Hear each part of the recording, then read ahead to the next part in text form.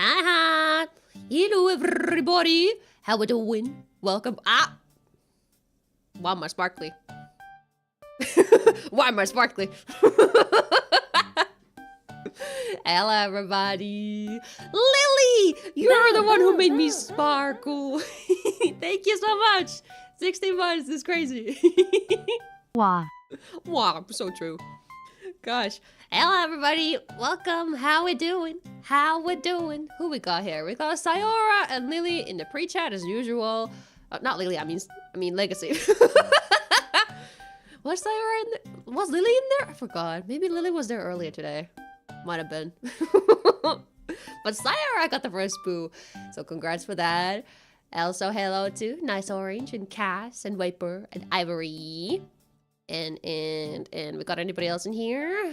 Do we? That might be everybody. Yell if I didn't read your name.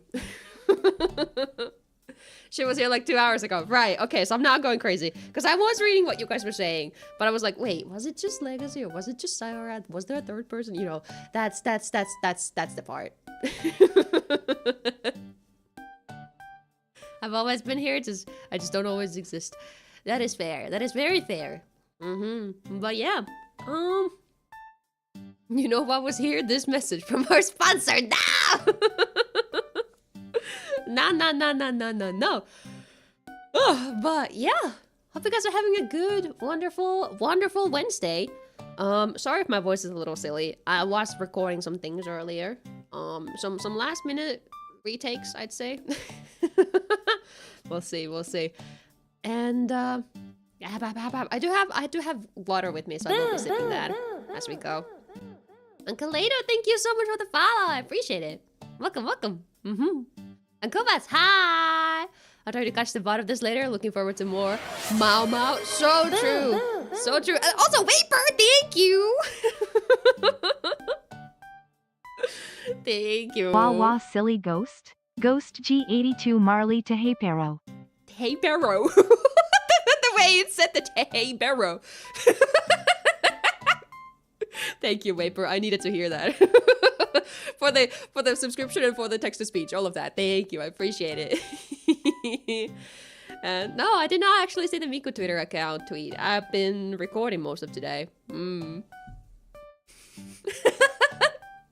there a way for me to turn off the recommend your viewers to clip moments thingy? Because like it feels like it's never suggesting it at times when it should be. And Wizha, welcome. But yeah, today we are multi-streaming as usual. So if I start talking to myself at some point, it's probably Legacy or somebody else talking in the YouTube chat. That's what that is. We'll see as usual if anybody bothers talking in there. But I am doing multi-streams for some streams just because I want to save these VODs, and I feel like it's easier and nicer and cleaner looking as usual. What did you miss? Cinderquita, welcome! Nothing yet. We were just starting. I didn't even mention any anime. Kobat is the only one who mentioned an anime, and I was like, hell yeah. Tell Cass we aren't saying hi back. Oh, okay. Legacy is saying that. Lily, hi! Lily is saying hi on the YouTube, okay? Lily is part of the YouTube chat, okay? Okay? Lily said hi to you, if nobody else, okay? You hate the emote on YouTube? God. Now this is why you guys should stream my videos on YouTube so I can be part of the partner program or whatever the fuck it's called on YouTube, and then I can turn on memberships, and then we can put on emotes in there. Oi! Paper, thank you for gifting 2 subs. I really appreciate it. Lucas and Nesby, if you guys are here, please say thank you. That's in the corridor. Yes. Hello. Gosh. Thank you for the follow. I appreciate it. YouTube emotes are awesome. You think so? I think the times when I do use emotes on YouTube is literally when I'm like a member of some channel and they have their own membership emotes. Turn on ads now, I'm disappointed. I mean, we can turn on ads on YouTube too. That would happen also. On top of getting emotes to YouTube. Hey, Marmar, hello chat, hope y'all doing good today, or at least not bad. Yes, that's the plan. That's the overall vibe, I would say. Welcome, Saknan, welcome. We're just starting. Doing a little bit of pre-topic yapping right now. Just saying hello to everybody and checking out what else we got. Because I actually, meow. Meow, meow, so you want me to meow, meow? Meow. Meow.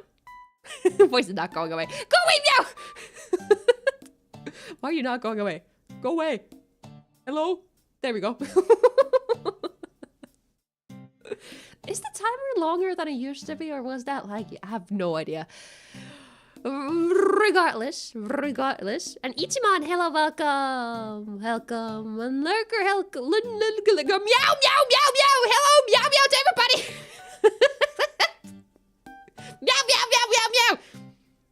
Meow, meow, meow, meow. And do I need to add a cooldown to that? Meow. Oh, I was too late now. Skibbity Marley, so true. But yeah, today, as you guys may have figured out from the title of the stream, we're gonna be yapping about anime. Did you guys know that I'm a big anime enjoyer? Big anime enjoyer? That is me. Very true. Very true. And I was watching so many animes past season that I feel like we gotta talk about it. And I feel like next season, or the one that just started, winter season, there's so many there too. So we gotta talk about this. And honestly, we did a stream like this at the start of the fall season too, but I did not save the VOD. Well, I did save the VOD, but it's not like published VOD. But we did do that, and I felt like, okay, well, these are fun. Let's keep doing that every season. Unless I suddenly stop watching anime. Which is probably not happening. I figure at least 50% of VTubers are anime fans. Alright. However, the thing here is, I may watch a little more anime than your typical regular VTuber. I watch a little too much, let's put it that way. You know, when some people are like gamers, right? They're gamers, which means they love playing like 6 hours a day. They play games 6 hours per day, and that's like, they love that. That's awesome. You know what I do? I spend 6 hours a day watching anime. Well, not every day, but that's, I can do it, and it's awesome, and I love it. How do you type meow in Finnish? Let me do it in the Twitch chat. Meow. Meow or mau? Meow or mau? Both of those. Need more macros tubers? That is true. 6 hours, I'm slacking. It was just an example, because I mean, I can totally binge a 12 episode core in a day. I can totally do that. I've done that multiple times. Too bad you can't stream watching anime as easily as playing games. I mean, watch-alongs exist, but copyright is also a thing, and I also don't want to be a reaction channel. But that's why we can do this sort of stream instead, where we just talk about anime, and that's fun also. I can make content out of anime, even if copyright tells me no. I'm a part of some old mecha anime watch-along group now. Oh, that sounds fun. Have you watched Macross yet?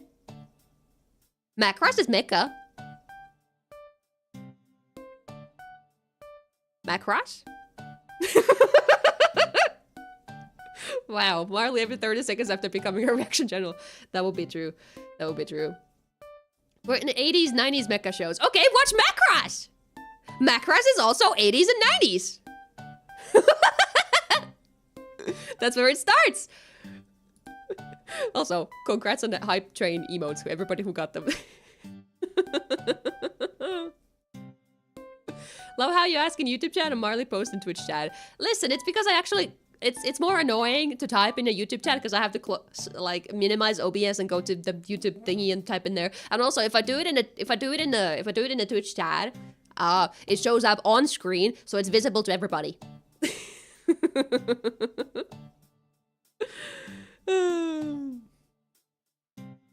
Thanks for relaying the meow meow. Yeah, thank you, Lily.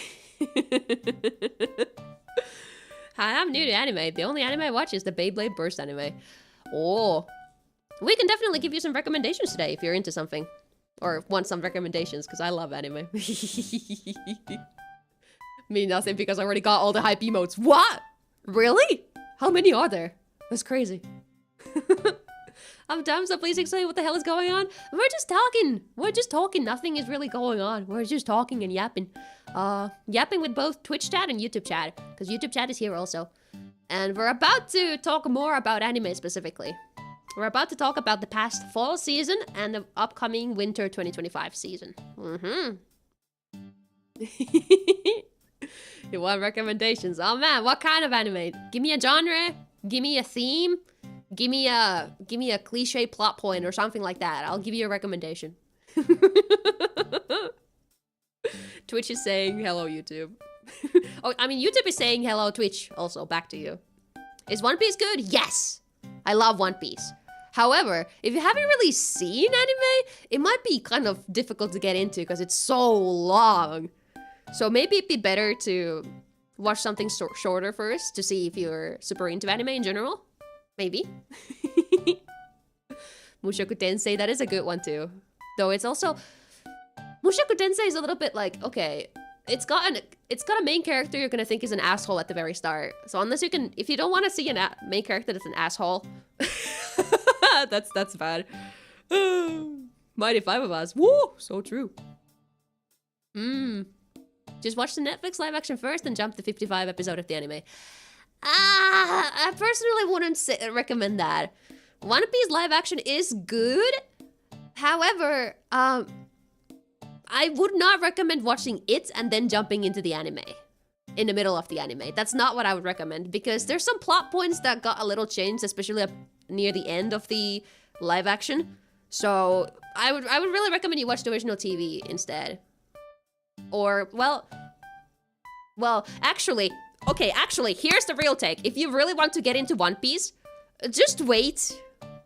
Netflix is also doing a remake anime of One Piece. I don't know when that's airing yet, but I think that's gonna be the one go-to if you want to start One Piece with the anime. So if you're not in a rush with One Piece, you might want to wait maybe a year. I don't know how soon it's coming out. I would assume maybe in a year or two. I should just stick to Beyblade Burst. Well, if you're liking Beyblade, go for it. But Beyblade is also, I believe it's targeted at kids. So if you're fine with watching something targeted at kids, that's fine. I mean, I don't shame targeted at kids anime because I also love fucking Aikatsu. That's my targeted at kids anime I love. But I'm just saying, if you want something more serious at some point, there's plenty of options. Oh, you don't have Netflix. All right. I mean, there's other, yeah. other places you can watch anime in. Yes. I'll watch One Piece when they make a 2-hour condensed movie. Actually, I mean, they've done condensed versions of the arcs, but they are condensed and I haven't heard the best things about them. I've actually not watched the condensed arc One Piece movies. But apparently a lot of them are like, oh, but this is worse than the TV version, apparently. I said one, not several. Okay, listen, they cannot do one specific. They cannot do one.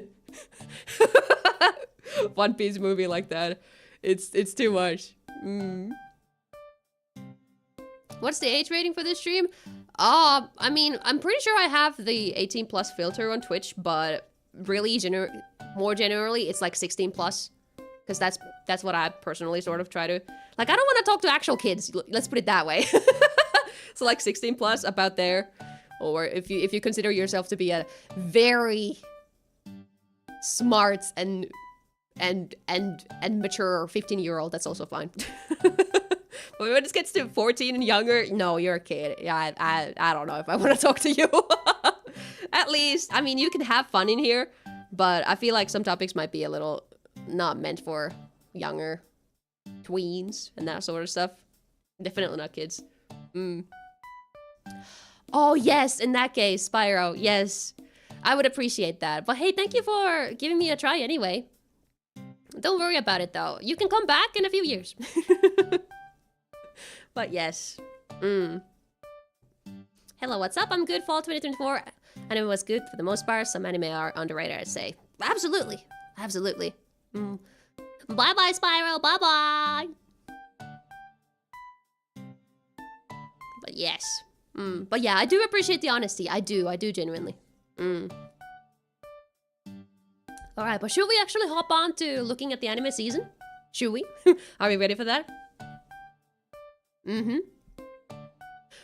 We should. I think so. So, let's hope I'm not gonna dox myself. It should happen. Oh my god, why is it doing that? Why is it doing that? Anyway, I am logged in to my anime list, so that's why I'm scared of doxing myself. But if it happens, it happens. It should have happened because I'm real zoomed in. But we'll see. Very excited for anime today. Alright, so as you can tell, we're currently looking at the fall season. So we're gonna go through some thingies, and I figured it was more fun if I'm logged in, because then you can actually see what I've actually seen already and that sort of stuff, right? And it makes it a little easier than me every single time saying everything aloud. There's new Gundam this year? I bet there is. I feel like there's a new Gundam every 2 years or something. I don't know if I'm watching it though. I've only watched The Witch from Mercury when it comes to Gundam, and I watched it because there's cute girls. So unless the new, if the new Gundam has cute girls, I'll be watching, I guess.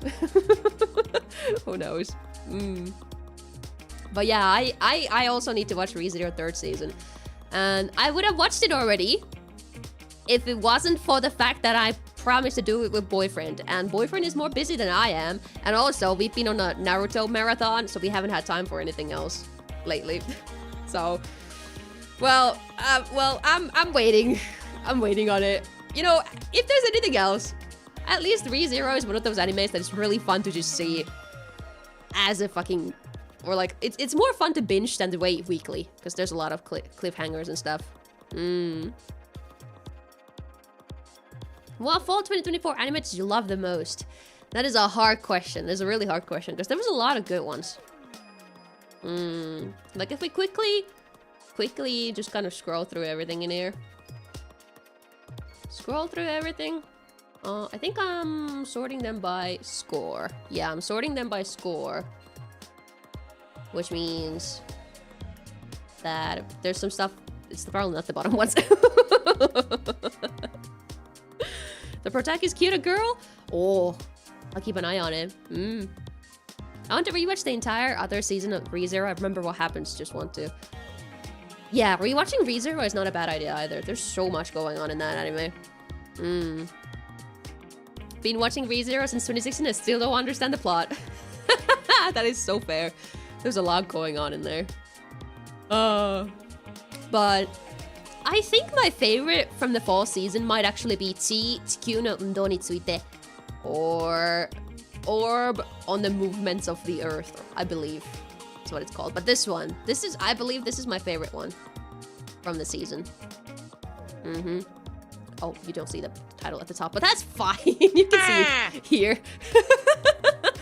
Wow, so true. But yeah, this one's actually my favorite from the fall season. And you might be like, what? What is this? Nobody talks about this. Which is exactly why it might be one of my favorites, because it's not the most generic thing out there at all. It was so interesting. And Kimi, hi, we're talking about anime today. Talking about anime. But how would I describe this anime? Well, I guess the synopsis is right there, but it's hold on, seinen. The demographic is seinen, and it's very the themes are historical, and the genre is drama, and it's originally a manga. That tells you something. But basically, this is set in 15th century Poland. 15th century Poland. which is the most random thing you could be a setting for an anime. Yeah, it's Poland. It is 15th century Poland, so it's very historical Europe, I suppose. It doesn't really come through that, oh, it's Poland specifically. It could be like any sort of Central European country in the Middle Ages, or I suppose. But yeah, it's a really good anime. I really like it. I don't want to spoil the plot at all, because the plot is really, really interesting. So I just say, what I want to say is that this is one of those anime where giving it a 3 episodes is actually the right thing to do. Personally, I don't believe in the 3 episode rule. However, this one happens to have 3 episodes at the very start that are so dramatic, and they like describe the whole rest of the anime, basically. So like, there's actually, it's actually so worth it to watch at least the first 3 episodes.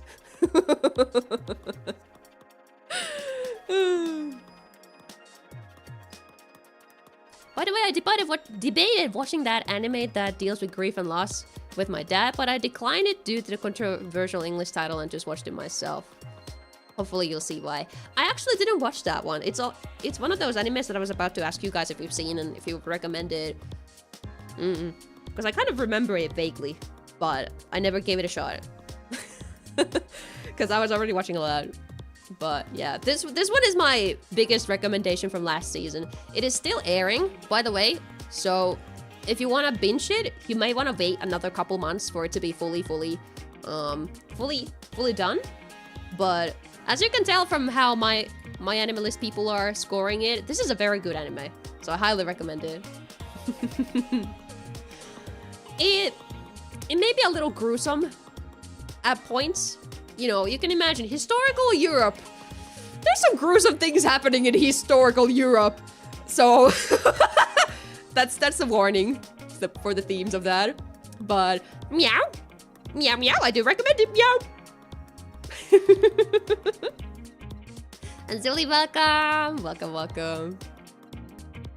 Not in 15th century Europe. Meow. But yeah, so that's my big recommendation. All right, other stuff I was watching. Of course, Dandadan is everybody's favorite. Dandadan, everybody's favorite. Kind of surprised it's not the highest rated one. Apparently, Bleach is good based on what it's being rated. But I'm gonna be honest, I'll never get there. Because Bleach is also on the list of anime I will watch with boyfriend at some point. I think we went up to like episode 50 or something, and then we forgot about it. And it's been like a year now. So it'll take a while before I can see the newer stuff. We didn't have time to finish anything this season. Oh gosh.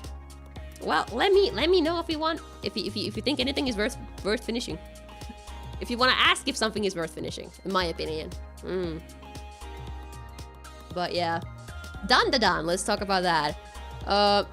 I was kind of shocked that it ended in 12 episodes. They left it on a cliffhanger, kind of. It wasn't like a big cliffhanger, but they like kind of left it in the middle of an arc, it felt like. And I was just like, what? What do you mean you're ending it at 12 episodes? Huh? It really did not feel like an end to the episode. So, did they announce the 2nd season for this yet? They did. They did announce it. Okay, yeah. When is this airing? July 2025. Okay, so it's just they're just making it so it's not in the winter season, but it's coming back in the summer season. Okay, makes sense.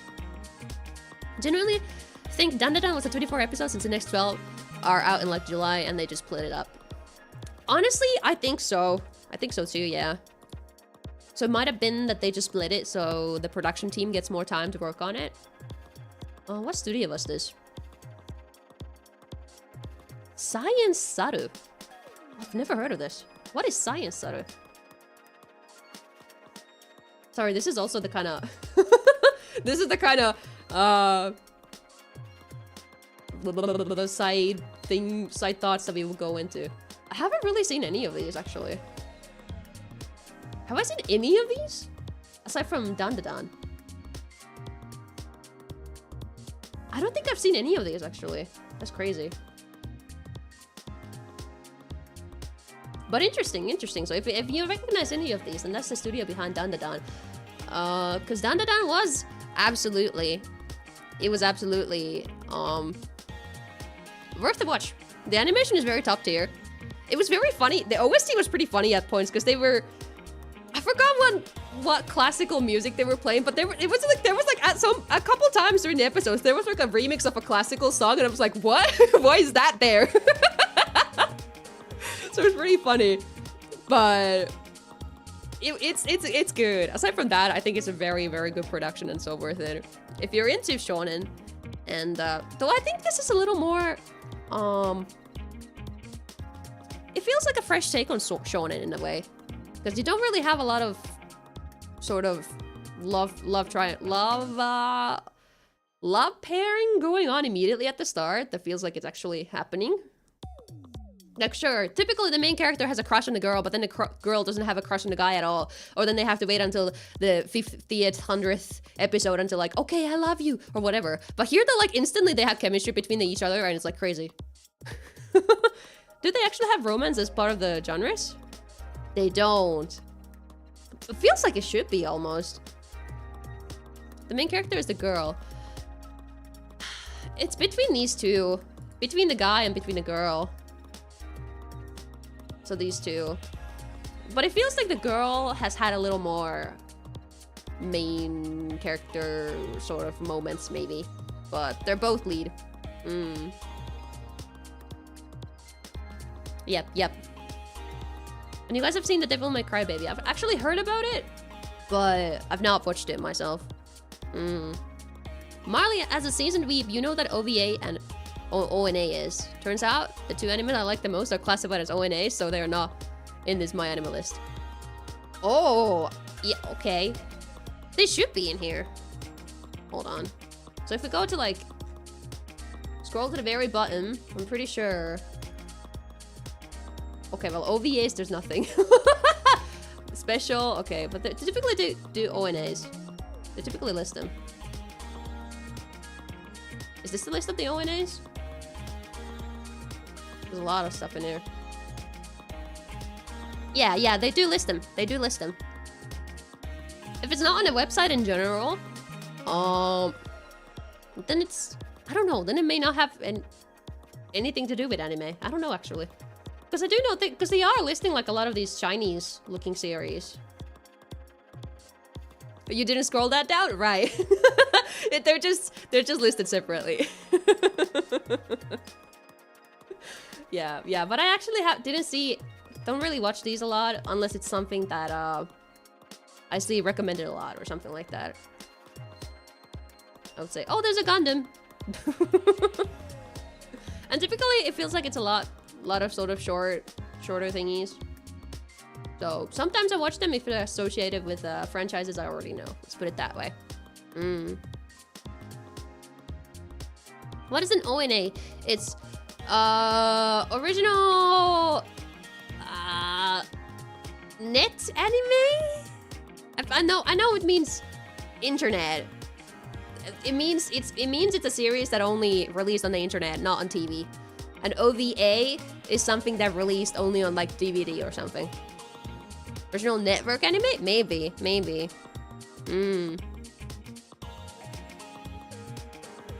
Network might be right. But yeah, they like to list them separately because, I mean, it is separate. Because for something that's released on the internet only, it doesn't have to abide by most rules. Or, well, okay, it does. But like sometimes you see that a lot of like OVAs and ONAs, they're like a little more out there. Sometimes it's just a production thingy that they decide to only release it on the internet or something. But yeah, I don't know if I have anything else to say about Dandadan, because I feel like everybody who wants to talk about Dandadan has talked about Dandadan already, and I'm just like, yeah, it was fun, it was alright. I could see it has high production value, and I'm excited to see what happens with the rest of it, so I'll keep watching it just because it's popular and I wanna know what's up. I wanna know. Tuli Marlie, thanks for the follow, I appreciate it. That is a very Finnish name. Let's see. So going off the list, then we got Natsume Yujincho Season 7. Natsume Yujincho or Natsume's Book of Friends. I hate this word. I cannot pronounce J and Sh. So yeah, the 7th season of Natsume Yujincho. If you've never heard about this franchise, or series I suppose, you really should watch it. I love Natsume Yujincho. It's basically one of the best slice of life Japanese mythology anime out there. It's so good. If you have any interest in slice of life and a little bit of sort of fantastical mythology, supernatural kind of thingies, it's so good. It's so worth it. If you're at all interested in like yokais and stuff, it's so good. There's a lot to it, but honestly, it doesn't matter if you kind of stop somewhere, because especially this 7th season felt very episodic. It felt pretty episodic, where like, oh, things are happening, but it's only in this episode, or oh, it's like a 2-episode arc or something. So, I believe some of the earlier seasons had a lot more longer arcs, but at least this one was very sort of episodic. But it was still good. It was still very great. It was still Natsume Yujincho. It's so good. I love this anime.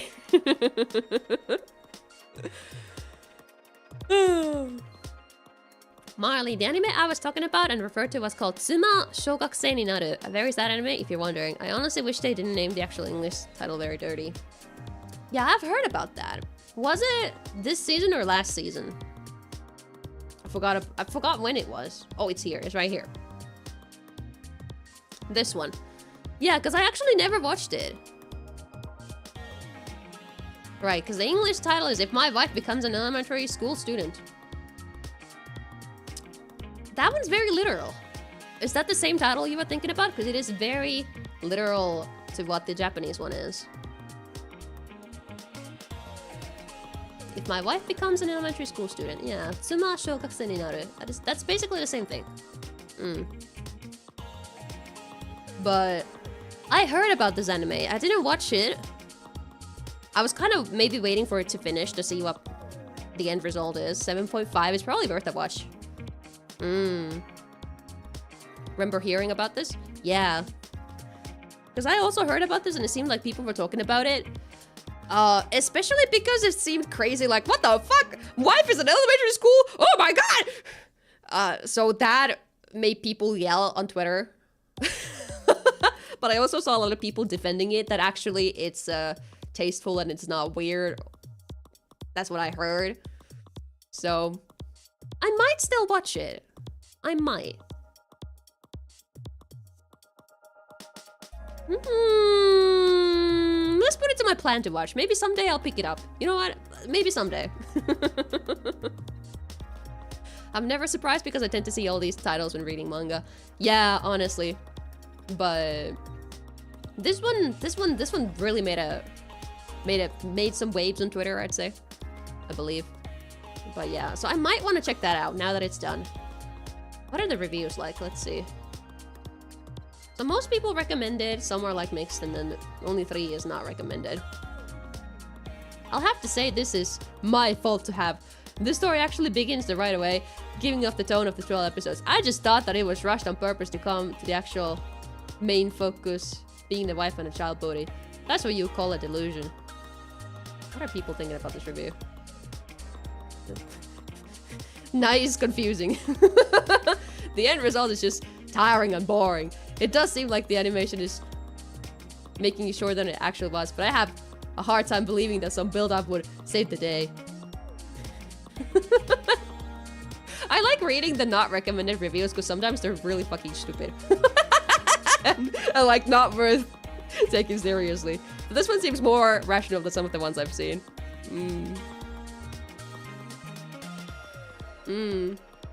I talked to some people about this, and some people that watched this lost family members before.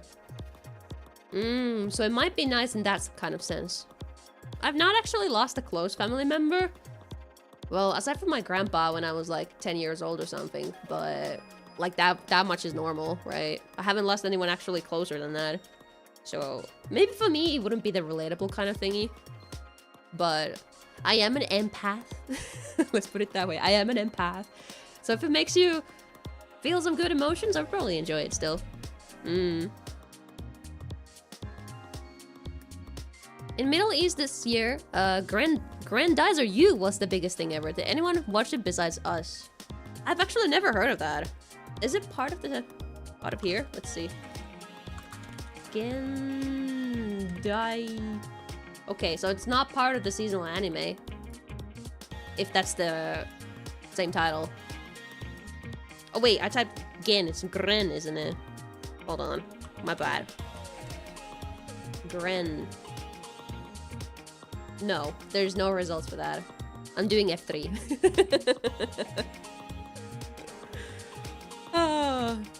Everyone knows reviews are only there to look at for your own biased opinions represented. So true. I don't read reviews since I read one verse. For some reason it was written as if characters from the series were speaking. That's fucking weird.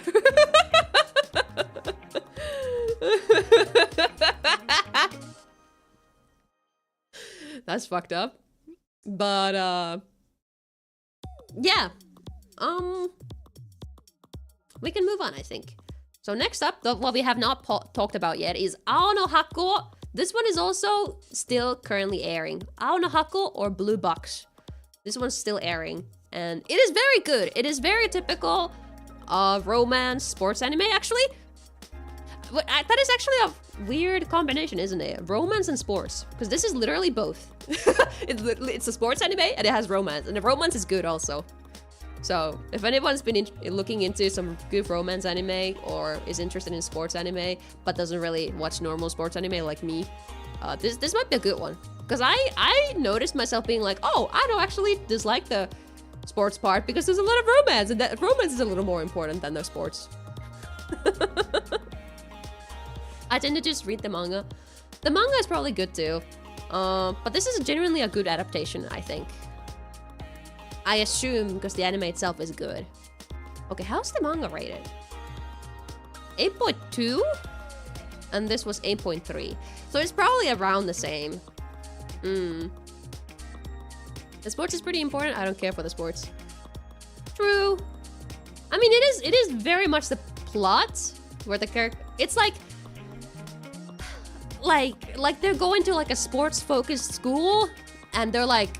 It's very much about how their sports teams are doing and whatever, but to me it looked a lot more like the focus was on the drama and the romance between the characters, and it's good. I recommend it, and I'm excited to see how the second core goes. Reading the manga is always the best option when you can't be bothered to wait for season 2. So true. I mean, yeah, the characters definitely care for sports. They do care for sports. And every anime is someone's favorite anime. That is true. And I have a feeling a lot of people might really resonate with this one. So it is a I highly recommend it if you guys just either like sports or like romance anime. It's good. And the characters are not annoying about their thingy. Like... They're like my least favorite romance anime is where there's like a bunch of stupid misunderstandings and the characters just refuse to communicate and they like act like not humans. They act like stereotypical weird thingies. But this one, the characters feel like actual humans and they talk their emotions and everything. So it's good. It's a good one. Reading manga is awesome because anime is very slow. Personally, I like slow-paced anime too. But I didn't feel like this one was very slow-paced. My least favorite sports anime is when there's not enough slicing of lives.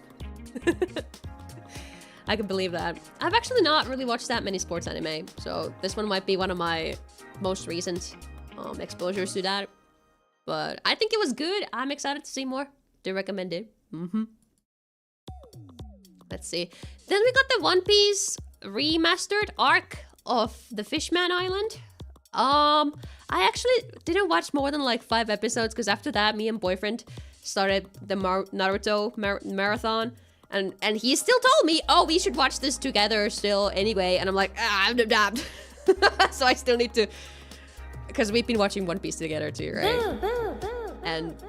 And this feels like, based on the first 5 episodes or something that I saw, it's all right. It definitely looks better than the original, because it's like a remastered sort of version. But they've also jumbled some scenes across.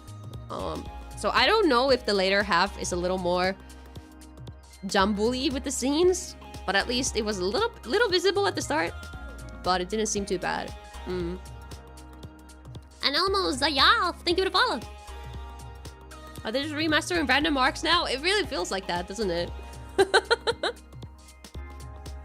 The series I loved last season was Shoshimin series, and the not recommended opinions are exactly what I'd expect. I recommend to anyone who liked Hyoka or the Persona games. So, Shoshimin series. I didn't watch that one. Let's see, which one is that? Shoshimin, because the name is familiar. Name is familiar. Name is familiar. Name is familiar. Should be here somewhere, right? Did I go past it? Or reach the bad anime? I'm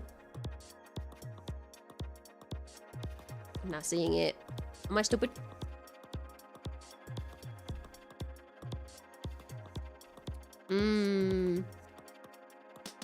It does not appear in the list, does it? Sure. Sure. Sure. Oh god, it's not showing up the thing, is it? No, that's so it does not appear, huh?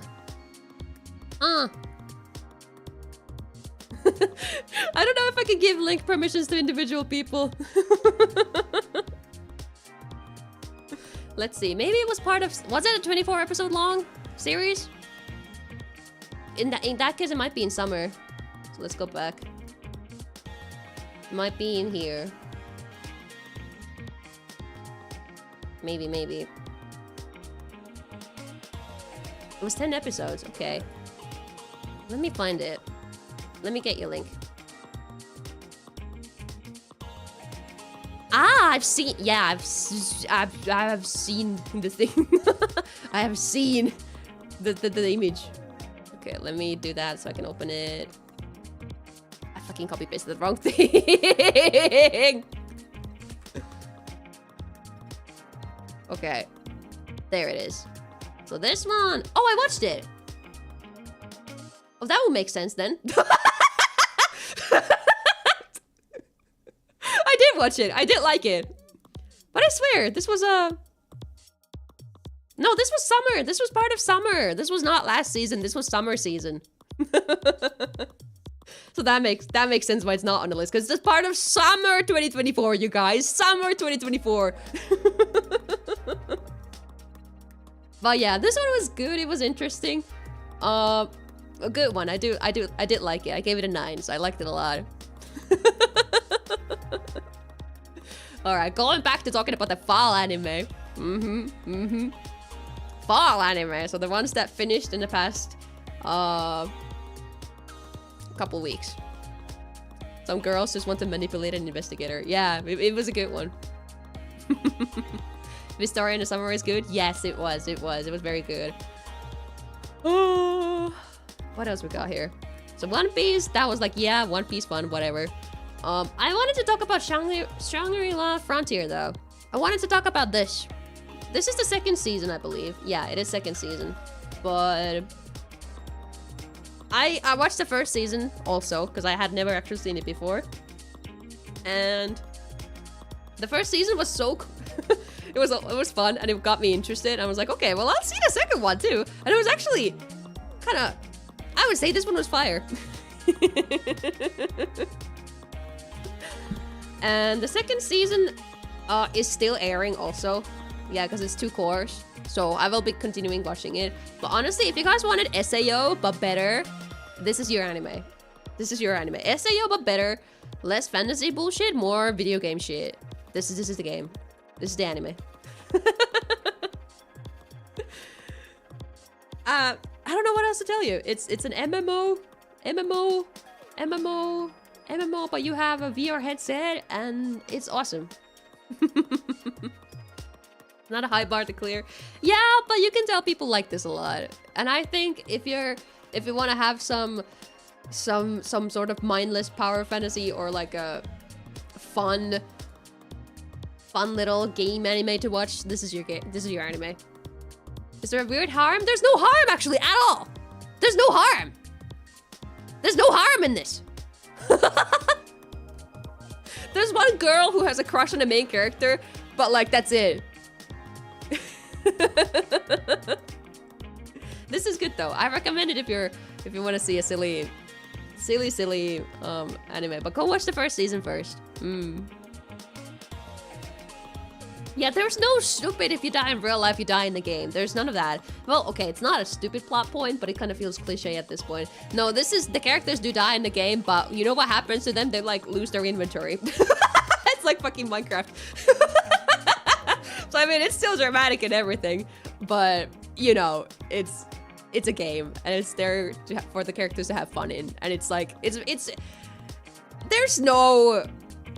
there's no serious sort of background plot like, ooh, everything is really serious and you should take this seriously kind of plot going on. It's more humor, it's more lighthearted. It's just fun. It's just a good fun. When do we get the Minecraft anime? Can we get KyoAni making an official Minecraft anime? That'd be crazy.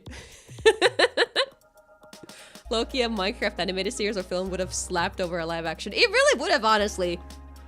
Like, the medium would have been better. Who knows though? Maybe it'll be a hit.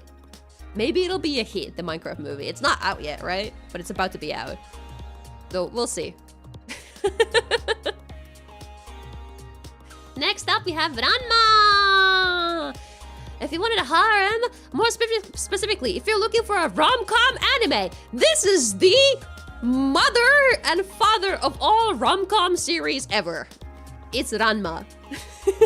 Specifically, this is a remake that came out, like, yeah, it's a remake in 2024 instead of the original, because the original manga came out in 1987 and the original anime came out in 1989. So a couple years after. And just so you can tell, this is very 90s. I've not actually seen it yet. And now I don't know if I'm going to since the remake is here. And the remake was really, really good.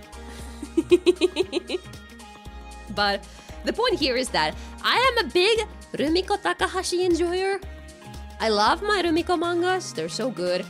The first mangas I ever read... No, actually, the very first manga I ever read was Ranma.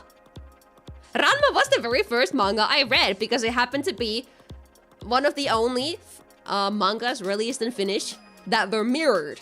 Because I was like, okay, well, if I'm gonna look into this medium, then I'll start easy and I'll start with a mirrored one. So this was very much a blast from the past for me, and I'm like, even though I never saw the anime, I did read the manga like a couple times. I own a few volumes of it. Maybe I'll start collecting those at some point, because I did collect all the volumes of Finnish Inuyasha a couple years back. So it will be fun to maybe start collecting more volumes of Ranma too. Because the fun thing is, the Finnish company that published the manga for Ranma and Inuyasha in Finnish, they went bankrupt or something. They went kapoof. And so, so when you hunt for volumes of those mangas, you have to go on the tori.fi. You have to go on the eBay of Finland to find your volumes. But then you go to conventions and you go through the used market section or whatever, try to look for the right ones. And it's fun. It's fun looking for them now, but it's been like over 15 years since the company went over, so it's a bit of a search to find them in good condition, and especially if you're looking for the later parts. Because like, so let me see the manga. How many volumes are there? There's 38 volumes. Okay, that's not that bad. 38 is not that bad.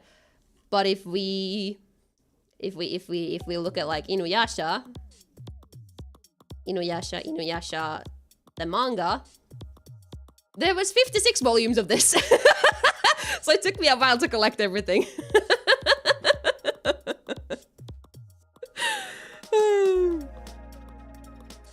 I don't watch movies, but Jack Black saying I am Steve makes me consider. It could be funny. But yeah, I love Inuyasha. I love Inuyasha the manga. The TV adaptation. It was just a 7 in my book. I might rewatch it with boyfriend at some point. Just to see if I still hate it as much as I did on the first watch. Because I don't know, there's filler in this? I know, I'm going on a ramble of a completely different anime. But listen, the fillers in this make me so mad. I don't know, they felt boring compared to the actual story. And I don't know, maybe I'm biased because Inuyasha itself was the second manga I read, right? Because after Ranma, I was like, okay, well, I really like this. And well, this Inuyasha is by the same creator, so I'll read it also. And then I fell in love with this. Still not sure if I actually watched all of Inuyasha and then just randomly continued to the manga, or if that was a hallucination. You might have actually. And Rick Sager, thank you for the follow. Thank you, I appreciate it. Because the sequel came out a lot later. What is this? Like, this is 2009? And the original ended in 2004, so there was a gap. So especially if, well, I don't know about other countries, but like for like Americans, there might have been a gap in there. At least that's what I sort of heard. Because like a lot of Americans have a nostalgia for the TV version, because it was on TV or something. You watched it in 2014. All right, in that case, not sure then. But yeah, Kanketsuhen was a lot better. Because this one was like, okay, we'll actually do justice to the story, blah blah blah blah blah blah blah blah blah blah blah blah blah blah blah blah. So it was good. I remember. I don't know why I only rated it 8. Did I still have some grievances with it? I'll have to rewatch it someday. Anyway, what we do not talk about is fucking Yashahime. We do not talk about this shit show. I am not a fan of Yashahime. For the reasons that there's some weird fucking inconsistencies with the original story. Like, okay, some characters or like monsters that were killed off in the original series just about appear here again as if they're alive again. And I'm like, what? Why are they alive? They died! Other than that, I mean, I love the characters, they're cute. And Moroha, she's voiced by Tadokoro Azusa, who also voices a lot of characters, but specifically she voices Aoi Mayakatsu.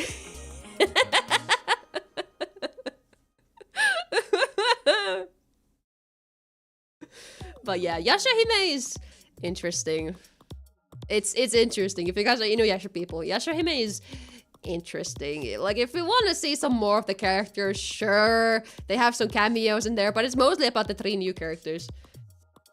But yeah, like this manga that is adapting, it's like, it's apparently still publishing. But this is by Shina Takahashi. Are they related? Is she related to Rumiko? I have no idea. I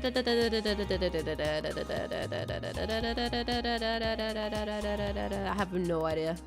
You know what? I'm too lazy to read. Maybe they're related. Who knows? But I don't know. There's some inconsistencies with Yashahime, which is why I'm not the biggest fan of it. According to my non-animalist that I made literally 10 years ago, I have watched 167 episodes of Inuyasha. Well, that is something. Definitely. I've actually kept my animalist. Oh, that's all the episodes. So you've seen all of this. And then might have moved. So you moved. So you watched all of the bad stuff, and then you moved on to the manga. Did you read all of the manga, or did you like skip to the right chapter or something? Remember none of it? That's fair. Because I also kind of, that's what I'm thinking. I forgot a lot of it. Only thing I remember is that I was upset at the filler. first time watching anime that had filler in it that I had read the manga first. Because that was literally the first anime that I went out to watch. Because that would be Shugokara. Shugokara was also another anime and manga from my childhood. And the Shugokara anime has a lot of filler, but I remember liking that filler. But this one, I didn't like the filler. So I'm not a filler hater all the time. Let's get it out there. I am not a filler hater all the time. Some One Piece filler is also good. Some. Yeah, Shugokara. I love Shugokara so much. My anime list doesn't contain a bunch of these that I completed. That's fair. Yeah, but my anime list, there's a lot of stuff in there. Anyway, going back to the fall 2024 stuff, right? Because the point was, Ranma good. This is a great. If you guys want to watch a rom-com anime, go for it. This one is good. It's great. It's well animated. It's got some great gags. It's very funny. It's awesome. It's very, to my memory, it's pretty faithful to the manga, but it's been a lot of years since I read it. This old list has the number of episodes after which I dropped the Log Horizon. That's fun. Next up, we got a lot of stuff that I did not watch. More Dungeon Meshi. I've seen like a first season and I was like, meh, this is not my thing, and I haven't watched since. This one we're not watching because I am not supporting the creator. I should really watch Love Live Superstar at some point. I really should. I really should get into watching the newer Love Live series because I've not. I fell out of Love Live after Aqua. So now I'm like, man, I'm so out of it. But I need to get back into it. I need to get back into it, watch it. Then there's Dragon Ball, which I've not seen because I've never watched Dragon Ball or anything, and I never probably will. Whatever this is. Apparently it's rated decently. Watch season 1 of Superstar. It was honestly fun. I believe it. I just haven't had the time and like the right mood to get into it. Yeah, the motivation for Love Live comes in bursts. Absolutely. I was really passionate about the original girls. I've been there since like the first couple years of School Idol Festival. I was gaming there, okay? I was there when dotting got added to the English servers of School Idol Festival. That might have been one of my first events that I remember. No, actually, the first one was the first event that I actually remember participating in was like a Kotori event. I forgot the song though, but yeah, like I played some School Idol Festival in middle school. I actually my Love Live interest started fading near Aqua.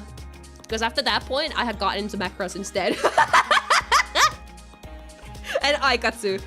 Though Aikatsu was probably watching at the time too, but... You know, I'll be honest, Love Live... I was more into it for the game than anything, and then I got more games. I got into Dereste. I love Dereste.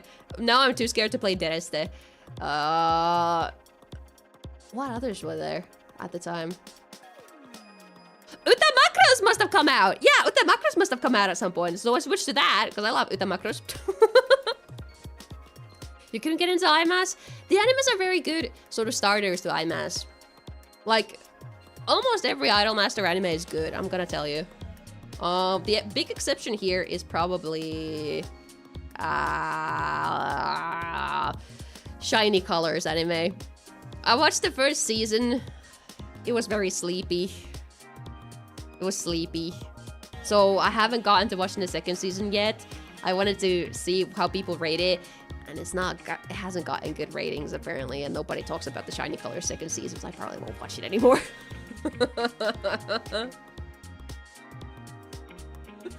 You don't care about producing. Well, that is the whole point of idol animes. I never actually got into Xenoglossia, but maybe someday I should watch it because it's not a long watch, is it? So I should just do it. It's on the list of things that I should do at some point. You heard it's bad. I might have heard the same, and also I heard that the seiyus are different or something like that, so it's really wild and out there. Now, what is this isekai thingy that got above a 7? What are you? The most notorious talker who runs the world's greatest clan. Uh-huh, isekai. Uh-huh. Light novel, uh-huh. Action, adventure, fantasy. Has anybody watched this? Apparently it's a 7.6, which means it's not terrible. Apparently. Because like for me, I'll watch the isekais and stuff when I'm bored and I just want something in the background to sort of mindlessly watch. And I'm based on the fact that nobody hates this. Oh, well, let's see. Well, this guy hates it. A lot of people are recommending it. So that's interesting. Let's see. They're not really giving recommendation animes, so that's whatever. But if nobody has seen it, I guess I won't know if it's worth a watch. But we'll see. We'll see. Maybe if it gets a second season or something. Who knows? I'll get into it. Who knows? Next up we got this one we talked about. Oh yeah, this one looked interesting. I remember. This was what was this anime? Crime Syndicate. Some kind of mystery anime. Oh, it's shonen. I for sure thought this was gonna be like josei, because there's a lot of good-looking men. Looks like knockoff K, maybe. I've not seen that one either. The only person who recommended it was like, oh, Yuko no Moriarty. Why part 2 specifically? Why part 2? Why not first season? Moriarty is a really good anime, by the way. I do recommend that. But, what? I don't know. Oh, wait, this is season 2. Ah, it has a first season. So first season is compared to Moriarty. Ooh, Undead Girl Motor Force. That one's a good one. Psychopaths. Okay. I'm seeing some Mystery Bungo Stray Dogs. Okay, yeah. This might be on the mystery genre. And it doesn't seem like it was badly received. So if anybody's into mystery anime and you love that shit, this might be your thing. I watch them when they're highly rated. And let's see. Oh, Blue Lock. Has anybody been keeping up with Blue Lock? I have not, because I don't watch sports anime typically. But apparently this season was a fucking mess. Like, apparently the first couple episodes are really terribly animated. And then for some reason, one of the last episodes is like super godly animated. They call it the slideshow. Yeah. So apparently this season is crazy for the sports anime fans in there. But apparently it gets good at the end. Apparently. So whoever is into football, you know, that's your anime. I'm gonna be honest though, football is one of my least favorite sports. The reason for that is that I don't really have a lot of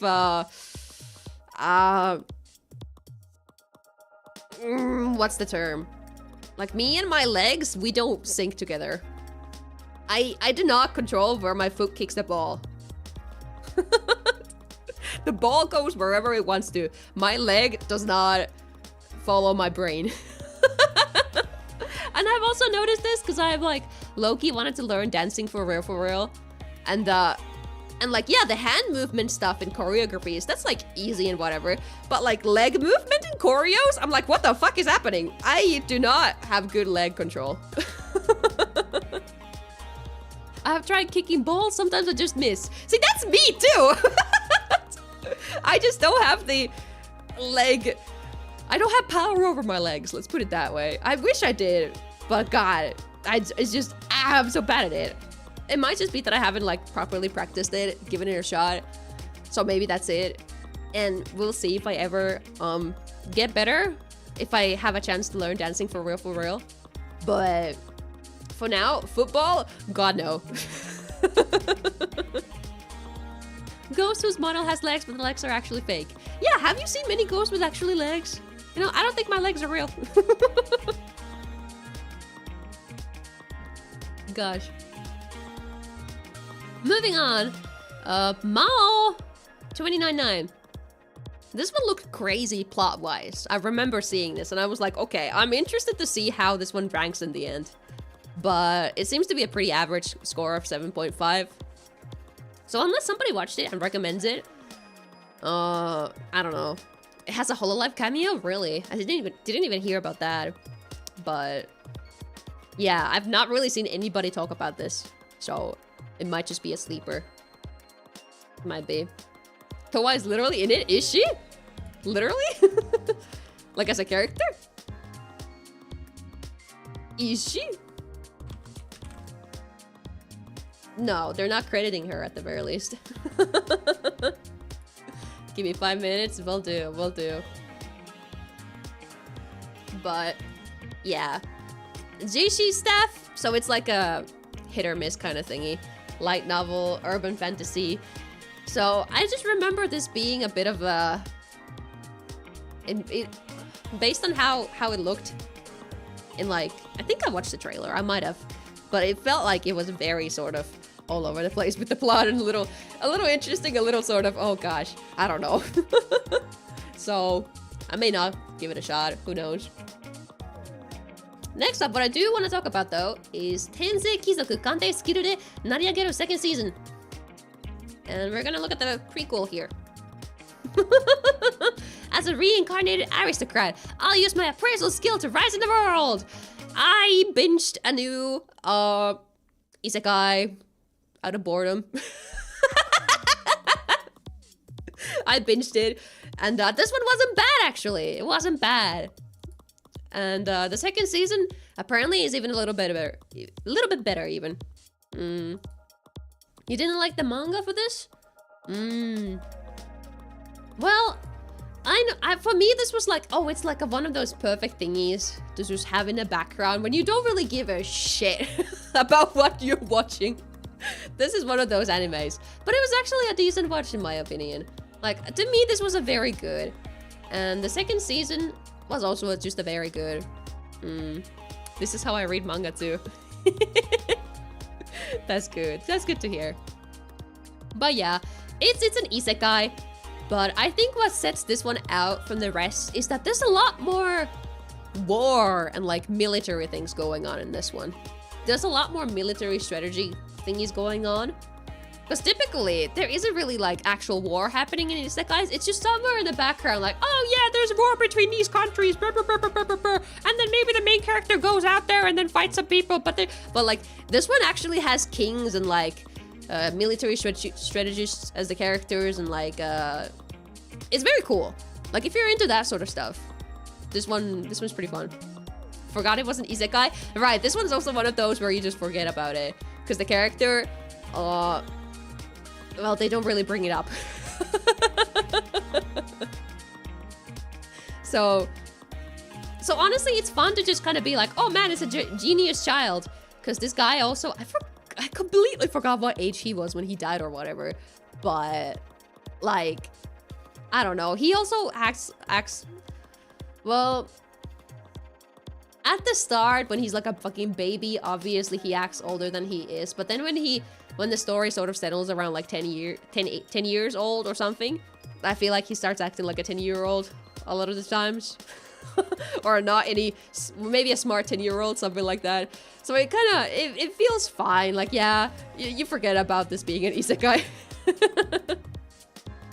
Yeah, the main character has a skill to appraise people. So basically, like, he's like, okay, so this slave or like a guy in the slums, he's like actually super talented, but he can't use his powers because he's poor and he's just there and everybody hates him and wants to kill him or something. Well, not wants to kill him, but he might end up dying because nobody feeds him.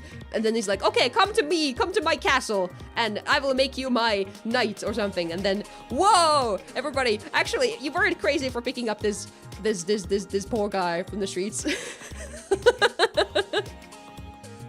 So there's a lot of that, at least at the start. But then once it gets to the military part, there's a lot of like, oh, their enemy leader has these skill points or whatever, and oh, but my leader or my knight guy has like more skill points in fighting, so maybe they will win this fight. That's how it gets used. So it's an interesting one. If you wanna, if you're just looking for another isekai to just play in the background, this one's a good try, I'd say. Because I actually got invested in it a little bit.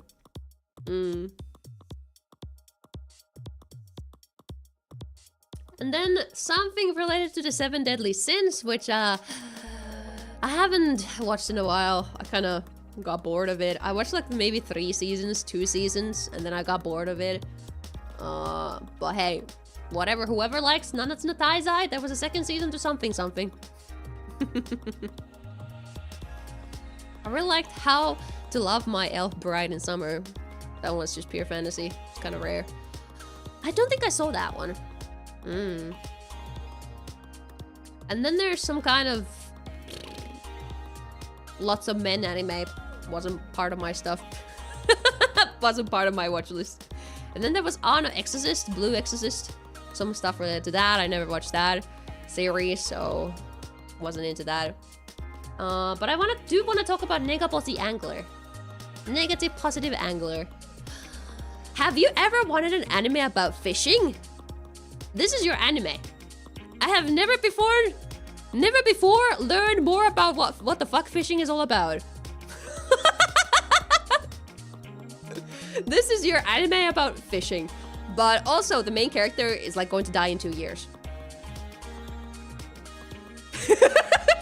So, yeah, hey, you wanna escape your life into fishing? This is your anime. If you wanna escape all the terrible things in your life and you just wanna go fishing, this is your anime. But, so the main character is he's a little on the annoying side, but he does grow by the end of the anime. He becomes capable of, I don't know, saying thank you and sorry. You know, he's not just a weird incel anymore.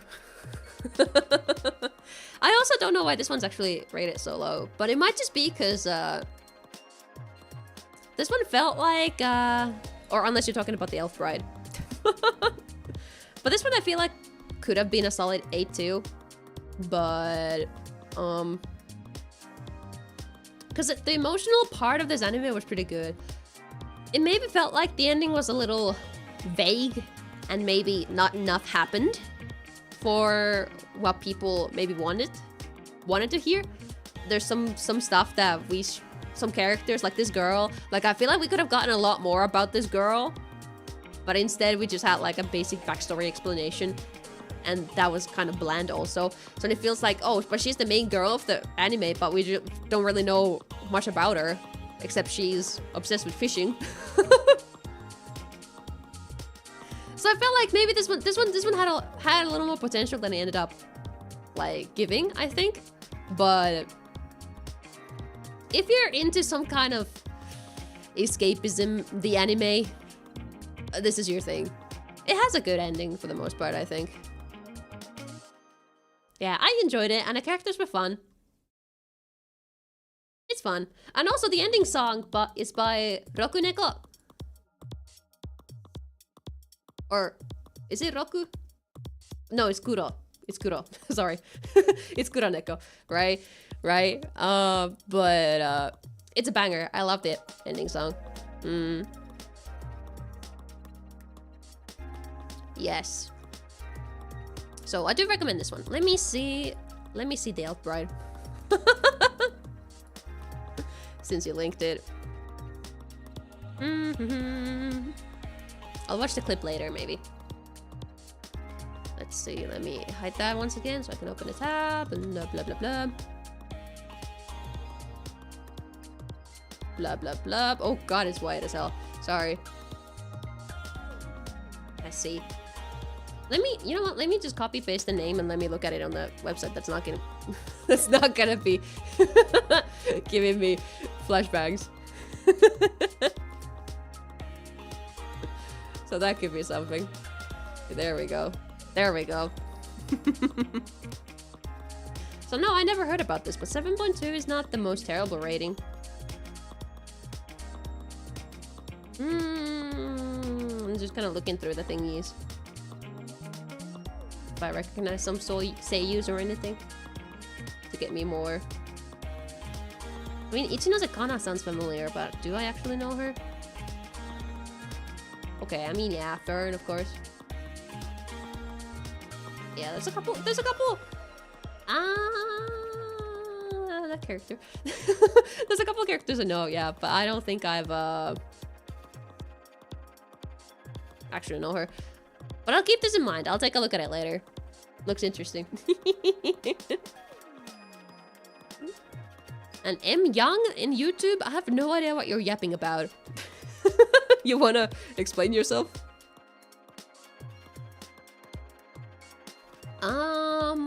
Right. So Negaposi Angler recommended that one. Yes, very good. Hoshiburu Okoku no Nina. This one looked interesting at the start. I didn't actually watch anything of it, but it just looked like, okay, so this could be fun if it gets rated well. But this one kind of feels like it's probably a little meh on the ratings. So if anybody knows more about it, nobody really watched it, I think. But it's something. It looked interesting. But it's probably not the best one. However, this one, I think is rated a little too low. I think this one is a really good villainous anime. I'll become a villainess who goes down in history. This one's really cute. And yeah, there's a lot of male characters, but it's not actually that much about romance, even though it's about being reincarnated into a dating sim. It's a lot more than just a simple dating sim fantasy kind of thingy. Read the manga for this, it's fire. Oh yeah. But yeah, this one's a really good villainous anime. I haven't actually watched that many of them, but this it's a banger.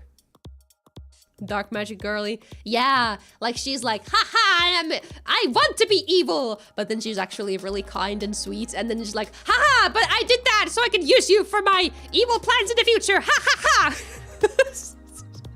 She's very endearing as a character. And you get to see her grow from like the age 8 to like 17 or something, whatever she is at the end of the anime. So it was fun. It's a really fun watch, honestly. So I really recommend this if you just want to see a silly main character and a couple hot men in the background. That's about it. It's just like as you can see, she's like a child in these. And then she's like older. And I don't know why 11 people are not recommending. What's wrong with you? Another villainous anime with White Lotus, OGFL, what the fuck is that? And an obsessive male lead. Did not consent! Not exist in the show! What? I could count at least 2 times where the female lead did not consent to the male life. Male lead action. First time is when the female lead got sick because she practiced magic and couldn't drink the medicine. Guess what the male lead did? Help her by force feeding through a kiss while she was unconscious! I think this guy is just crazy. Thank you for your insights.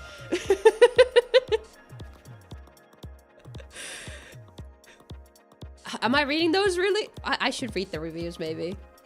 I don't. Oh, they seem good though. Maybe there isn't that many funny ones in there. But I mean, I guess if you're really troubled by that, I guess you could be troubled by this anime. But I'm gonna be so honest. She's not against it. She has a crush on the guy Loki who does that. But it's like, it's like it's not a problematic anime. That's my point. That's the point. But if you find any sort of sight of a little bit of problematicness of the josei animes, then I mean, there's a lot of worse ones out there than this one. Yeah, so it might be just the people who are troubled by anything thing. But yeah, I thought this was a really fun watch, and for like 1 or 2 scenes that are maybe like that, it's not a big deal. Like, yeah, it's tame. I would say that too. like the romance really isn't even like the main plot in this anime. It's the main plot is that this girl wants to be a villainess, and there's a lot of sort of I guess there's a lot about this Liz character, this Liz girl, because she's like, oh, I'm a goody two shoes and I am so nice and kind, and I think, you know, just releasing the poor people into rich life will make everybody happy. And she's a little naive and whatever, and then this girl is like, ha ha, but actually your thesis sucks and you're ugly or something, and and then she's like, oh, okay, I'll think about my thoughts again. That's more so the main plot of the anime. Yeah. But it's a fun watch. I really do recommend it if you guys want to see a villainous anime. If you just want to be, if you want to see a silly cute girl be silly, this is your anime. My favorite villainous reincarnation will always be Aroused Lead to Doom. I think that one was Gap, especially on season 1. Oh, have I seen that one? Did I watch this one? No, but I'm looking at the villainous recommendations because it'll show up in there. Hametsu Flagu, is that it? Hametsu Flagu? Yeah, this one, right? This one, right? Yeah, I saw this one. It was good. Though I think how did I rate the second season? Yeah, second season was better than the first. Yeah, that's what I remember too. But it was a good one. It was a good one. Because I was in a bit of a... There was some... Was this the one that was airing recently? No, this is 2021. There was another one that was airing like in the spring, and I was watching that one, I think. And then I was like, okay, well, I want to see more villainous. I do wonder. I don't remember what aired when, but... the point is, I've watched a couple. Not everything out there, just a couple. Girl with black hair and she had a dragon. No, I did not see that one. Or maybe I'm confusing it with, well, because there was one where there was like a pink-haired girl and she was like in a time loop.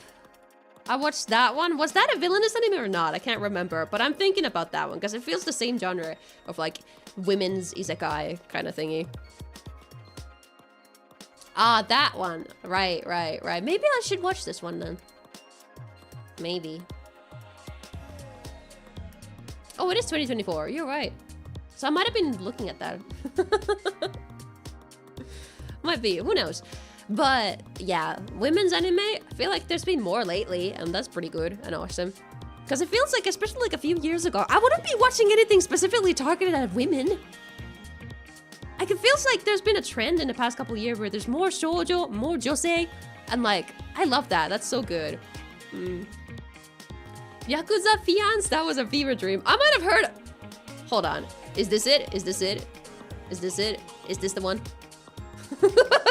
Yeah, right. I didn't watch it, but I saw it and I was like, that sounds crazy. Do you recommend it? It's pretty bad. Oh god. All right. I think I'll skip that one then. Unless I'm in the mood for something terrible for the funny of it. Marley hates the anime industry. Realized. Marley hates the anime industry. Realized that women have buying power now. I hate it? Do I hate it? I don't think I hate it. Hates that the right. I don't think I hate it though. I think it's awesome. I love having my inner woman appear. Because I feel, I don't know. You know, I feel like watching, maybe part of my bias is that I've been watching too many anime targeted at men that have cute girls in them. So I love seeing anime that have like actual men in them that I'm supposed to like be like, oh man, hot man. And I'm like, hey, that's not terrible. I actually feel something for a man for once.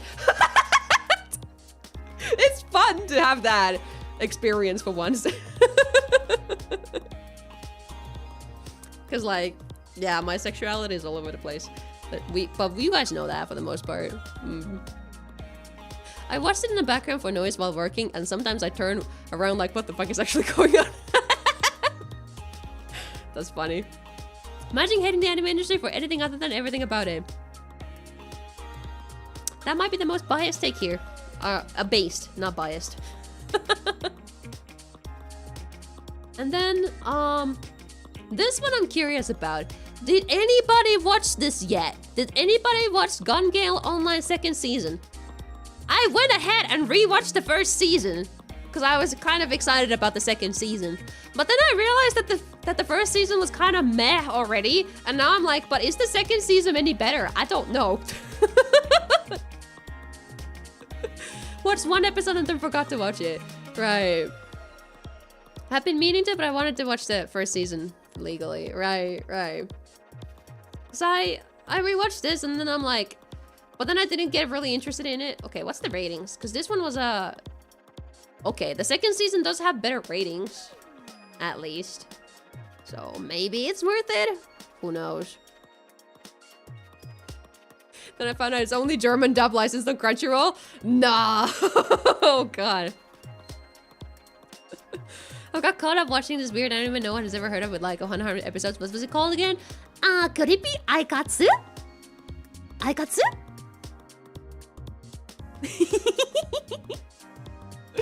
But yeah. I should probably just binge this. I'll add it to my plan to watch. I'll binge it someday when I'm in the mood for something stupid in the background. Just because I went through the effort of watching the 1st season, I'll watch the 2nd one again. Aikatsu stars! My bad. Yeah, then what else we got? This one seemed funny based on premise, but I actually haven't heard many people watching it. So, I don't know if it was worth it in the end. This one has really cute girls. This one looks like it has really cute girls. But it's like a harem, so I'm unsure. Well, maybe. Comedy romance. I don't know, is the point. Haven't seen people talk about it, but if the girls are really cute, it's probably worth it. And then this one looked interesting to me too. This Puniru wa Kawaii Slime. This one looked so cute. But I saw nobody say anything about this, so I don't know if it's actually worth it anymore. A gag humor, school, so it may not even be. But it just looks really cute. And I'm just like, cute anime. Shout out to the harem tag, it makes me know what to avoid. A Neo dropped season 1 after 2 episodes. Talking about Sword Art Online? I think so. So that would make sense. Harem tag can be fire. Okay. We're gonna get to it, but there's at least one harem anime that is actually good. There's at least one that's really good, and it's getting a 2nd season in the winter season. So, there's at least one of them that's good. Yeah, Gun Gale, gotcha. I heard someone say that quintuplets is a red flag, and I followed their argument. I've seen like the 1st season of that, I think. It was a wild ride. There's no such thing as a good harem, and I will stand by that. Okay, you just gotta wait until we introduce the good one, okay? Anyway, before that, we have to talk about Kabushiki Gaisha Majilumiere. Because this is a really good anime that has no reason having this low of a ranking. And I think it's because nobody fucking watched this show. But this is a good show that everybody should watch who has a mild interest in magical girls. Or just, company setting. You've been reading the manga? This one is good. It's a good anime that I think people should watch. There's magical girl transformations for the characters and it's cute. It's like so funny because imagine magical girls, but it's a corporate setting. And magical girls is now a job that you like low-key graduate into or something. And then you have, and it's all technology actually. And it's cool. That's this anime. It's awesome. I love it.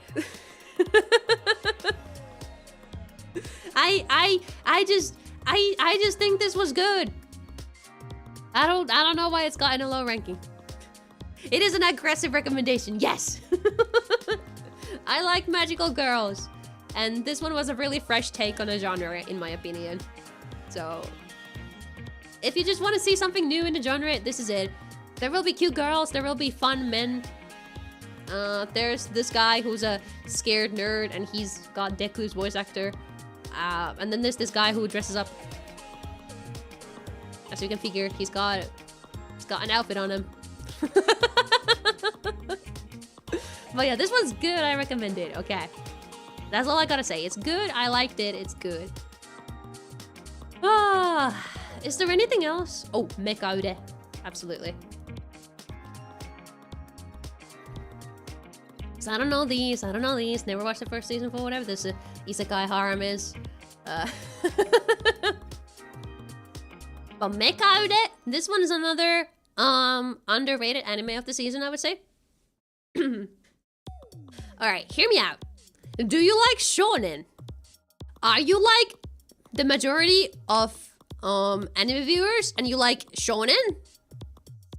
What about mecha? Do you like cool machines? Alright, what if the cool machines are like giant arms and stuff that you attach on your body? So it's like low-key a bodysuit, but not actually. Just like 1/3 of your body is now like a little machine, and it's a little guy that speaks to you and it's a little funny. This is Mekaude. And also, do you want a girl that beats ass and is real cool and she's got like 2 of the stupid talking machines? They're so funny, honestly. So funny mech guys, funny mech sidekicks, basically. This is the anime. This one I feel like is really nice because it is honestly a passion project by the creators. I believe it got crowdfunded to become an anime or something like that. And you can really tell that it's a passion project. The animation gets really good at times, but you can also sort of tell that it's a little rough on the edges. So it's like, oh, like this is definitely a passion project by somebody. But there's so much passion in this, and I really liked it, even though I'm not the biggest shonen enjoyer. But it was pretty awesome. I do recommend this one if you're looking for some fun short shonen to binge, because it's only 12 episodes, right? So for what it is, it's really fun and worth it. I remember looking at the characters before it aired and going, "Hey, Deku," and then hitting my head against the wall the first time he spoke because I didn't look at the voice actors. Yeah. But yeah, this one's a good one. I do recommend it. Let's see. Is there anything else I watched? I don't think there was anything else I watched, but let me know if we didn't talk about something that you would personally recommend, because I will take a look at it. Because one of my favorite things about doing these streams is also hearing what you guys liked and that sort of stuff. I'm just looking through stuff. These are the continuing animes, right? Yeah. A lot of nothing. And then the ONAs. I never actually watch ONAs, so I mean, if you can recommend those to me too. I think the best harem shows are where they just decide to skip their will they, won't they? Yeah, no, this guy has multiple girlfriends now. Yeah, that is the best kind. That is the best kind of harem to me too. But yeah, this might have been it. Movie-wise, I didn't really look at the movie stuff, but I'm sure there's some bangers in here that I will hear about in a year. Oh, Love Live! That's cute. I wonder if this is just a... Yeah, it's just a theatrical compilation of the anime. This is another one that I really need to see. The Yohane fantasy anime. I should watch it. Oh, fan letter aired that season. Fan letter! One Piece fan letter. Do you guys like One Piece? Have you watched at least until the time skip? This one is a banger. It's just a singular episode with its own characters that are not the main characters of One Piece. They just make a cameo at the end. But This one is just, it's just really good animation, really heartfelt story. So if you've ever been into One Piece within the past few years, this one's really good. Johanna Fantasy was good. No, you cannot watch this instead of One Piece. No. Because you don't get it. You won't get it if you're not a fan of One Piece. No, don't! No! No, just you have to watch at least like 500 episodes, and then you will understand why this girl has a fan letter to deliver. I care! Don't go spoiling yourself. No! But listen, One Piece is good. You just gotta understand. But you wait for the Netflix One Piece. You wait for the Netflix One Piece, and then you can watch that maybe afterwards. We'll see about it. I mean, I don't think this one has any big spoilers. It's just that they mention a war that happens, and if you don't know about the war, it's a little what? So. And Luther, hi, welcome. Sorry, I was being very passionate about anime there for a moment. But yeah, this aired, it's good, I recommend it. And with that, I think we're done looking at fall 2024. You guys ready to move on to winter 2025? We're gonna move into it and see what's interesting. What you guys recommend out of it, and what I personally think looks promising. You're gonna watch this even out of spite? No, you're a meanie. You don't watch anime or the Netflix adaptation series? In that case, like I said to Sayora, it's for the fans of One Piece. But if you're not a fan, then don't bother with it. Unless you are a fan of Sakuga, I guess. If you just want to see good animation, then I guess go for it. If you hate One Piece, you will still like it. But you will best enjoy it if you're a fan of One Piece. The live action Netflix is not a bad watch though. It is a fun watch. Just don't jump from it into the middle of One Piece. You gotta go from the start from both ways. I was hoping it'd be bad. It's actually, I think what most people have said that it's one of the best live action anime adaptations ever. Sorry, my voice is really letting out. A lot of things are not worth incurring wrath for. That is also true. But yeah. Yeah, the Netflix One Piece had full Oda supervision, so it's... Even though they do some plot changes, apparently they were approved by Oda, so I can't say too much of a no to it. Like be too upset by them. But a lot of the stuff is very faithful.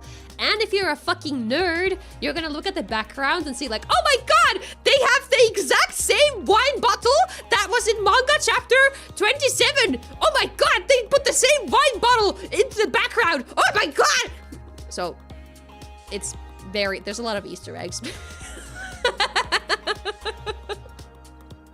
So it was made with love.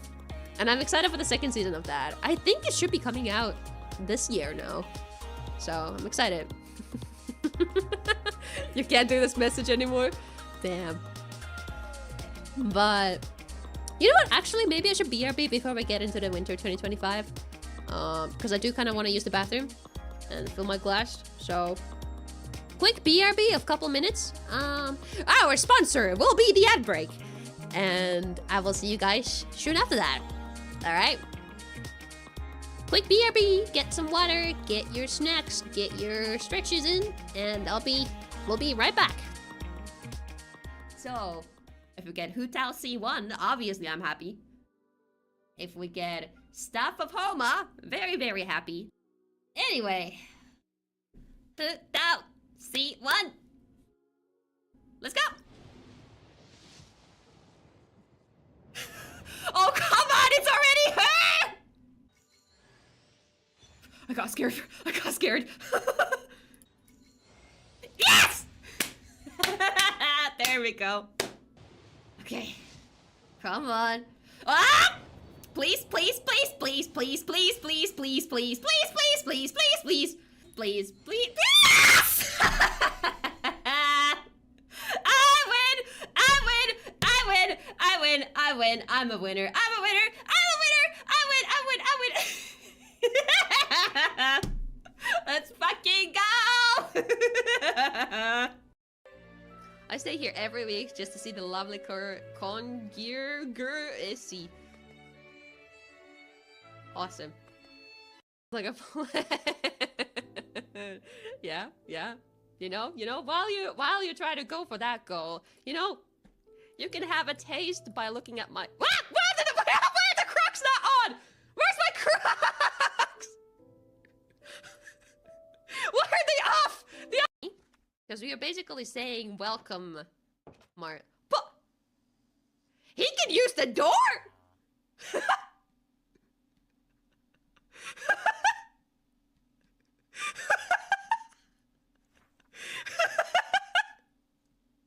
That's the smartest bee I've ever seen.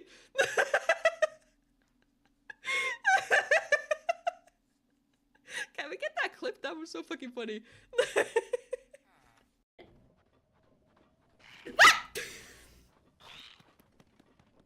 Holy fucking shit, I got jump scared so bad.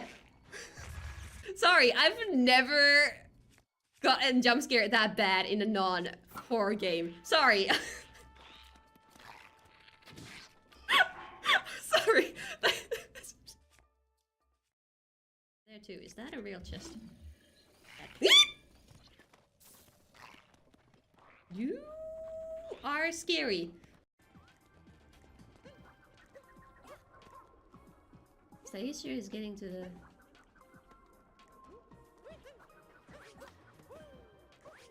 Okay.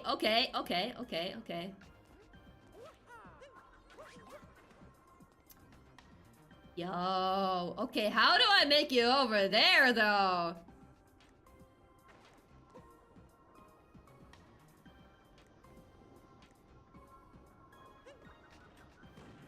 Hold on, no, hold on.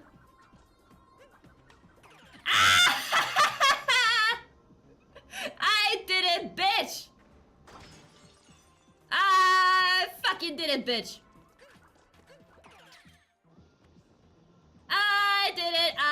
I did it. I don't know why, but I did it. I fucking did it.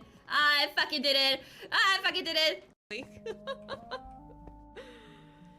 Oh man, I like how this looks so far. Do you guys like it? Like, I think it looks pretty cool. Like, it's still gonna be a little higher. Oh, spider, where the, excuse you. Excuse you, this is my house. What are you doing in my house? No visitors. This is not for you. Get out. My house. Where the hell did he spawn from? Where the hell? He like came from around here. But hello, welcome back to this stream. My name is GhostGirlMarlie, and we're here today to look at the anime. Yippee! Hi. Hi, what's up? Did you guys get some water? Anything else as important as you should have? Hopefully. I got my glass filled, and I also replied to some messages, so everything is awesome and great, I would say. I'll let you know. I'm letting you guys know. There's some things cooking. There's some things cooking. You guys should totally be here for Saturday when I reveal what things there have been cooking. I'm just very because there's a lot of to reveal on Saturday. Actually, I don't think I've ever done a stream with as many announcements. So that's gonna be fun. Hope you guys are ready for that. But yeah, the promo aside,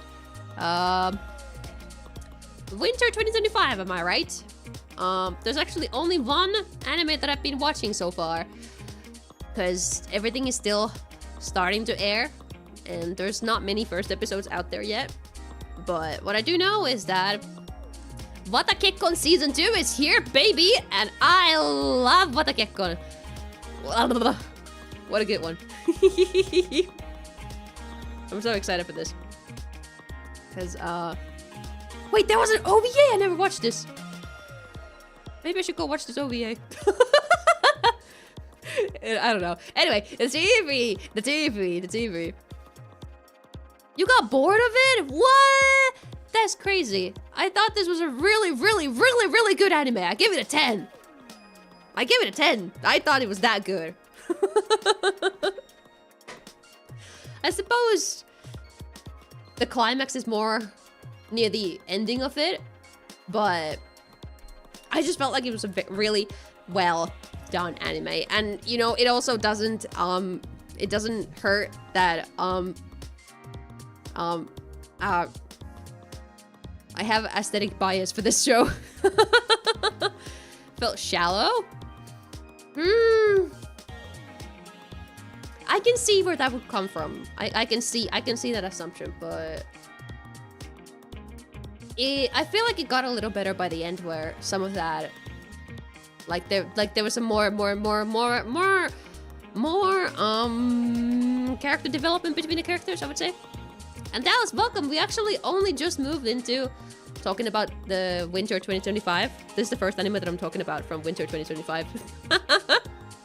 And that's because the second season is airing, and I really loved the first season. And it is a romance anime, but it's also a historical fantasy. God damn, do I love a historical fantasy. So I'm biased for the sort of historical fantasy setting. And you know what makes it even worse for me?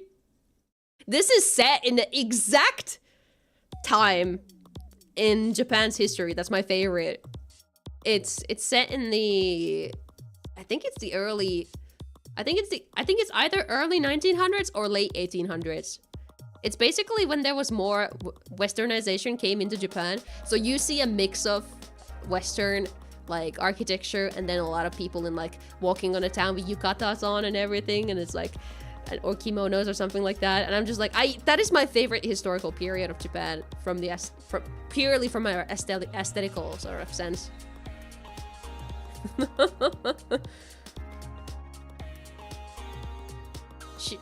Sakura Taisen, I've actually not seen that one. Should I? If it's the same time period, I probably would enjoy it anyway. But this one is just I just like it, and then on top of that, I added fantasy to it, where like, oh, the main character has supernatural powers. Like, I love that shit. I will eat it up. Just assume that you got into it. No, actually, I've never heard of it. Okay, I'm too scared to open the main page. Let's see, what was it? Sakura Taisen. Oh, it's an older one. Oh, no, I've never heard of this. The rating is below a 7, though. Doesn't have a lot of people rating it, though. Shin Sakura Taisen, the animation? Oh, this one's even worse, apparently. Oh, a 5. Oh, that looks bad. You'd like Sakura Taisen, I think? It's like Macross set in early 1900s. What? It's like Macross? Oh, that... How is it like Macross?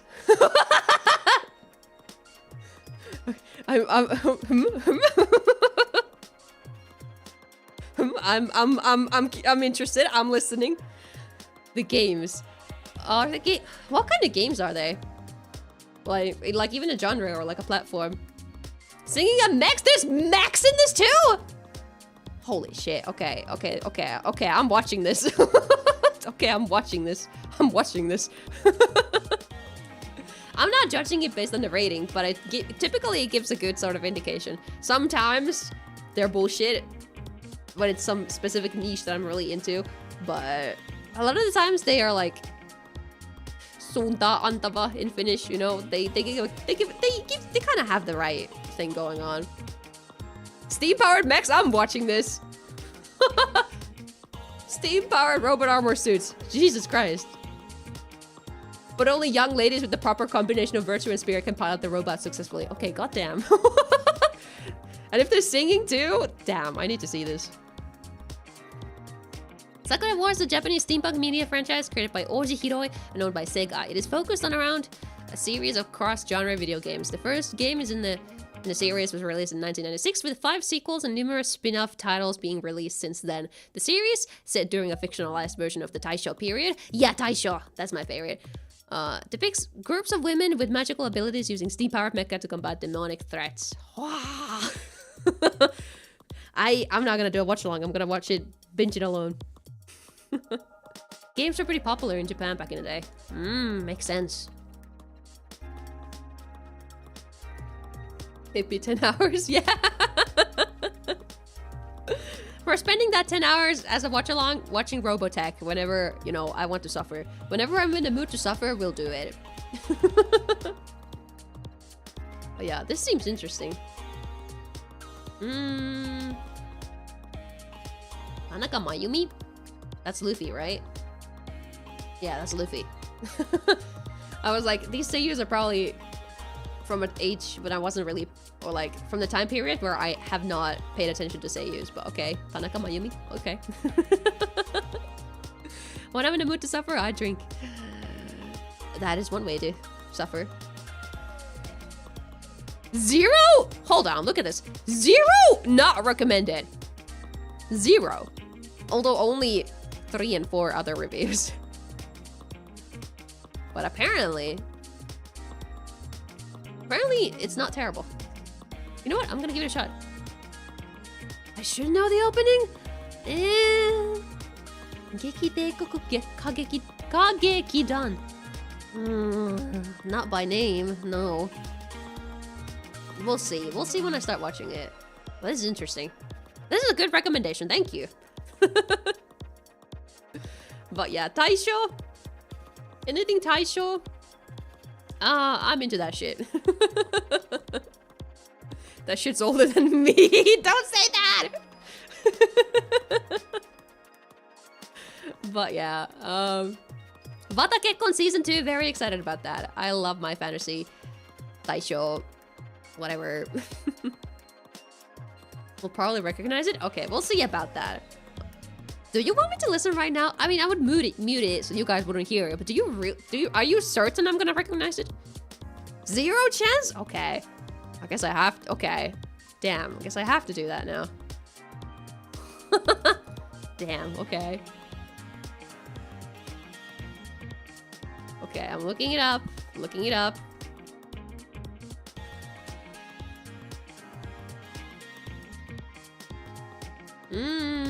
I found the song.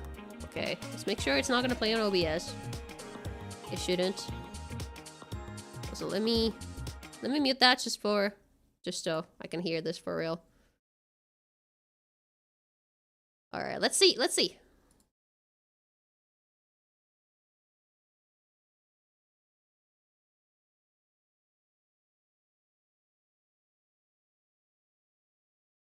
10 seconds.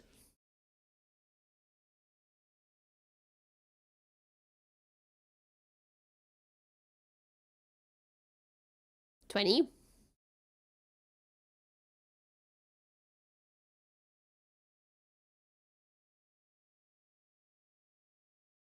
That's 30 seconds? I've never heard of this.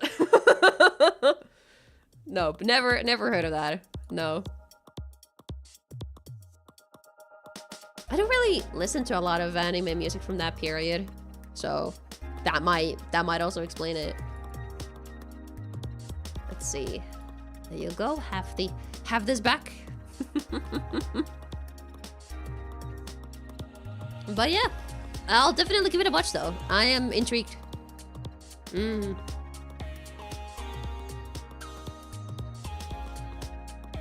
Bandori cover? One Finnish friend online? Could be anything, honestly. Speaking of Bandori, apparently there's more Bandori anime. I've never seen the first one either, so I should have at some point. But it's been on the list of like, maybe I'll watch it someday when I'm interested enough. But I've never gotten into it.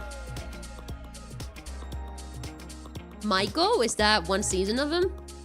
Bandori is good, I do know that. But I think I was turned off from it because I really disliked the game. Why am I playing Project Sekai? It's because Miku is holding me at a gunpoint, and because there's too many good songs in that game, and there's too many good characters and stories in that. So I couldn't stop. But I never liked the base of the gameplay.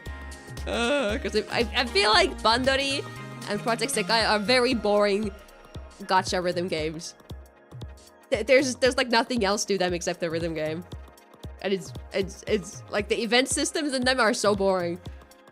Like at least other games have had some different kinds of events to make it a little more exciting. But no. Bandori and Sekai, they're boring gameplay-wise. Aside from the rhythm game. We can start with Maiko and watch this after since this is a sequel to Maiko. You hate School Idol Festival's controls? In the rhythm game? I mean, that's understandable. They were doing their own thing, but I didn't dislike it myself. It was very nice for thumb players, and I was a thumb player at the time. Honestly, I feel like School Idol Festival is, to me, it's one of the best thumb playing systems out there for a rhythm game. Or maybe it depends on your phone size, but like for me, it was good. But maybe I'll get into Bandori animes at some point. Because I do believe they'd be good. I think also why I wasn't really into it the most was because I've never been a rock person music-wise. I don't dislike it, but I don't love it either.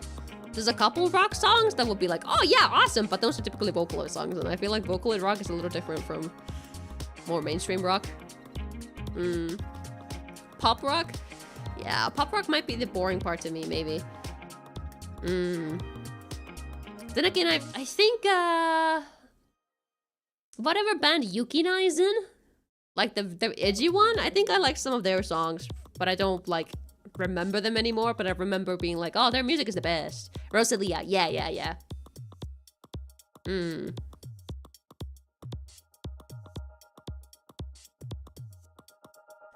You like most Popipa? I remember hating one specific Popipa song. I thought it was the most annoying thing ever. I don't remember what it was, but I just have a vivid memory of knowing that there's one specific song from them that I really hate. It was like the silliest thing ever, and I'm like, God damn it, I cannot listen to this. This is too silly. I don't know which one it was, and I don't know if my mind has changed since then, because that was definitely 10 years ago or something. When I would when it came out in English, because I did try the game out in English when it came out, but like I said, I got bored of it. I love Mocha though. Mocha is a fucking relatable little creature. I love any character that loves bread. That is a relatable thing. But that's my relationship with Bang Dream. Yeah, more or less 10 years. That's what it feels like. And then, Solo Leveling Season 2. That's happening. I will be watching it just because it's probably hype as fuck and everybody will be talking about it. And because the first season was already really well animated and everything, and I didn't dislike it. So like, okay, I'll watch the second season. Sure.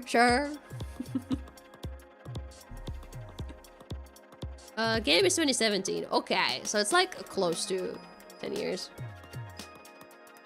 It's 2017 watching the Bandori anime. This is shit!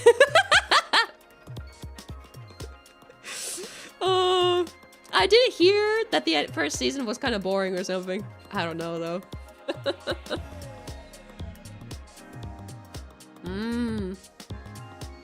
Later fell in love with it? That makes sense. But yeah.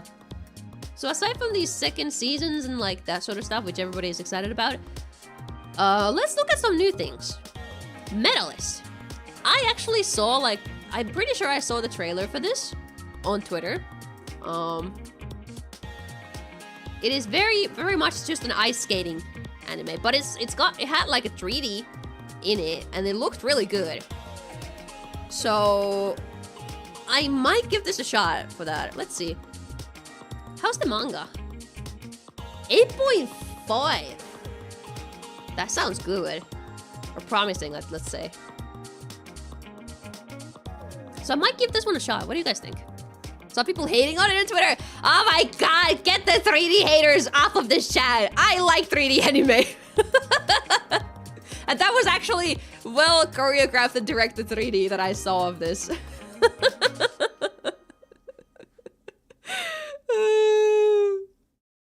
Lolly haters, actually? Okay, well that's a different demographic of haters. Sure. I can believe that. But I don't know if they're justified. Because I don't know... Oh, it's seinen. Interesting. I'll have to see what the plot is about. But I'm not gonna be like, oh my god, everybody cancelled it before I've even seen it. So it might just be good. And let's be honest, figure skaters are all below the age of like 25 or something. Yeah, seinen with loli can go either way. It really can. It can either be something really heartfelt or something that we should not talk about. Yeah, I'm believing in the manga, actually.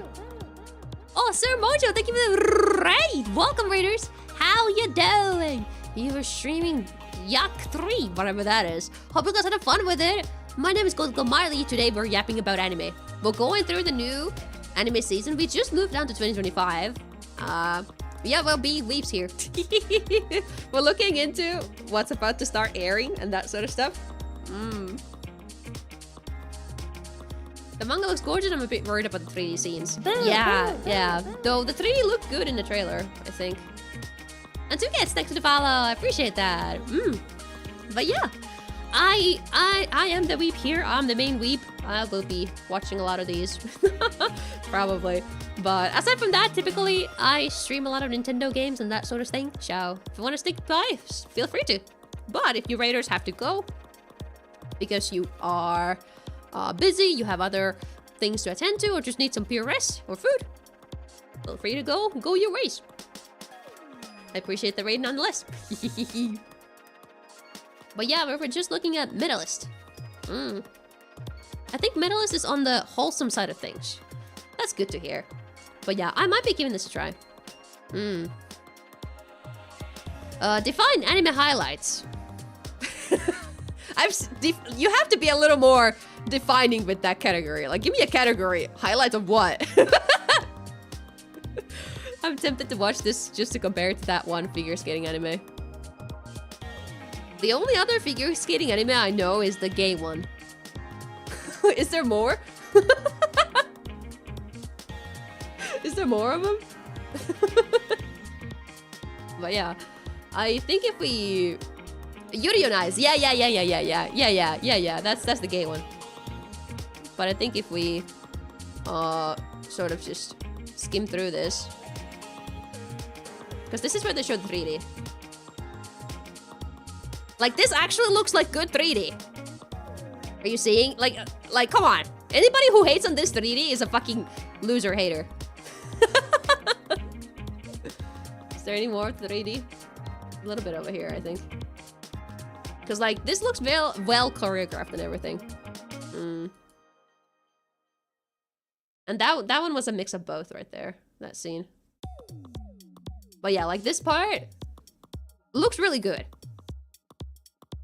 You don't like the shading? Well, the shading itself is pretty basic.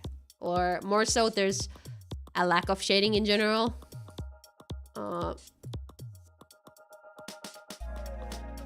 But, like, the character models look good. I can tell you. Tell you that much. And, like, not every frame is a terrible frame. We're just pausing. The movement, I think, is very good. Especially, I really like the camera angles in this. I am a sucker for good camera work in 3D. Like, that's what sells 3D for me. If the camera work is good, like, you have the option to do crazy cameras when you do 3D. If you're doing 3D and all you're using the camera for is, like, regular ass angles that you could do in 2D as well, you're missing out. Because 3D's potential is doing the crazy camera stuff. And that's what I love. Yeah, I do camera work on the side. But, like, actually, I like the camera work in this, so I think I'll give this a shot just because I'm interested in the 3D. Because to me, it looks nice. The shading is it's a little plain, but the character models look good, and the animation looks good. So like, hey, you can't ask for perfection when it comes to 3D. The more I look at it, the more okay this looks. Yeah, it's just that because most people are not used to looking at 3D. But if you actually give it a shot, you kind of realize, hey, it's not that bad. Yeah, shading looks boring. That's just kind of how Japan does it, I've noticed. They're kind of afraid to... they're afraid to do something that is a little more 3D looking. Especially for, like, anime.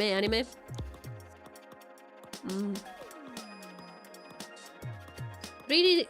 Bundle is 3D for my go. Oh, that's 3D?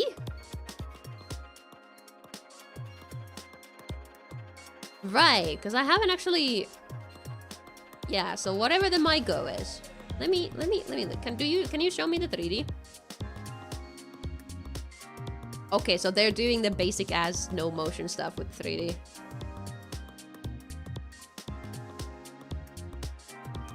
Okay, yeah, they're doing this animation style where there's like nothing moves, which is on the boring side of the 3D animation, but the shading looks nice, so that's something.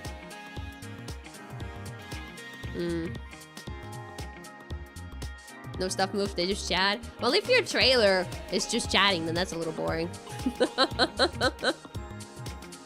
But yeah, shading looks good for this, so maybe I'll give it a shot. Who knows?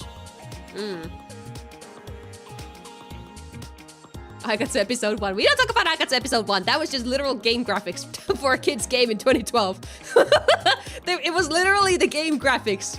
You gotta understand. Don't shame them for that. Then they realized that people actually like the show, and then they got a little more budget and whatever into it. Probably. I could watch a concert scene. I've actually seen a little bit of Bandori concerts here and there, so I believe it. I believe it looks good. What was it? It was I think it was a spring season. We had a really good sort of 3D. Girls Band Cry. Girls Band Guy. Was this fully 3D? Yeah, I think this was full 3D. Yeah, this one was a really good 3D anime also. For, like, enjoyers. Like, look at this, for example. Like they're really messing with the 3D movement in this one. And, like, they're doing good animation here. It's peak 3D anime. And especially when they do, like, I don't think they're showing it anywhere here. But they do some live performance stuff here, too. And it just looks really nice. Like, this is what I think 3D anime should look like for the most part. Yeah. This was one of the best animes of this last year, I would say. Actually. Because it just looks good. And it was actually good story-wise, too. So I do highly recommend that one.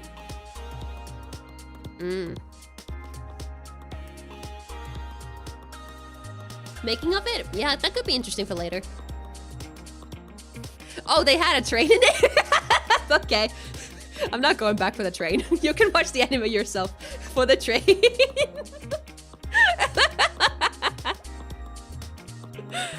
Doesn't Love Live do 3D pretty well? Love Live's 3D... I think it's better now. But it used to be very sort of boring at the start. But then again, I am thinking about the Love Live 3D that was in 2014. Yeah, it's good now, but it used to be very, very meh and mid. Yeah. But I think it's good now, from what little I've seen. But again, I haven't seen all of it. Personally, peak 3D... I do have to give it to them. Girls Band Cry has the best 3D for like an idol-ish series right now. But if Aikatsu had... Okay, I'm gonna force you guys to watch Aikatsu real quick. Okay? Okay, bear with me. We're about to watch Aikatsu for a little bit. Okay, let me just, find the thing that I'm looking for.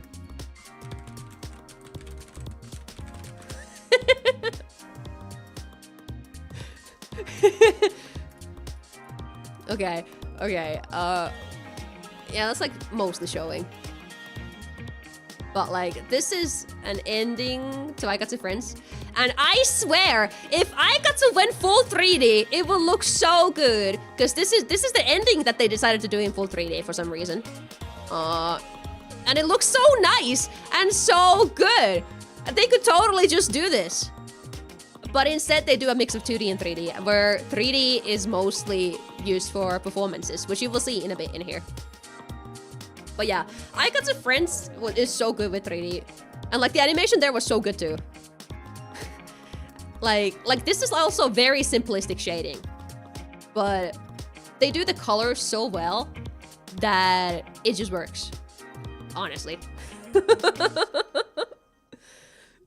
Bandar uses 3D for everything but random dudes in the audiences sometimes. God, yeah, that's the wrong way to do it. Like, I get it. It's the cheaper way to do it. And this is the performances on Aikatsu. Look at it. This is the performances that they do mid-episodes in Aikatsu. And they're so nice looking. Like, to me, Aikatsu is the peak of 3D. But I have to say, GhostGirlMarlie, it's good. I can't say no to that. But Aikatsu is always a good thing to me. Yeah, that is the link. The song is a banger too, absolutely. But if Aikatsu went full 3D and they did this, you know, Aikatsu do a full comeback. But instead they're doing VTuber stuff right now. Aikatsu is busy doing VTuber stuff right now. But if they made an anime comeback and it was full 3D, it'd be so good. I think Aikatsu is Bandai. Yeah.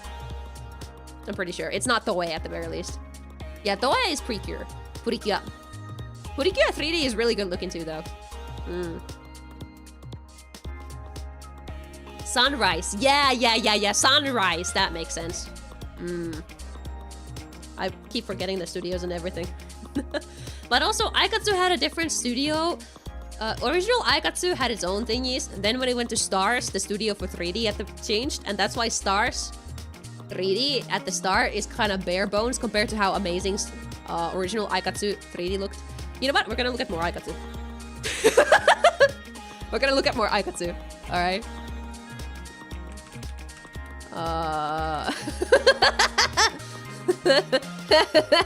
We're gonna look at more Aikatsu. Alright. Alright. So here we have what the fuck year was it when like this sort of Aikatsu stuff aired? This is the mid episode just sort of 3D performance in Aikatsu that it used to look like at the end of the original series. And I think they had the character models and everything down so well. This looks so good. And this was like, I'm trying to think of the year. You can hear this? Me too. I can hear it too. This song is so good. Oh, I don't agree with Project Sekai 3D. I think, well, it's mostly because they're limited by mobile game graphics. They got the shading down, but the models are really low poly, which bothers me for Project Sekai 3D. Yeah, for what it is, they're doing good, but they look good, but they're low poly and like the physics are like non-existent. They look low poly. That's what they look like to me. Anyway, like compared to like these models, obviously, I don't like. They just look low poly-er. They look really sharp, and they look simple. Yeah, sure. But you know what? I'll show you. I'll show you something else. All right. I'll show you Utamakras. I'll show you Utamakras. Because that was also a mobile game that did 3D. Alright? And I think they did it awesomely. Let's see, I'm trying to think of which one that has like some of the best shading stuff that I can show you. Okay, well I'll just show this one. I'll just show this one quickly. Like this is like, to me this is peak mobile game graphic stuff. Like look at these models. They look also more higher poly than whatever Sekai is doing. And they got 5 of them on stage. And I mean, yeah, I do like, yeah, animation in Sekai is good, because I do like how they have individual actors for every character. And it's like really good. Yeah, I just feel like, personally, if Sekai, well, it might be the art style even that they're going for. Well, no, Sekai's art style is really good when it comes to card art, so I can't say anything about that. But 3D models, I feel like it's just a little lacking. I feel like they look a little low poly to my preferences. And I wish they had more physics. I don't know. But because this is more peak to me, and yeah, Utamakras is dead, unfortunately. Yeah, but I was an avid player with Utamakras, as you could guess. Marlie cut small indie studio into Sega some slack. I don't know, man. You know what's also crazy? Project Diva MVs are still peaker to Project Sekai. Well, I know, it's a different team working on them, but like... The ones that they got for Project Diva were peak. Except for like X MVs, which are more sad. Project Dead, that is true. And also if we don't look at the oldest ones, right? But yeah, let me click out of that.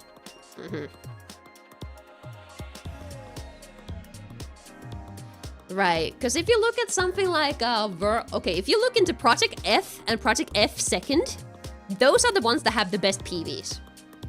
The stream was about anime. We got so sidetracked into 3D anime and like 3D look for 3D anime games, and I'm like, I'm so passionate about the topic because I like. I haven't actually paid a lot of attention to Sekai choreography, but it's definitely better than like Dereste choreography. Because what happens with Dereste, so Idolmaster Cinderella Girls, Starlight Stage, is that I feel like they have that one specific person they've got to make the choreography for the past 10 years, and it really shows. Like, I can just tell, oh, it's that one person who does this really fancy hand movements, and it's just like, it's the same person, isn't it? It feels like everybody's the same in Cinderella Girls. But to be fair, that game, if it hasn't had its 10th anniversary yet, it's reaching that very soon. You're looking for Project Diva F and F Second. Those are the ones with the best MVs in the Hatsune Miku series, in my opinion. Though some of the Sekai's newest stuff is like getting there, definitely. But I still think that F Second stuff is like mostly peak. They're just so good. F was so good they had to make second. So true, so true. But yeah, do we want to move on from that topic back to what we're supposed to be talking about? Do we want to? Let's see, because Medalist, I was interested in that, yeah. Sekai looks better than random F Second MV.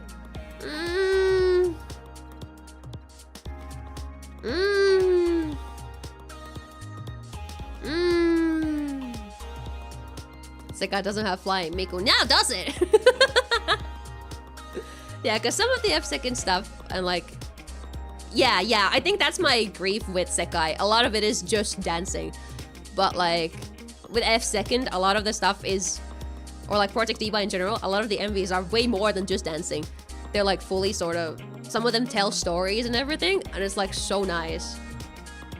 Because like, I think the best... Because the latest ones I've looked at from Project Sekai, the MVs, because I haven't really looked at a lot of the Japan-only stuff, but especially like with because I think the newest ones I've seen have been from Night Court, and they definitely have the shading down and everything, like that. But I feel like, well, Night Court doesn't do a lot of choreography in general. They don't do a lot of dancing, so maybe that's also why I'm a little more on the side on the Sekai MVs. Yeah. I also play with the videos on in the game, but I feel like maybe because it's dancing only, they kind of blend together a little bit in my mind, and a lot of them don't stand out to me. Maybe. I feel like Nightcore, like from what I remember, it's just like they're just kind of standing around and they're sort of waving their hands a lot. But again, I am not a choreography person and I've not looked at Nightcore or like Sekai MVs that detailedly in general. I've just seen them in the background, but I've been focusing in the actual rhythm game. For the most part. And Spook, look, hi. Hi. Hi. But we could go on a whole nother discussion about that in the Discord later. Show me your favorite MVs and I'll show some of my favorite MVs from Diva and that sort of stuff. Yeah, like Sekai is doing stuff well when it comes to like characterization of the characters. And like you can really tell every character's personality and how they move individually as characters.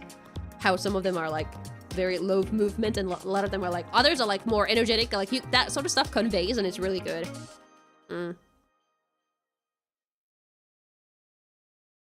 Anime time schedules, I mainly watch isekais. Ooh, in terms of that, have you looked at the new season? Is there any isekais you recommend from the upcoming season? I take isekai recommendations too. But yeah, let's move on to the anime now. We've been going on a side. We've talked about some unrelated things for too long now. Can't remember songs by name. See, that's what I'm thinking. I also don't want to say any Project Diva MVs by name because I haven't looked at them in a little while. So I'm like, which ones were the best ones again? And so like, I'd have to recheck them before I argue any more about that topic. But anyway, moving forward to anime, right? Anime, am I right? Oh, more Arno Exorcist. That one we can skip because I don't know anything about that. What are you? In Tenikai General Hospital's General Diagnostic Department, patients who are deemed difficult to treat by other doctors are collected here. From mysteries of unknown illnesses to murders that even the police can handle. Genius Dr. Takao Ameku reveals the shocking truth hidden behind these mysterious diseases. So like a mystery. What's the target demographic? Is this original? No, it's not. Looks interesting though. Anime house. You're right. You're so right by that. You're so right for that comparison. You know what? I did like House as a kid. Because my mom watched it a lot. So, I mean, this seems interesting. And the first episode is out. So, based on that, people already probably like this. What do we got? Aimer for the opening? Okay. Okay, Aimer for the opening? That's crazy. What studio is this? Project Number 9. I've never heard of them. Project Number 9. This is a lot of isekai. This is a lot of isekai and rom-com. Oh, they did! Senpai wa Otoko no Ko. Okay, so they can make good stuff. Okay, I've verified that. There's a lot of interesting looking thingies in here. Isekai Studio is my favorite. いずれ最強の錬金術師、僕ら予定の貴族だけど、暇だったから魔法を決めてみた。Okay, that sounds interesting. Hope it doesn't have a controversial episode about disabled people. That could happen, couldn't it? Let's hope it doesn't. But yeah, I think I might be interested in this one, but I'll see how other people like it and then maybe hop on like mid-season or something. I think that's what I'm giving this. I'll wait to see if people dislike it and then hop on into it if it doesn't, or if people don't. Now let's see about those isekais. Let's see. I think that one's one, right? Yeah, this one. You recommended this one. Currently airing. So today came the first episode. All right. Not even a hero. Accidentally mixed in a group of heroes. Right to choose its skill. Creation skill. Alright, so definitely just an isekai. Matsamura Hanako, thank you for the follow. I appreciate it. Thank you. Let's see. Anything interesting seiyuu-wise? Nobody. Toyama now! Toyama now! We have Toyama now on it. Okay, I'm sold. We have Toyama now. My macro seiyus, let's go. Alright, alright. It has a macro seiyuu on it. I think I'm sold. Harmon and Dialogue Plus. Never heard of them though, but alright. Alright, this one I'm definitely keeping an eye on. If it can retain a score close to 7, I'll watch it after half a season has aired. Simple and generic, but a good watch. Let's see. Oh, I assumed the light novel is the original. Never mind. 6.6. It doesn't seem to have a lot of good, like... It doesn't seem to be like the best thing ever. But I'll probably watch it in the background whenever I feel like doing that. Might wait until it's done and then binge it. And yahoo!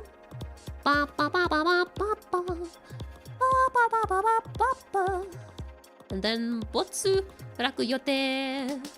Whatever that is. Botsuraku, botsuraku. Botsuraku, botsuraku. Botsuraku. Maybe it was up there already. Botsuraku.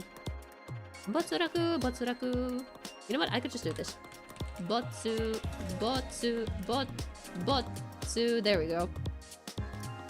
Alright. We'll see. What's a guy to do when his life suddenly changes while innocently enjoying a nice cold drink after work? Middle-aged commoner now finds himself in the body of Liam Hamilton, young son of noble house, blah blah blah blah blah blah blah. Liam can finally try learning magic like he's always wanted, blah blah blah blah blah. Okay, so that's about the synopsis. Girls look cute. Let's see. Hayama Saori, isn't that a seiyuu I should know? Oh yeah, it's this. Oh yeah, oh yeah, oh yeah, oh yeah, oh yeah, oh yeah, oh yeah, oh yeah, oh yeah, oh yeah, oh yeah, oh yeah, oh yeah. Reina with green hair, you're right. That is like a Macross reference on its own too. So they got no Macross seiyus in sight, but looks interesting. Don't know the artist either for the music. So another one of I'll give it half a season at least, see if people are loving it or hating it, and then I'll hop on in if it's worth the watch. That's the third. Salaryman. Okay. Salaryman is right next to it. Ooh, cute girl. Normal everyday salaryman trying to climb the corporate ladder. Fantasy world by demon overlord. New job. Heavenly kings. Blah, blah, blah. Office worker skills and savvy will it be enough to keep him alive? This one sounds funny. This one might be on the funny side. Based on the synopsis. Not recognizing the seiyus either in this one. I think. She's the main girl though, so let me see. Oh, Chica. And Roxy. Okay, so I mean I've heard of this seiyuu, but not my favorite seiyuu probably. Hey yo, where are demon lords hiring with full benefits? Sign me up. I mean, I'd give it a try maybe.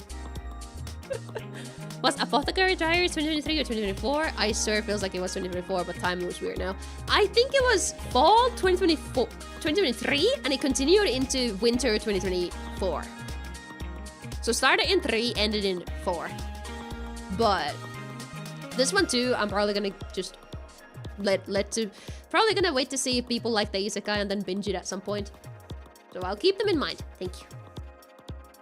Though Apothecary Diaries, I'm pretty sure it's up here. Should be here. It should be here somewhere. Because I'm pretty sure the second season is airing. Yep. There it is. Let's talk about it right away, shall we? He's a regular man, but he's like a diplomat for the Demon King, for the Demon King to rule the world. Demon King is a rather good guy. Alright, sounds fun. I might give it a shot. Yeah, this one comes out January 10th. So in 2 days, we should have the first episode of this. I'm very much excited. Hyped. Yeah, 100%. So for those of you who did not watch the first season, first and foremost, you are missing out. This one is great. It has one of the more unique female leads that I've seen in a good while. And it's like a mystery anime for the most part, with some drama mixed in and light romance between the main characters. Like very light romance.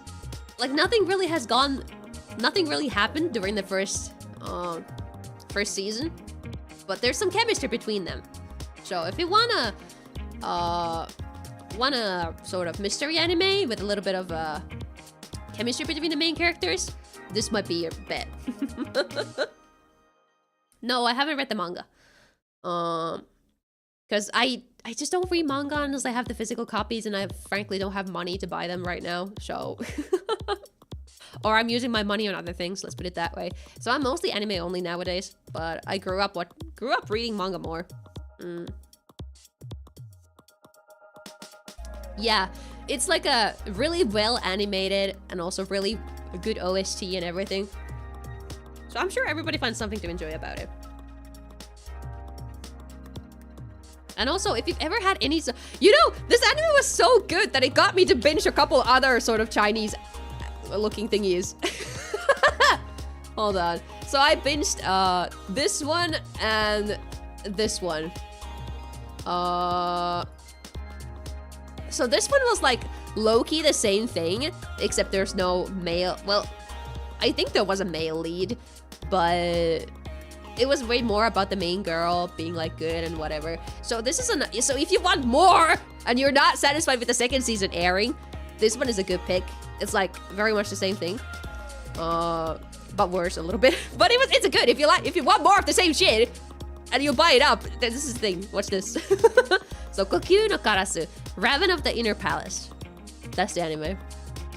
And then we have Sai-unkoku Monogatari, the story of Sai-unkoku. This one was pretty long, and it's also on the older side, airing in 2006. But it was pretty enjoyable. Just treat it as it is. I heard what happens after the anime ends, and apparently the ending is really fucked up. So I'm just going to pretend that the anime is everything, and I'm never gonna read the light novel or manga or whatever the original for this is, because the ending apparently scares me off for that. But the anime was a good watch. I was actually really enjoying this one.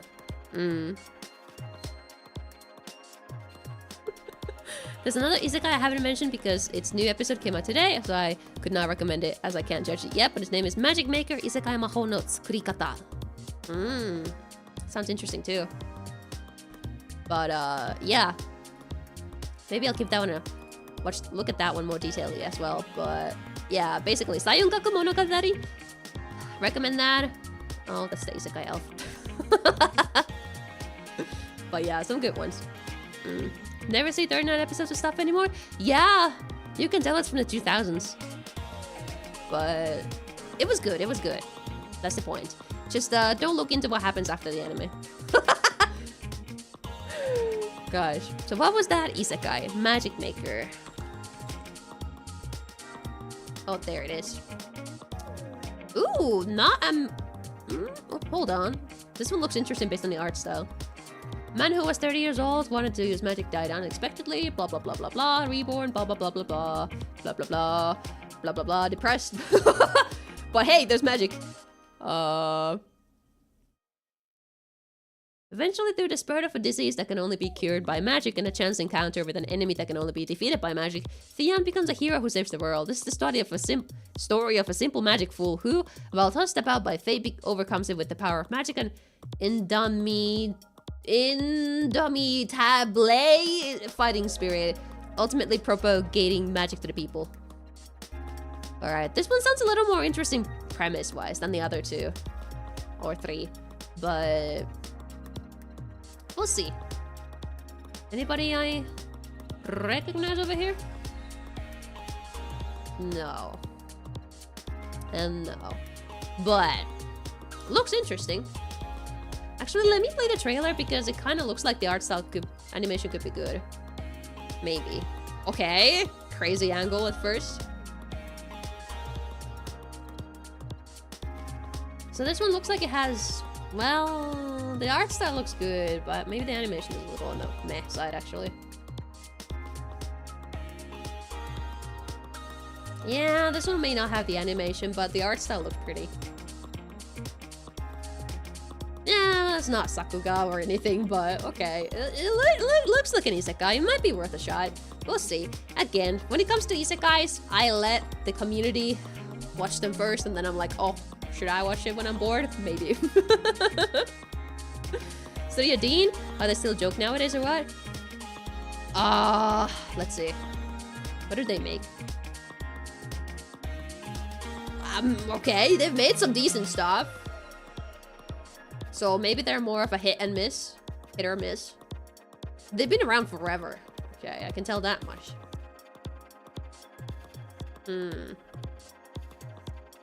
Has that been the Jikoku Shoujo stuff? I've seen those.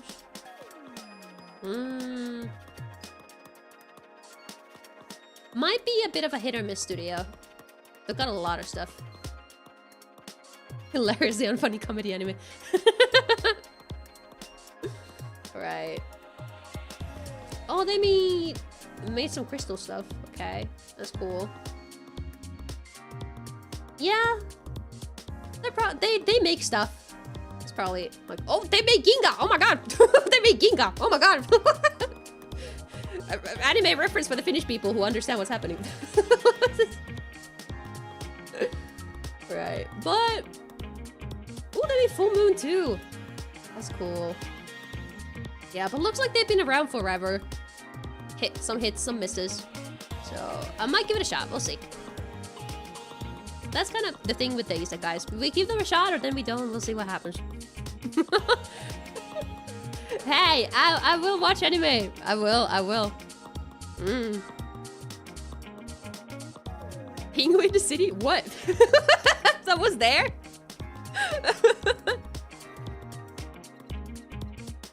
Look it up. No, I'm not doing that. Okay, what the fuck is this? Comedy romance? Yui, Mitsuya, and Masaku Tateishi aren't just any co-workers. They totally have the hots for each other. Helpfully humble attitude makes her giddy. Cuteness leaves him grinning fool. They're trying to keep the new relationship under wraps to avoid making things awkward at work. Okay. So that's like a silly little romance anime for the working life adults. Seinen, yeah. Studio Blade. Me. Not many names I recognize otherwise. Newt. So yeah. What? Boomy? Oh my gosh. They want me to search for Pingu. Oh my god. Pingu in the city. Is this just the original Pingu? Is Pingu anime?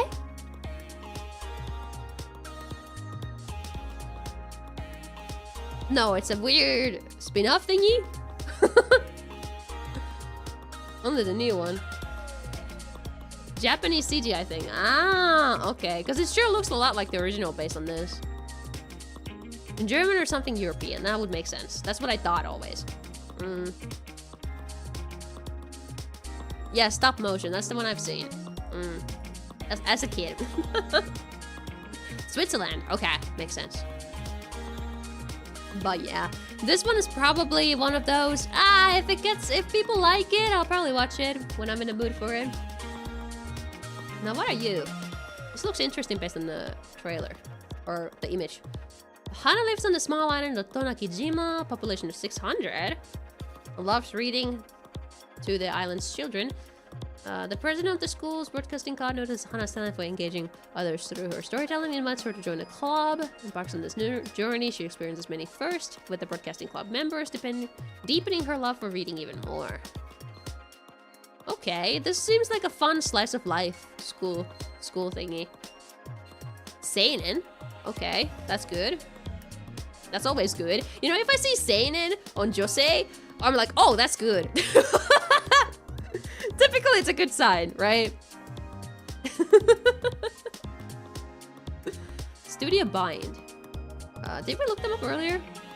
Ooh, Mushoku Tensei. Okay. Ooh. Okay. Sign me up. Okay. What's the meaning of seinen? Adult men, for the most part, because it's the target demographic. So, shonen is like the little boys or teens, and then shoujo is like girls and girly teens, and then seinen is men, adult men, and josei is adult women. Senior, I guess so, if that makes it easier for you. But this one might be on the I'll definitely watch this list. Because if it's from the creators of Mushoku Tensei, then that... Let me look at the trailer. How's the animation? Seinen can range from heavy topics to fluffy Kirara Yuri. Yeah, both are awesome. Okay, this animation already looks good. Okay, so this one's got the animation. We can sort of tell that at the very least. Like slice of life, good animation, you know? Like I'm seeing the direction with the camera shots and that sort of stuff. Like this is looking interesting. It's not the most sort of stylistic or out there thingy, but I like this visual style. This is a girl meets friends in a book club. This one looks interesting. I'll probably watch this one. Mushoku Tensei studio with less budget. Yeah, probably, but that one isn't a bad one either, is it? Wait, is it broadcasting? Oh, broadcasting. Oh, it is Radio Club. Sorry. I read like book club or something.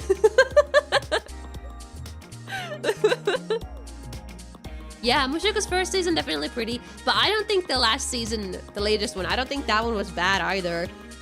It had less budget, sure, but it wasn't bad. Like, I think people were just dramatic about it because it wasn't amazing anymore. It was just good. And this one looks like it's also good, and I'm happy with good. I don't need amazing. God, Twitch, how many times are you gonna tell that to people?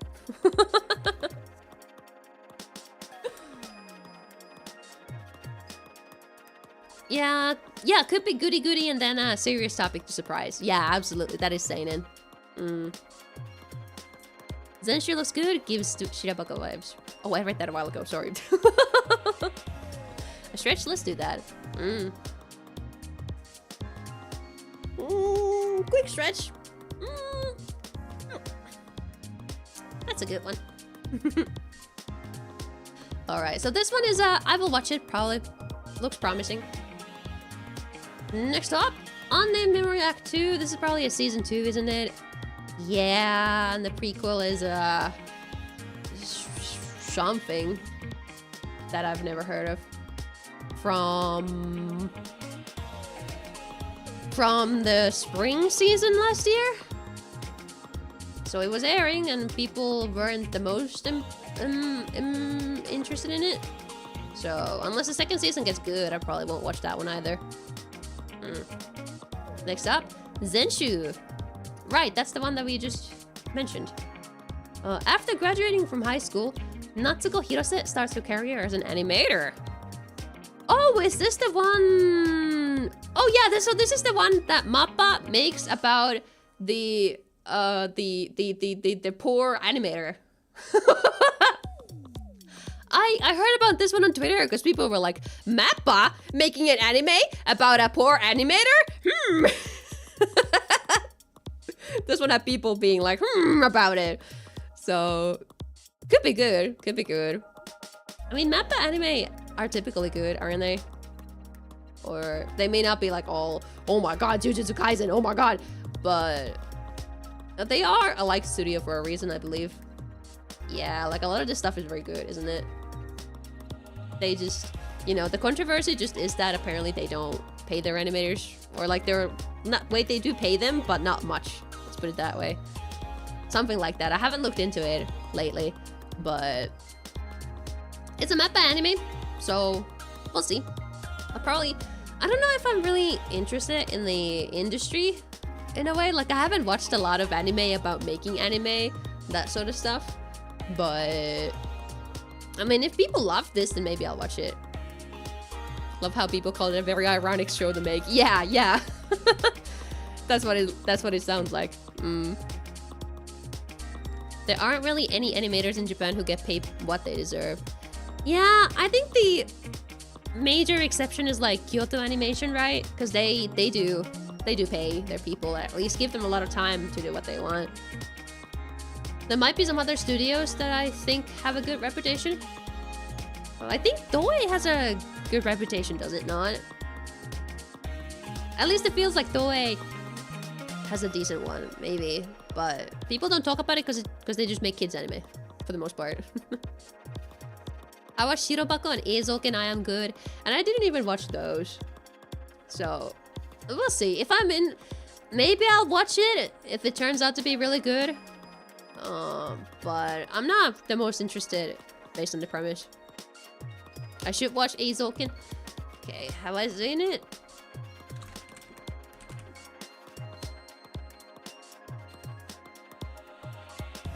This one? Right.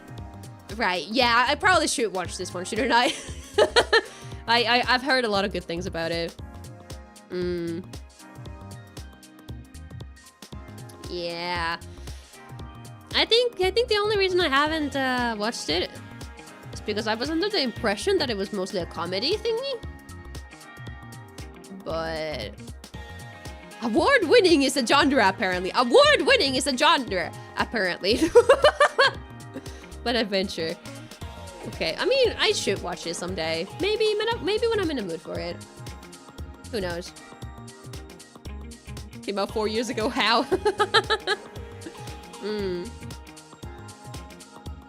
Shirobako, let's look that one up too.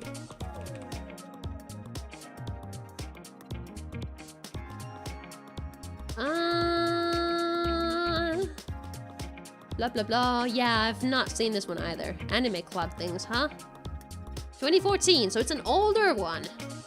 10 years old. You guys believe that? Wait, 11? Almost. You can tell it's not a good genre because it's not on every macros. Hey. There are some good genres that macros could also benefit from. I don't know. Imagine a psychological horror sort of thingy going into macros. I think that'd be pretty awesome. It's a bit artsy and both slightly absurdist, comedic and serious. Well, comedy to me is very much a hit or miss, because I want to watch something else than just comedy typically. So that's why a lot of comedy anime I'm a little about, even if they look good or are loved and that sort of stuff. But maybe someday, maybe I'll watch them. Who knows? It's a huge love letter to the industry. A lot of the characters are based on real artists. There's a lot of drama between the production of their anime and the show. I believe it. I just don't know if I'm interested in the topic of it. Because I myself will never become an animator of any sort. Shirobako is just as much of a drama as it is comedy. That's good to hear.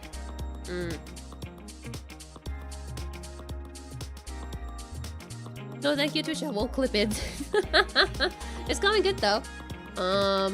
Let's see what this one is about, shall we? camera animator on the side is different, and that's a hobby. That's a hobby that I sometimes get paid for. Well, I guess nowadays, almost every time I do something with camera motions, I almost always get paid, but it is a side hobby thingy. Like even below streaming now, because streaming is my main hobby. Anime stuff. Yeah, Chris, welcome. If Shirobako is a love story to the industry, then Eizouken is a love letter to craft of animation. I believe that. But yeah, let's see. What is this one? I'm getting married to a girl I hate in my class. Oh, so is this one of those? Is this one of those where it's a loser guy and then there's a hot girl? The two can't seem to get along with each other, but their heart-pounding newlywed life is about to begin. I'm looking at this. They've got the most generic-looking main character, all right. I mean, don't get me wrong, it might be good. I'm just seeing bad vibes, and there's more than one girl. Oh boy. This one was probably a skip from me. Might not be the most interesting thing out there. For me, but who knows? Maybe it's good. We'll see later. We'll see. Loser guy on a hot girl sounds familiar. Yeah, that's one of my least favorite genres in anime, I think, because I like as a girl, I don't relate to a loser guy. Like, make it be a loser girl, then I'm maybe interested. Because that's Yuri. Oh my god, interesting. But I don't know. That's just I feel like that genre has seen its best takes already. I dare you to watch it just because it's funny to watch streamers suffer. That's why we're doing the Robotech watch log at some point. You'll see it eventually. And Blacksmith, good morning. Haven't seen a rom-com in a good bit, actually, but maybe I should watch one again one of these days. In that case, you should watch the new Ranma remake that just finished airing like a week ago. This one.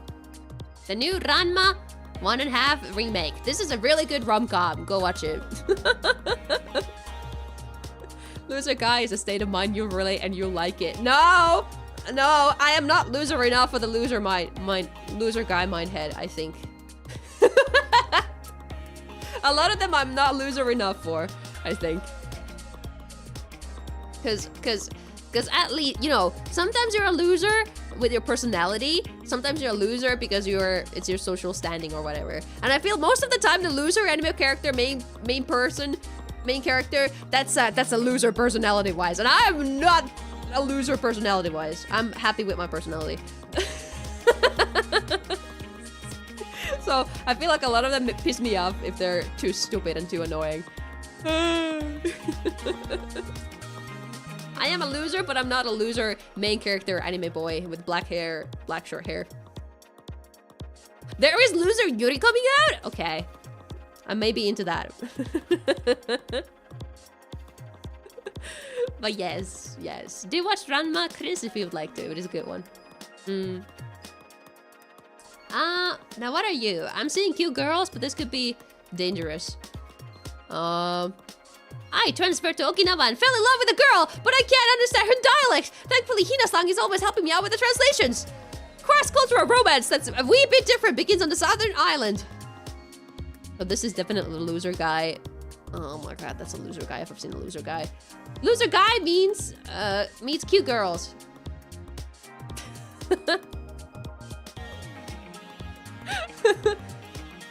Yeah, that's what this one is, isn't it? It's another loser guy. Oh, he looks like a loser, doesn't he? No, I'm not. Nightbot, stop lying.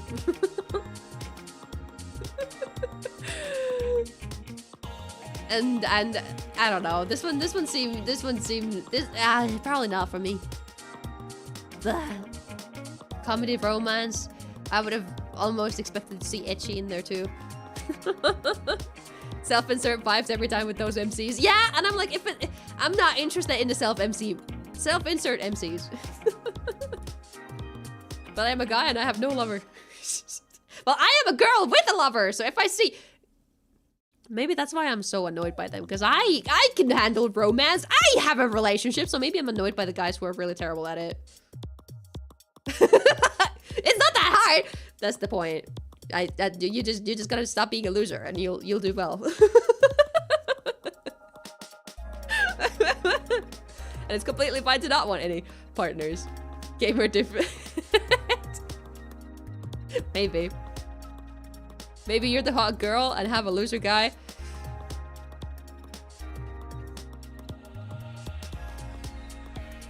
He's better than your regular loser guy, let's put it that way. He may be a game... I think his biggest... I think he's just a gamer derogative, and that's it. I don't think he's a loser, I think he's a gamer derogative. I think that's his fault.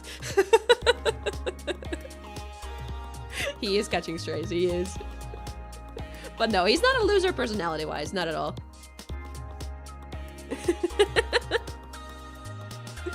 Maybe we're all main characters and we just don't know it yet, or the first arc hasn't been adapted. Very, very, very much a possibility. Any mecha anime in here? We haven't seen any yet. Ishura. Never heard of Ishura. What was the first season like? 6.6. This looks like an isekai. Or a similar power fantasy thing. Okay, might want to skip this one unless it gets really good ratings. It's got a second season though, that's something. We'll see. Do you ever read a manga for the art style and then you look at the anime and it just sucks? Oh yeah. Oh yeah, I believe that. Anyway, here's something interesting. Grisaya Phantom Trigger. I'm saying this as a fan of the original Grisaya. The original Grisaya is really good, and it's the one and only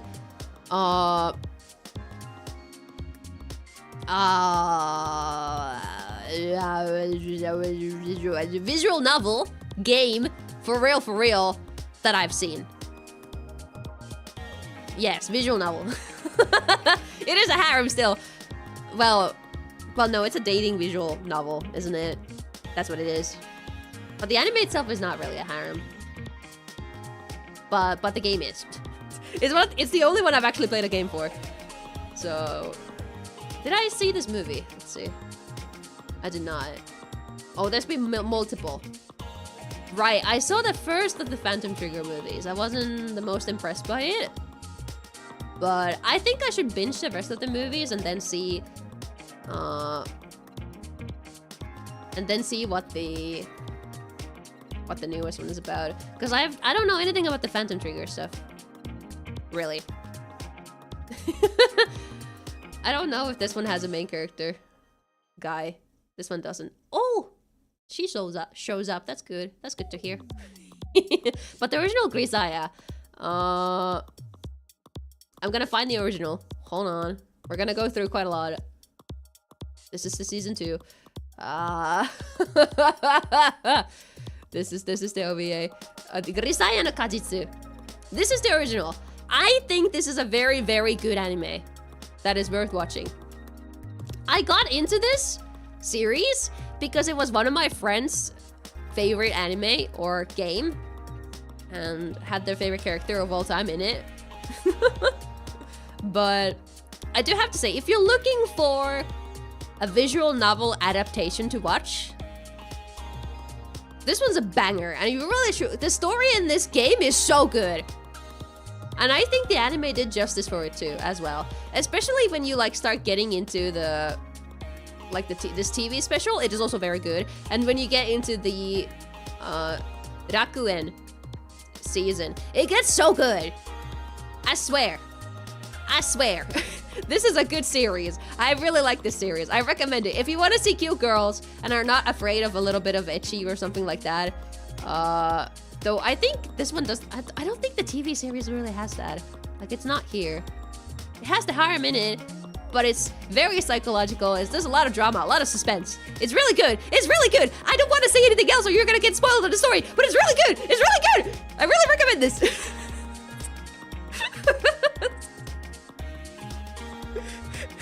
I swear to fucking God it's good, okay? Alright, I really recommend it, okay? They're not the meta anymore, but if you're nostalgic for it, and you never saw this one, because it came out in 2014, it's really good, okay? All of the Grisaya, the original Grisaya is really good. I'm not even fangirling. I just think this series is underrated, and only people who are fan of visual novels know about it. But yes, Grisaya is really good, okay? And this pink-haired girl here, she's the best girl. She's my best girl, okay? What's her name? Suo Amane, she's my best girl, okay? She's my best girl. You gotta understand. But my friend's best girl is Kazuki. That's my friend's best girl. Just for context.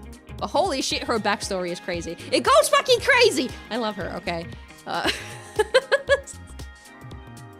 I'm not an expert, I just really like this one, okay? And I never have time to read anymore. Alright, let's go back. Let's go back to the seasonal anime, shall we? Alright. I need to binge the rest of Phantom Trigger, and I'll see if this one's any good either. Okay. See, she's from the game. Yeah, yeah. I mean, I played the game. I should know. But, okay, listen. The story is really good. Story is really good, okay? Story is really good. And Amane's route, when you go in her route in the game, there's a lot of things once you start to date her. But the story is really good. You gotta believe it.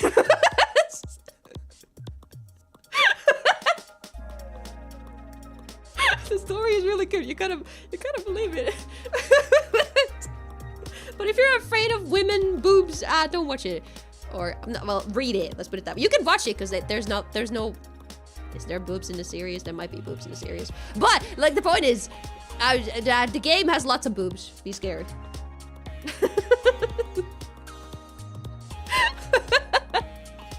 Anyway, moving on to something that looks wholesome. What is this? Kurai wa Menaka ni watashi no kawaii ga tsujinai. Menaka Kurai wa is impervious to my charms.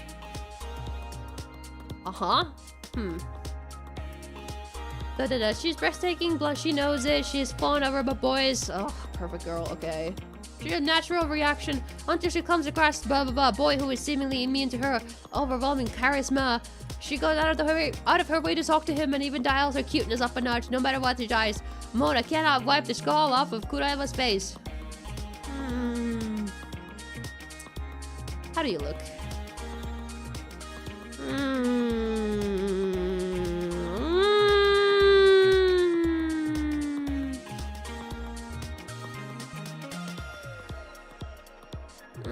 This screams more comedy than anything else.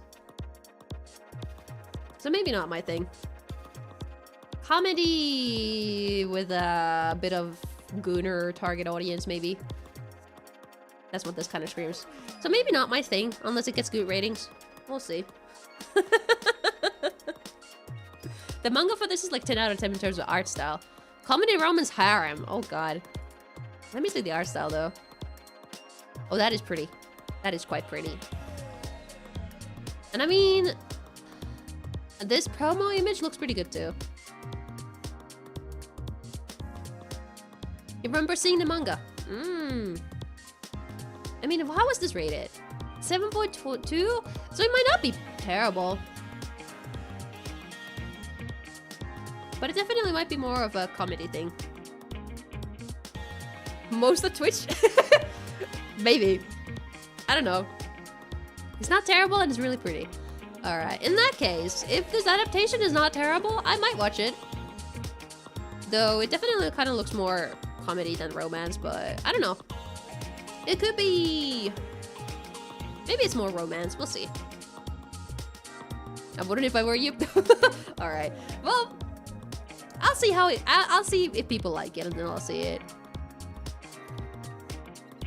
Speen! Welcome! It's really not that interesting, but it's so pretty and cute. So, maybe once I'm in the mood for something pretty and cute and nothing more, maybe I'll watch it. Click into the manga to enjoy the art. Yeah, except I don't like reading manga digitally. It takes out of the experience for me, and I don't enjoy it really. I'm stupid and I need to have it physically in front of my hand to enjoy it. Mostly just watch mecha anime. Only reason when I've been into was G-Witch there. Have you seen Macross? Blacksmith, have you seen Macross? Macross is very good. It's very good mecha also. Have you seen Macross?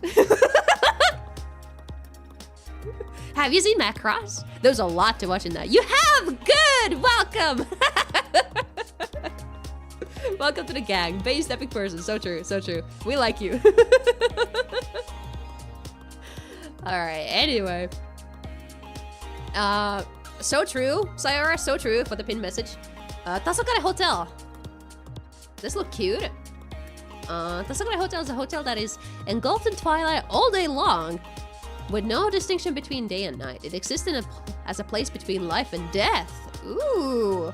Where souls unable to decide whether to move on to the afterlife or return to the present can rest their wings. So Angel Beats. The protagonist, Neko Tsukahara, wanders off the Tasokare Hotel without remembering who she is or why she's there. Guided by the hotel staff, she is led to her room. There should be items related to the customer's memories in the room. This might serve as a clue to help the customer regain their memories. While searching for a way to return to the present world and remembering who she is, she encounters a certain incident. Fantasy mystery. Okay, that's interesting. Angel Beats, yeah.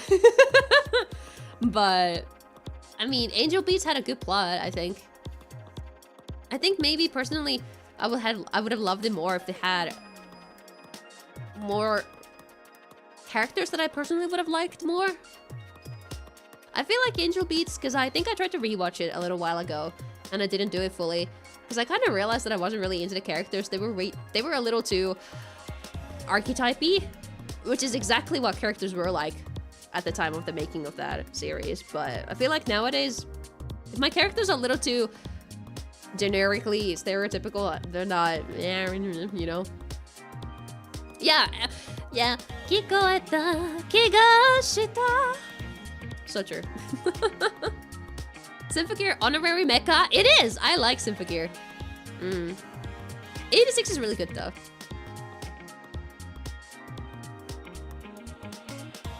Maybe Angel Beats remake. Actually, Angel Beats is a visual novel thing too, isn't it? So like, I'm assuming the visual novel was better maybe. With the characterization. Symphogear is like magical girls meet mecha. So it's like for the people who want their magical girls to look like their mechas. But I liked it.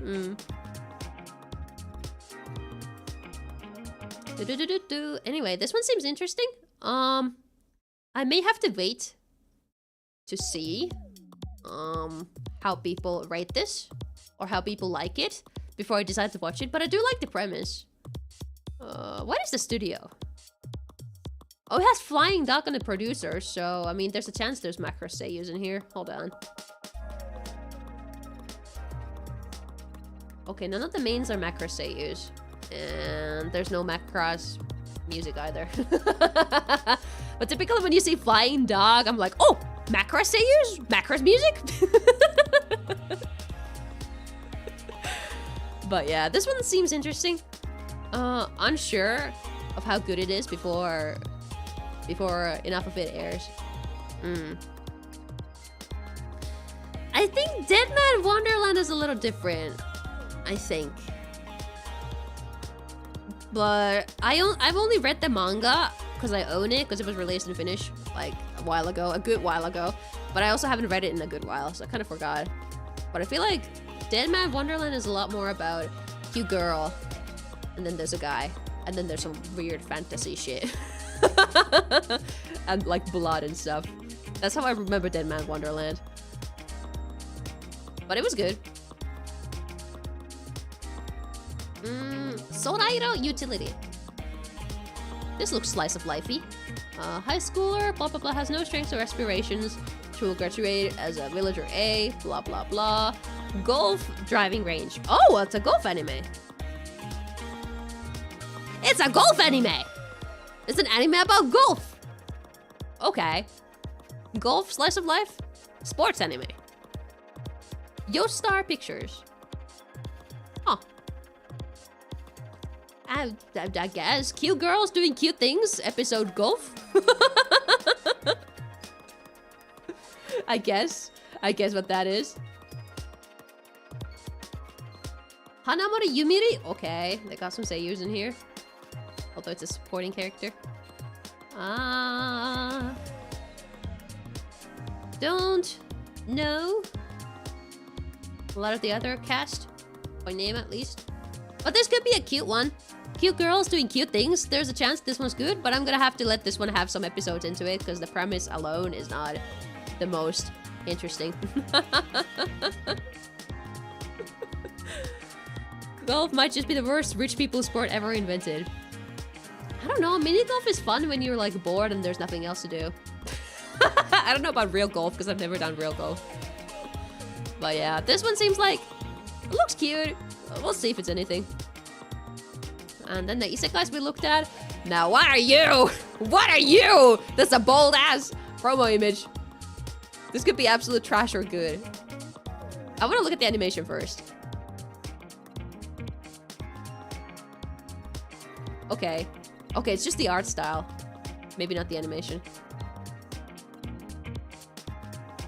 Or, no, it might be a little low budget.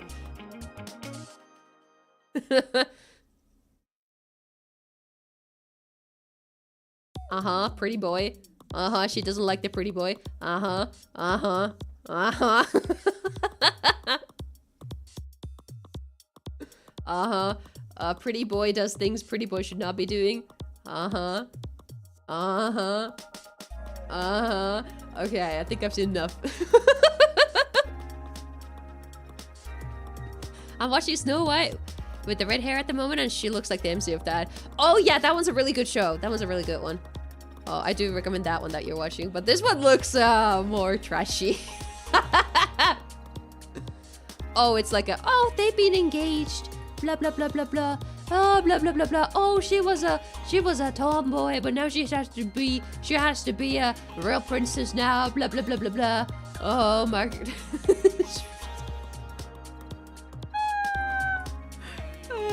This one looks like it's trash in a good way. I'll have to see what people think of this. What is the translation? I went to escape from princess lessons. The me who wants to escape the princess training. I want to escape from the princess training. I demand gourmet trash. Yeah, we'll have to see if this one's gourmet or not. Love how pretty some shoujo pro tags are. Yeah, like that's the thing. Like, do you understand why I have griefs with like the stupid isekai and main characters? What's up with men? Do you not want to look at pretty men? What's wrong with you? Why are you happy with the ugliest character, most basic, boring, lame-ass man? Why are you happy with that being your main character? I don't know. Girls like main characters that are at least a little pretty. They're not the prettiest character in the series. They're not, typically, because there's always that one character that's prettier or something. But, like, they're pretty enough that it's, like, fun to look at.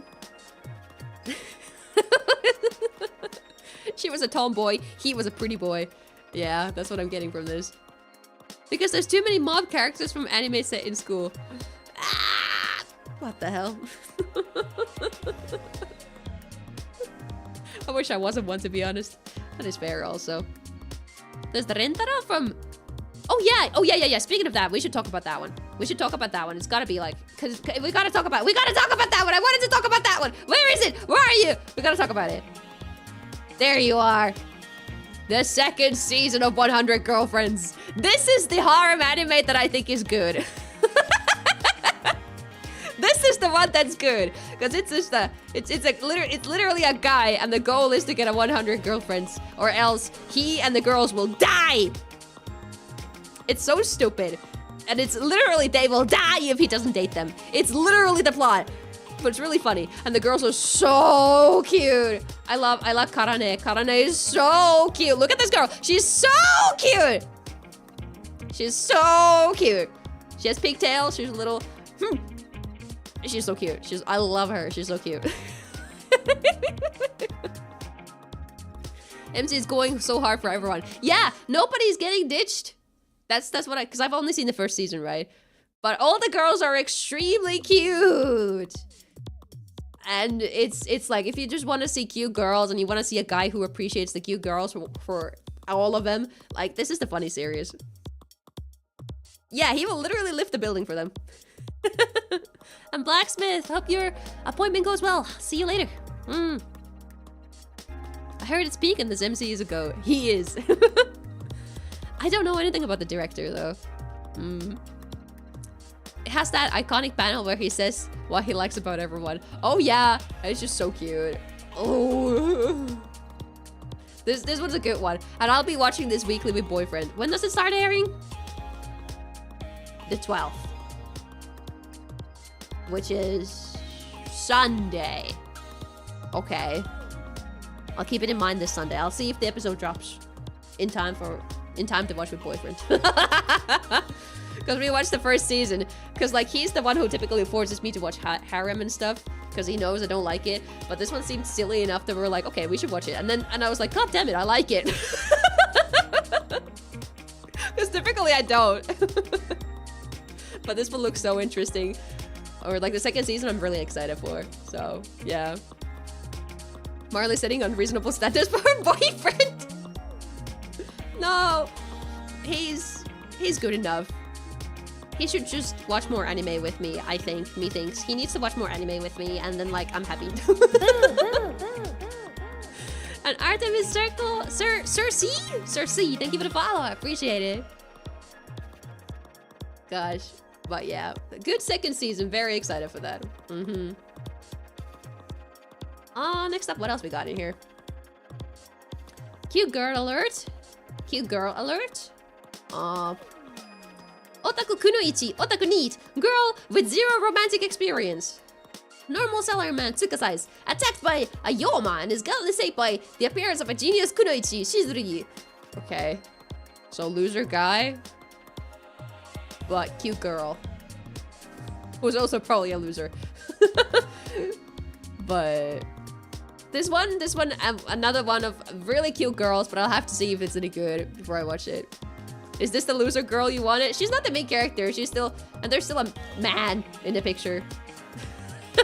Get the man out of here. Then we'll think about it. The cute loser girls.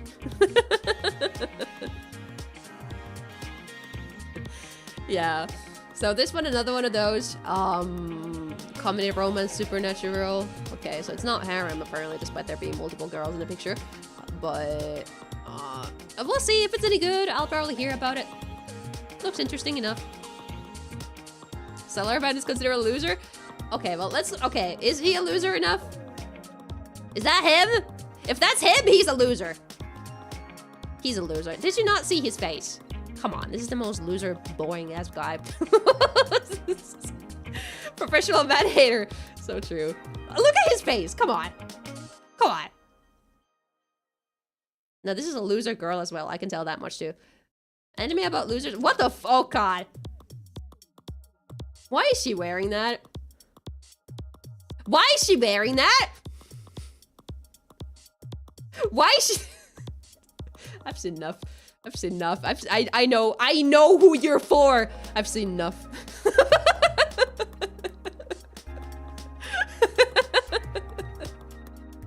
So they can remove the trousers in the home video release. No! I have many questions. Well, I'm sure they will be answered when you go watch the anime. Gabriel drop out but ninja. Maybe.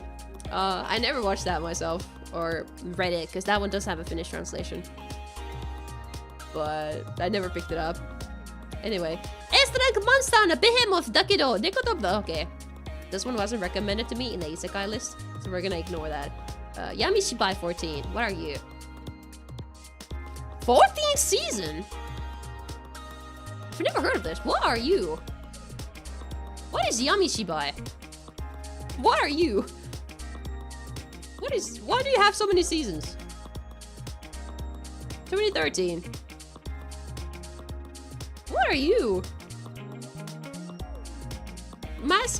Yellow mask storyteller appears at dusk where children gather. Sinister tales, Japanese urban legends. Kamishibai, traditional paper scrolling device, avoid blah blah blah. A series of short horror stories. Okay. Okay. 14 minutes, 4 minutes per episode. Now that explains why there's so many seasons of this. And still 4 minutes per episode. Okay. So, probably not my thing. Seems like a very episodic thing for horror enjoyers. Am I watching Dandadan? Yes, I finished it. It was like everybody says it is.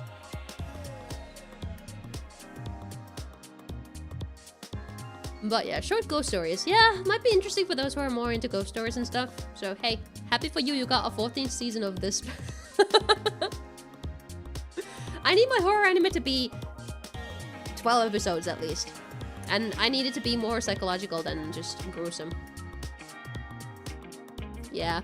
Yeah, it's cool. Yeah, I think it's cool that it's such a long-running thing. For 10 years they've been doing this thing. That's cool. You know, happy for the enjoyers of that. You hate ghosts, do you now? Only going to get better. I believe it. Now let's see. Momentary Lily. Ooh. Robotic invaders wiped out all life, but Renge fights to survive using her powers. With no memories, she roams the city until she meets 5 other young women, each with unique abilities. Together they make the most of their lives, cooking delicious meals between battles with mechanical monstrosities. So this is the mecha show of the season? As they uncover the secrets of their powers and pasts, they find strengths in their friendship. So cute girls with some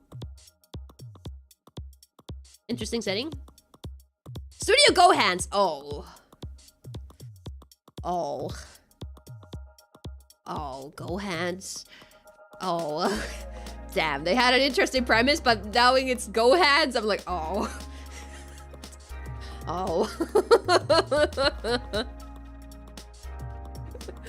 Is this still the current winter? Yeah, we're in the winter season right now. Maybe at most halfway through. You forgot what Go Hands did. Okay, let me show you what Go Hands did. Go Hands did this. Go Hands did this. What the fuck is happening? Holy shit. Let's skip. Holy shit, what happened? I did not watch this because I was too terrified. This is not even showing the bad scenes. Oh, is this more of the bad stuff? Like what is this? Like low-key, maybe someday I should watch this because like it's this is quoted by many people as one of the worst animes they've ever seen. Yeah, incredibly strange directing. What's the more recent one that they did?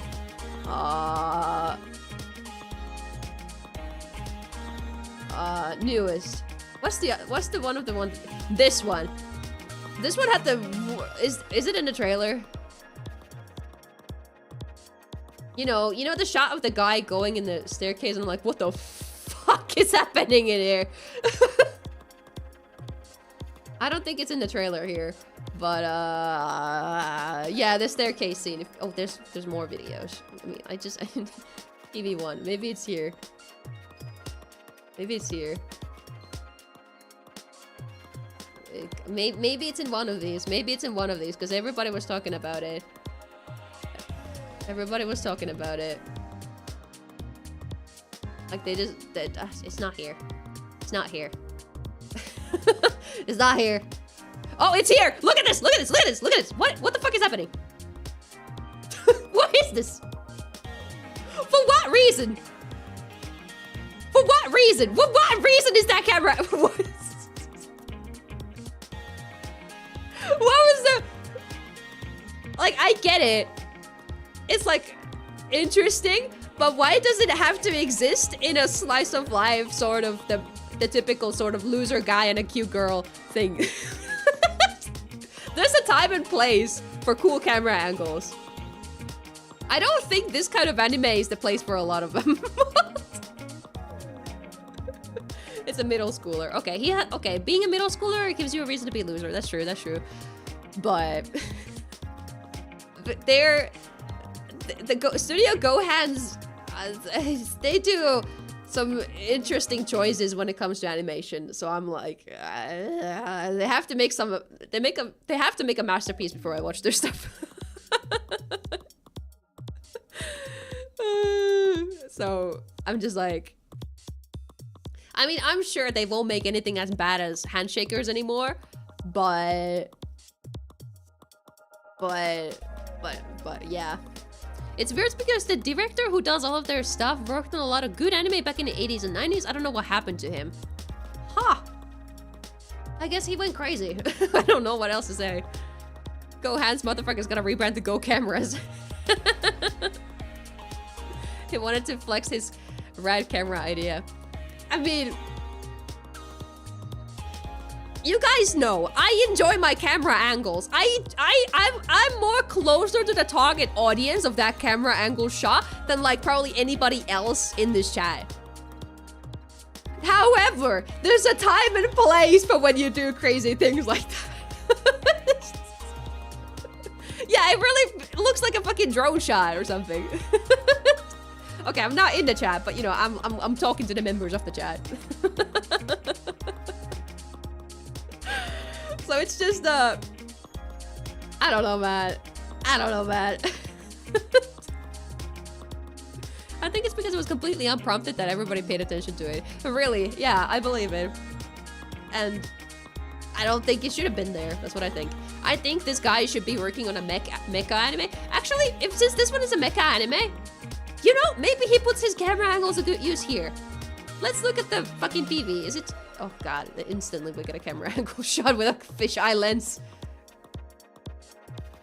I mean, okay, see, at least they're doing action shots. Even if the animation is still like... like, well... I don't know if they're blending 2D and 3D very well in here. But hey, at least he's doing action, so I can like, yeah, it makes more sense to have action with this kind of camera. But like there's something off about it. There's something off about it. Like, what are they fighting up against? Why are we not seeing what they're fighting against? What are they fighting against? What's the thing? What is that? Can we see what they're fighting against? Why are they... We're just seeing girls flying in air. What are they fighting? Okay, now that makes a little more sense. Like, girl, okay, she's just defending or something. Okay, she flew in there. Okay, makes sense. Okay, this shot looks well directed. But what is she fighting against? Also, her boobs did not need to do that. But we're not... What are they fighting against? Why is the camera not showing what they're fighting against? They have a lot of ambition, but don't have the talent to live up to it. That might be it. That might be it. That might be it. Also, I don't know what it is about the way they do hair. The way the studio does hair, but I'm also not really a fan of it. I don't know if it's the shading or if it's the way they animate it, but there's something about the way they do hair as well. And like, yeah, I don't know. Like it's like this looks better than Handshakers. I'll give it that. It looks better than Handshakers, but I still have no idea what they're fighting up against. Why is their entire trailer just about the girls flying in the air? Like, is this all they gotta show for this? All they gotta show for this show? Oh god, the boobs. Kunais? Okay. Also, there's no reason the camera needs to go like this right there. And what was the point of that fisheye eye zoom?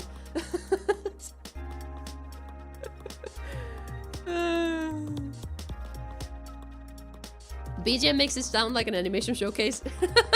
Yeah, they are just like... I don't understand what your anime was about. Okay, there might have been like an overlay of a voice speaking in there, but I didn't hear it. So looking at that, it's like, is there anything else than action shots in that? Right, why is the thumbnail them in a bikini? That is a good question. There was no bikinis in the video, was there? There sure were tits, but they were not. Oh my god. Let's move on. I think I'm gonna die ranting about Gohans. Good clickbait thumbnail. Oh yeah. Mahotsukai no yakusoku. Okay. Fantasy. Oh, it's an isekai. Okay, it's an isekai. Okay, we let the isekais get their... If they get good ratings, I check them out. A-rank party wo ritara. Okay, that's just another isekai. Akuyaku Reijou Tensei Oji-san. Huh? Huh? In his previous life in modern-day Japan, he was Kenzaburo Tondabayashi, 52-year-old civil servant, and now he's the villainess! Alright. Alright. From bureaucrat to villainous. Dad's being reincarnated. I might have heard about this one, actually. This sounds really funny, though. Alright. Okay, if this one gets good ratings, I'm watching it. That sounds funny. Just an old guy become a villainous. Alright, see, so, I don't know. I'm down for it. Sounds fun. Cool. Let's move on. Around 40 Otoko no Isekai Tsuhan. Eh? That's an ecchi, so ecchi and isekai. I think I'll skip that one. Vampire! What is this vampire anime? What is this image? Mori Ranmaru works as a live-in part-timer at a long-established public bathhouse. Okay, that explains the thingy. His true identity is a 450-year-old vampire. Okay. Seeking the ultimate taste of the blood of an 18-year-old virgin. He continues to protect the virginity of 15-year-old Rihito, the only son of the bat. Oh, so he... Okay. Okay, so this is gay. Crisis arises as Rihito reaches puberty. He falls in love at first sight with a girl in the same class. Rihito's virginity must be protected at all costs. Love shall not be allowed. Ranmaru's desperate Operation Virginity Loss Prevention begins. Okay. What is this? It is BL. Okay, it is BL, but it's comedy. Okay. I don't think I'm the target audience for this, but sounds funny. I'm sure somebody will love this shit. Alright, let's move on from that. This looks like a kid's anime. That one's another one of the long-running kids series. Okay, this one looks promising. Dose koishite shimaunda.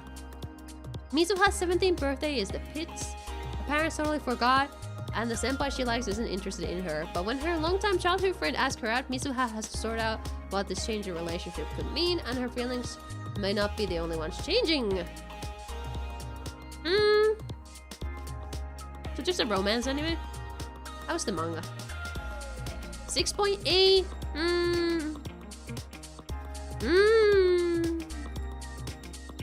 Could be good, could be meh.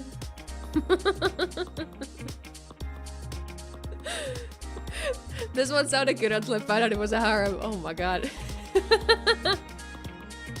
Oh, it is harem! You're right! Reverse harem! Huh! Damn, okay. I mean, I'm probably not the target audience for this either. But hey, if people love it, it gets good ratings, maybe I'll watch it. Now here's Dr. Stone. We finally have Dr. Stone. We can talk about it because I believe, isn't this supposed to be like the last season of Dr. Stone, or at least like we're getting to the ending of the series? Aren't we? I would think so, right? Because it really felt like based on where the last season ended, it really seems like they're reaching the final arc. Yeah. So, for those of you who've never seen Dr. Stone, what would happen if a genius guy was sent to like 5,000 years into the future or something, and humanity is like almost dead except for like him, because he wakes up from a statue or something, because humanity was wiped out by a space laser or something. And then he's like, damn, okay, I guess I gotta make civilization myself, because I figured out why I got out of this rock. And then he's like, okay, let's make a smartphone or something. So, how it's made, but like anime, but it's like guy. And also, I'm terrified of the manga art style. So, I recommend the anime, because I'm terrified of the manga art style. The girls look scary. You already read the manga. You're stronger than I am. I am too scared to even consider reading it. All depends on how many episodes. It is a question mark in here. It is a question mark. So maybe they'll do the end of it. Maybe. Hit two rocks together to build a lightsaber. Basically, survival crafting game, the anime. Yeah, that's what I. Yeah. You did it. You did it. Yeah. Crafting game, survival, but you're a genius, and then you find some friends along the way. Dr. Stone is good. If you've never seen Dr. Stone. Farmagia. Now this looks like a farming game. A game of the same name. Okay. After the death of blah blah blah ruler, despotic overlord, blah blah blah seizes power, blah blah blah blah blah blah blah blah blah blah blah. Command an army of monsters to explore and battle across the treacherous lands of Underworld, collecting resources to take back your farm. There you upgrade your skills as Farmagia, growing more monsters to nurture and developing their new traits to aid your battle against Glass and Orach, blah blah blah. So farming monster, is this like Monster Hunter, but if it had farming in it? It's probably fine. They don't got a lot of Asian Kung Fu Generation. That was like a big band, isn't it? Okay, so they got something on it. What is the studio on this? Bridge? What have you done?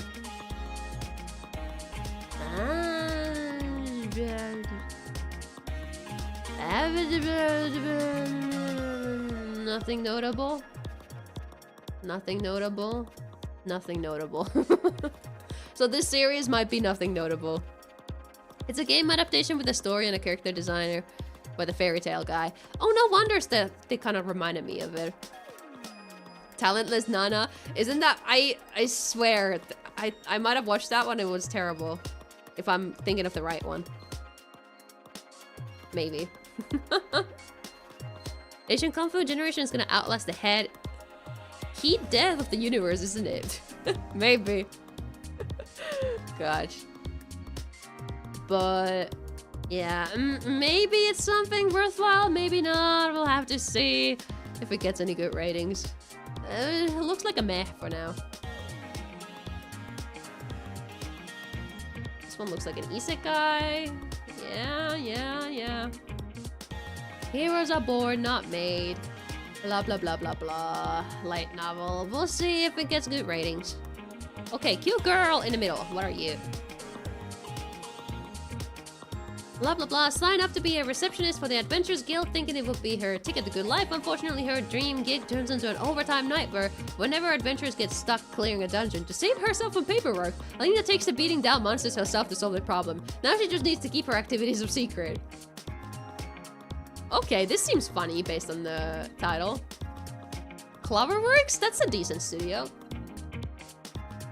Takahashi Rie? I know this bird. I know. Who are you? Oh, Megumin. Okay, Emilia. Okay. Hoshino Ai. Okay. Yeah, I know this. Yeah, this is a Seiyu. It's a Seiyu, alright? It's a Seiyu, alright. Okay. Yeah.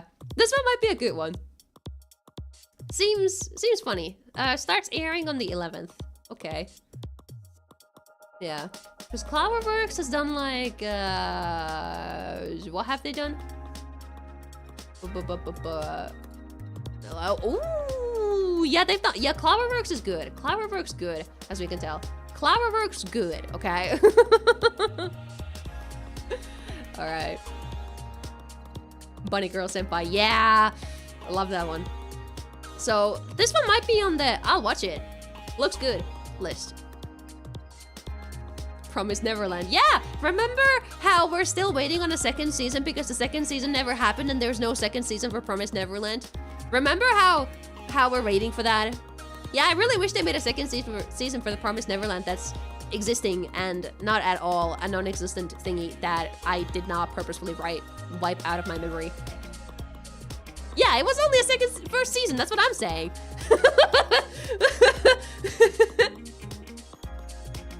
It's never happening. Damn, I wish it did. Damn, I wish it did. God damn. I read the manga for that one. I was actually so... That's one of the few times I've read a manga digitally because I was so into the series. And I'm so mad that we never got a second season.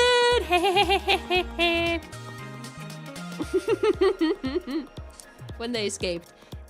Yeah, I mean, it does not end there if you read the manga, and the rest of the manga is also really good, but the anime ended there. There's nothing after in the anime after that.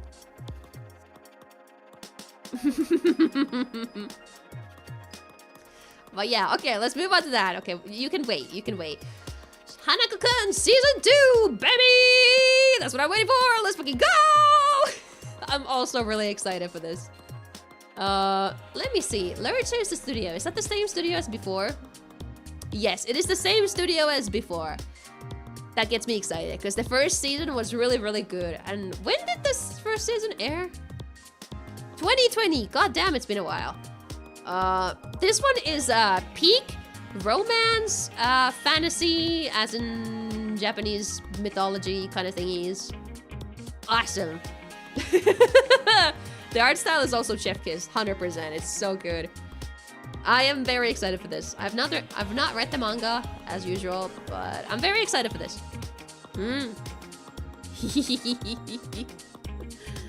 I might even rewatch the first season, maybe. Although I remember it, it was just that good that I might just rewatch it. Though, yeah, this one starts airing on the 12th also, so very excited for that. Nina's too cute. Yeah, the main girl is a really cute girl. She's like the cutest girl. It's so cute. A cute girl, and I mean the main boy is a cute boy as well. A little scary. Ogata Megumi Seiyu. So every time I hear, the only thing I can hear is Shinji. The only thing I can hear with Ogata Megumi is Shinji. So it's a little silly for me to be like, oh, Hanako-kun, he's a cool guy, but then he sounds like Shinji. So that's maybe the only grief I have with this. But like, that's just a me personally thingy. I hear Shinji, I'm like, loser guy. But no, Hanako is not a loser guy at all. But yes. Do watch Jibaku Shonen Hanako-kun if you guys have not watched it yet. It is so good. It is so cute. It is so awesome. Cute girl, cute guys. Oh wait, oh my god, wait. There's this one girl in here. This girl looks a lot like Gumi, and I'm like, she looks a lot like Gumi. I love Gumi. This girl is so cute, looks wise. First season opening is goated. I forgot what the opening was, I'm not gonna lie. Number 7 by Jibaku Shonen Band. Okay. I did completely forget that, but I'm sure it's a banger. It's not Gumi, that's what I'm saying. That's what I'm saying, but she's really cute. Oh, it's a good anime. This one's really one of the highlights of the season.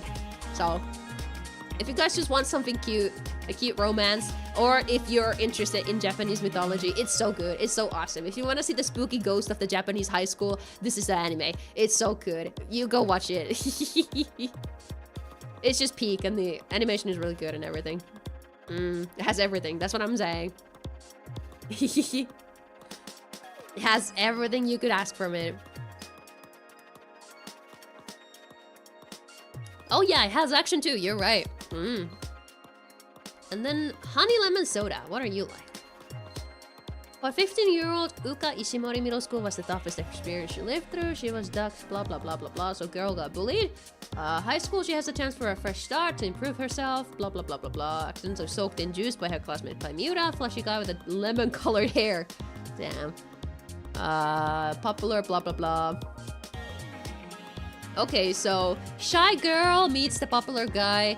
Episode 560, because there's been a lot of anime like this before. Yeah, shoujo, I can tell. Yeah, this is a very generic shoujo, I can tell. How's the manga? 7.6?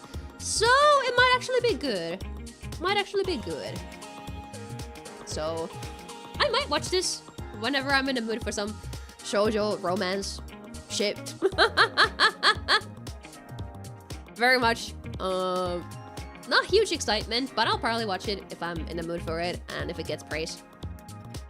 Yeah, it's like it screams generic shoujo. It's screaming that.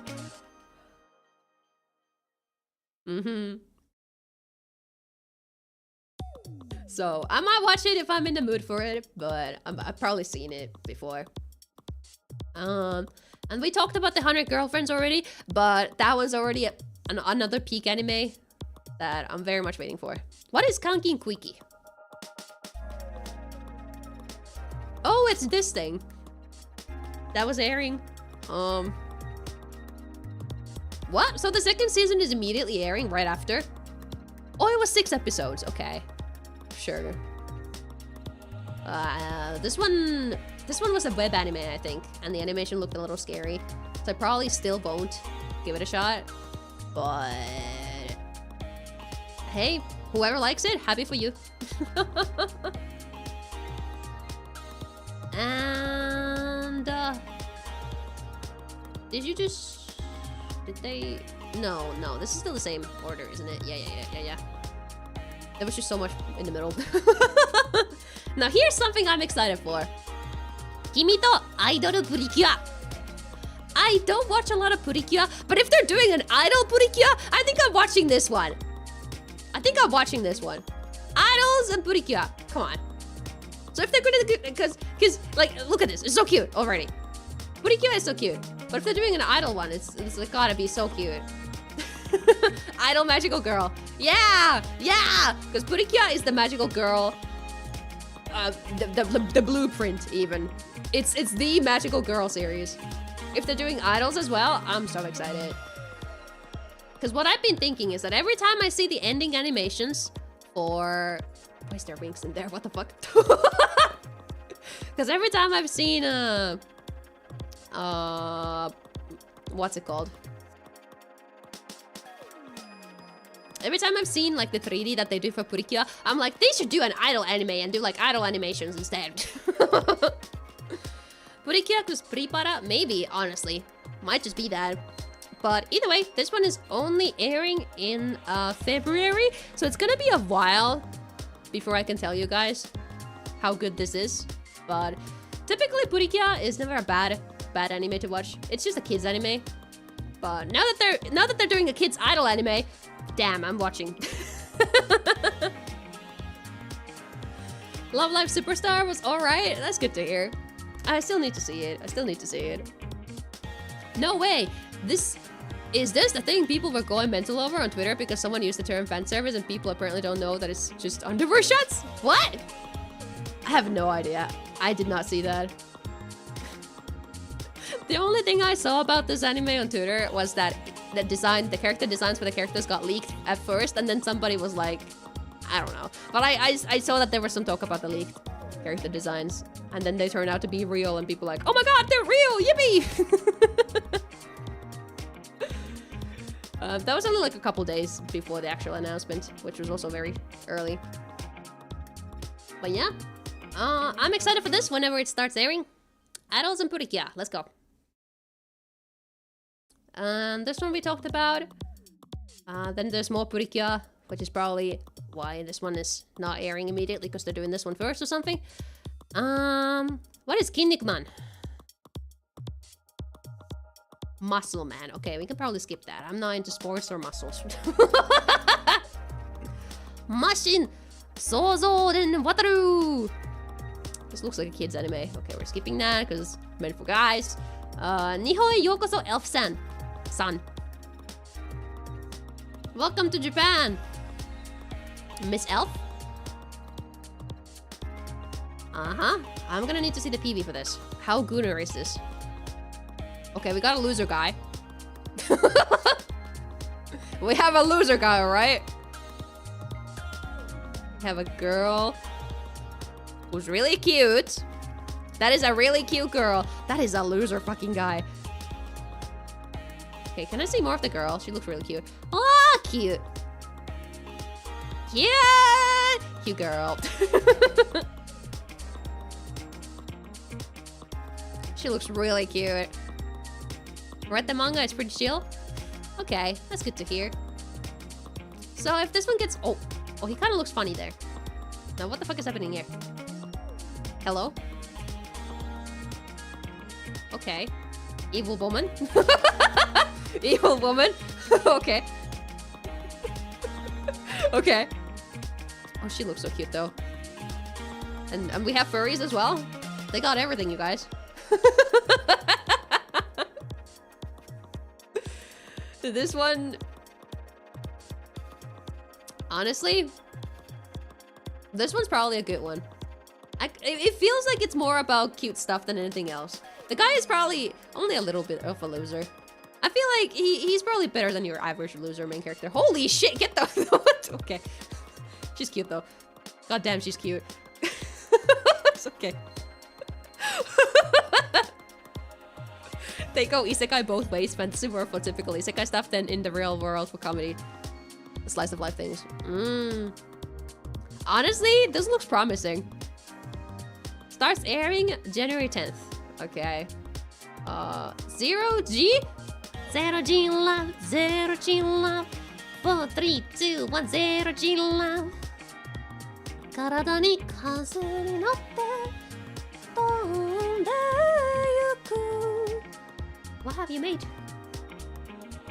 I don't recognize any of these. I don't recognize any of these series.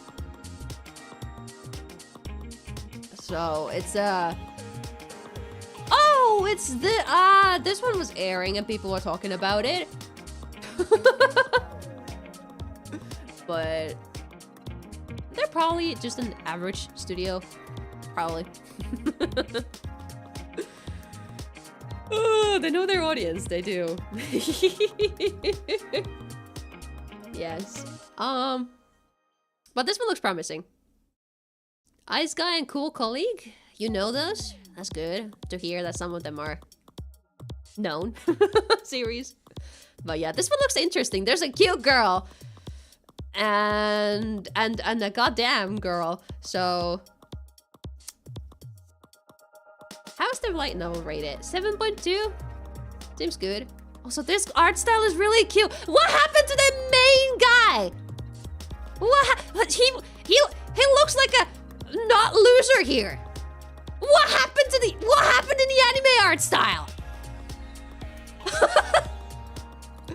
Okay, so he's confirmed not a loser guy because he just budget. God damn. Probably.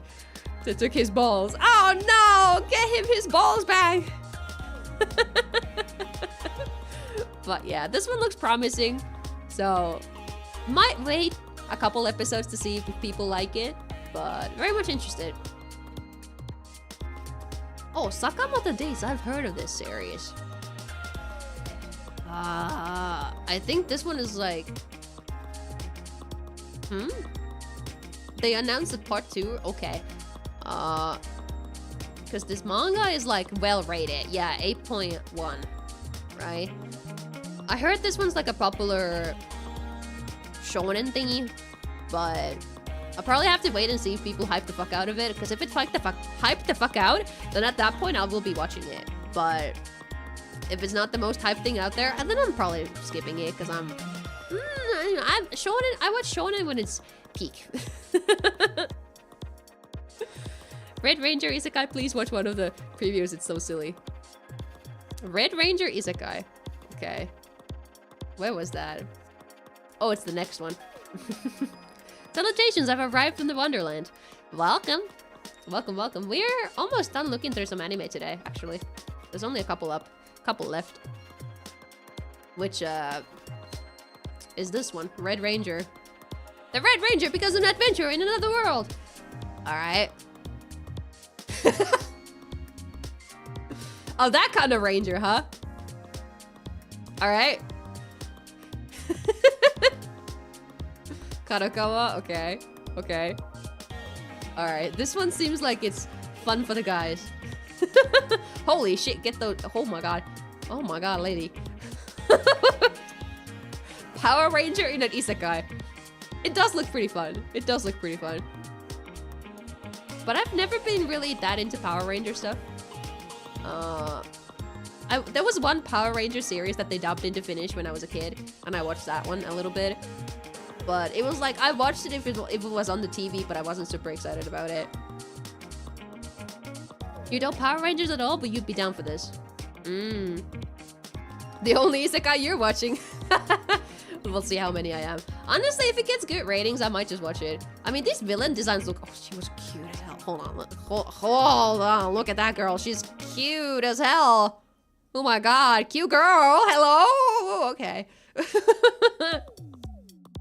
So this one is interesting. If it gets good ratings, I might watch it. Oh, it's Satellite! It's Satellite! That's the Macross studio that they're not doing Macross anymore. That's Macross! You got Macross! Macross! And AKBs that are 48! Macross, you guys! Macross! And Symphogear, I guess. And Sugar Okay. They did Symphogear, they sure did. Honestly, Satellite is kind of goated, I think. Satellite goated anime, I think. Oh my god, so many Chris Yukine. By the way, Chris is my favorite from Symphogear. I love her. She's cute. But yeah, okay, if it's a... Okay, Satellite anime, fine. Fine, I might be watching this one. But I think I might wait until there's enough episodes to binge it. Base Ghost Woman. Yeah, I'm a Macross enjoyer. Hell yeah. Alright. That's fun. Oh, and then this one. Alright, this one's also Satellite. I know about this one also because the opening theme has Yoshiki Fukuyama. So literally fucking Basara from Macross. They got Basara singing on this, but I've never actually seen the original. Never actually seen the original. I probably should, because everybody talks about this mech anime. I really probably should. I really probably should. They got a Gabriella Robin on the... Okay, that's my Macross music. Okay. Okay. Oh, it is Kawamori Shoji. Of course, it is Kawamori Shoji. Of course I know about it. I really should watch this. I really should. So, I don't know what it's about. And there's no synopsis for this. Cool. But I really should watch the original at the very least. Is this one by... It has Yoko Kanno on the OST. It has Yoko Kanno on the OST, you guys. On the new one. Even if there's no... No. You know what that means? If there... You know what that means? If we don't have... What was the fucking name? I keep forgetting. If we don't have Kawamori Shoji working on this new thingy, then I think he's busy working on the new Macross, right? Which means the new Macross trailer is only a couple months away. Surely the new Macross trailer is almost here. Yeah, this one's probably original.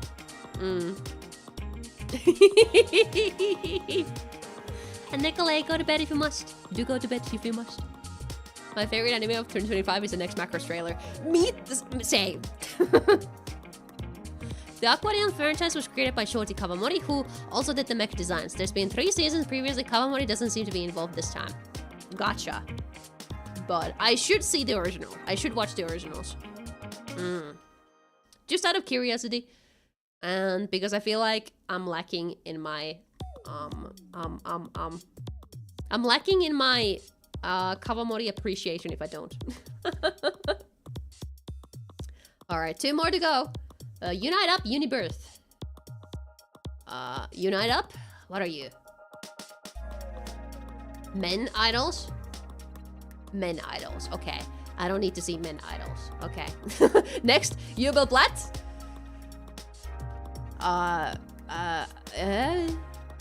Rumors stir throughout the land. When the wielder of the black sword draws his dark blade, all who stand in his path are torn asunder. Kuin-Zel, the mysterious young boy who carries the black sword, undeniably wields it with exceptional skill, but can he truly be responsible for the bloody rumors? Pursued by the traitorous lances, more powerful warriors were thought. Okay, I think I've read enough. This one has satellite on it. It is seinen. And how is the original manga rated? 7.6. It has elf men. Okay. If I can stand men, Elfman is a pretty good way to get me into men. I don't know. Interesting. If this is done well. Okay, how does the animation look? Oh my god, there's blood. Okay. Oh my god, he's just fucking died. Plot-wise, this seemed like it's a little... Oh my god, it's just a fantasy thingy. But...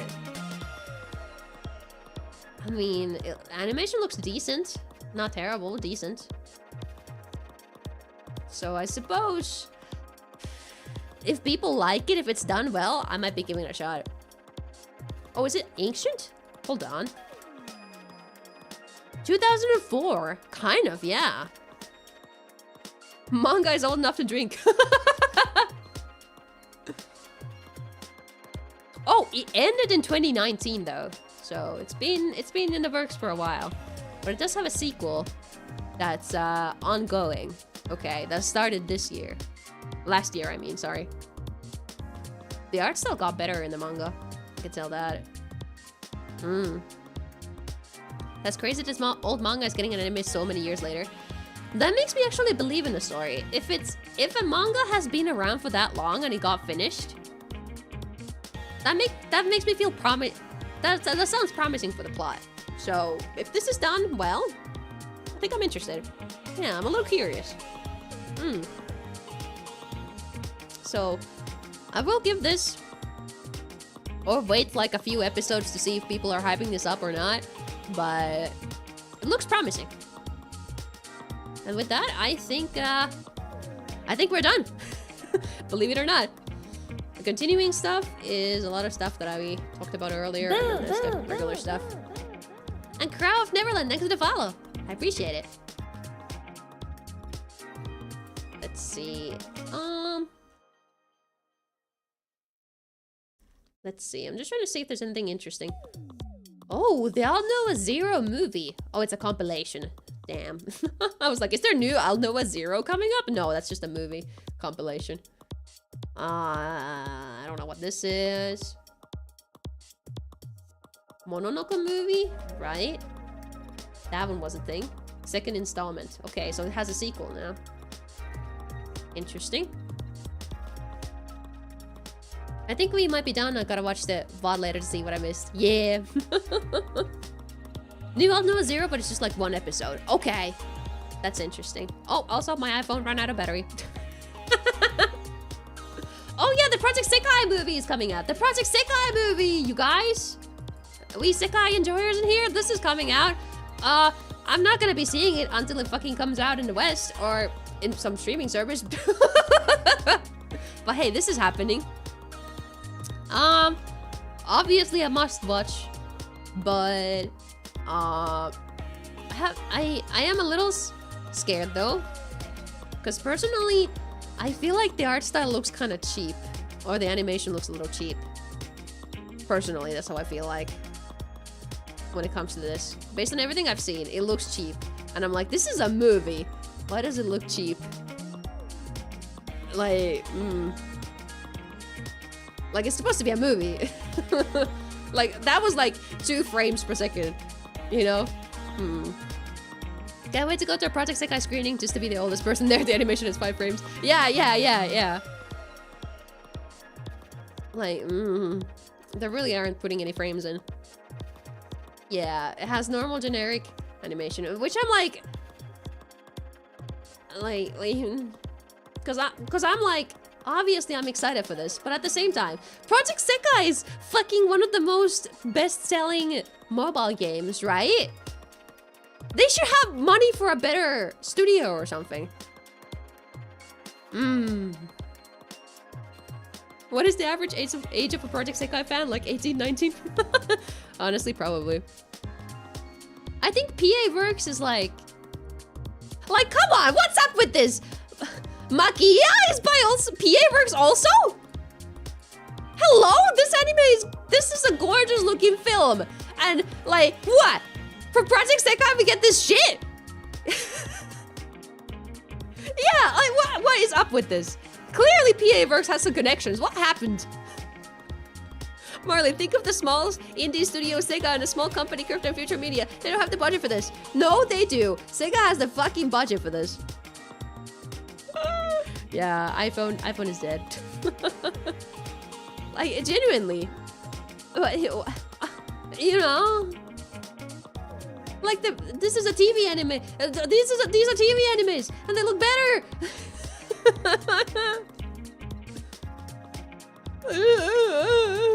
Like, come on, PA Works. A lot of their shit is gorgeous, and this thing came out like a year ago. Yeah, I suppose Checo's being as cheap as, cause like, and this one was also like really recently, and it was really cute. Oh my god, like they got an established studio, but then like, okay, well they've made some worse stuff over the years as well, but like, not that much actually. Actually, what the hell? Yeah. All the budget went into Miku V6 instead. It really did. We got robbed. I'm saying we got robbed. Cause okay, cause like Project Sekai has released like anime PVs before for some songs that have like some animated stuff in it for like their anniversaries and stuff, and like those had a little bit of a cheap animation, and I was like, okay, that makes sense. It's just a mobile game, so if they make a little anniversary 2D PV, that's fine for it to have a little silly animation and not the best thing out there. But when you're making a budget, or you're making a, like, you know, a movie, a little hour 45 minutes movie, you get a proper studio. My god.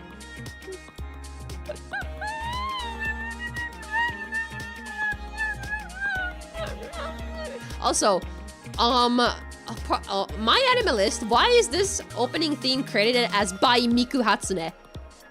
Huge pet peeve right here. Why is this credited as by Miku Hatsune? This song was made by Deko Nina and Sasakura UK. It was Sasakura UK and 40 m P. That's what it was, right? Not Deko Nina. But like, come on, put the actual names of the creators there. Yeah, don't you love Moonlight Sonata by Piano?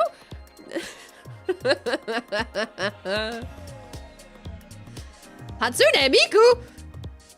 Nice. Yeah, that's my feelings. I hope the story carries this. I really hope the story carries this. But you know why I'm scared of the story for this movie also? It's because they're including every character from the game, every unit in the game. And there's like fucking 16 characters or something. So they're making this random new Miku the main character. understandably. And then she goes around and meets the other characters or something. Or she's lost and then they want her to find her way home or something. That's the main plot, I think. So I'm scared that this is gonna be a meh movie. Because it's very hard to do an anime where you have like a huge cast and it's only a movie. Yeah, there's not gonna be enough screen time. Yeah. So, I don't know, man. I don't know, man. I don't know, man. I'm scared of this thing. I'm scared of it. The movie is going to be so cooked if the story and characters are not well written. 100%. It really needs to have good story. The characters are well written, but that's in the game. And I'm afraid they don't have... And this is targeted at people who probably played the game already. So... But I'm afraid some people will watch this who have never played the game. And then it's gonna be like, oh, but all the characters are really shallow because they expect you to play the game. Yeah. Hi, that's basically me. No! Yeah, it ain't looking good, but I'm being pessimistic about this, but I'm praying that it's good. I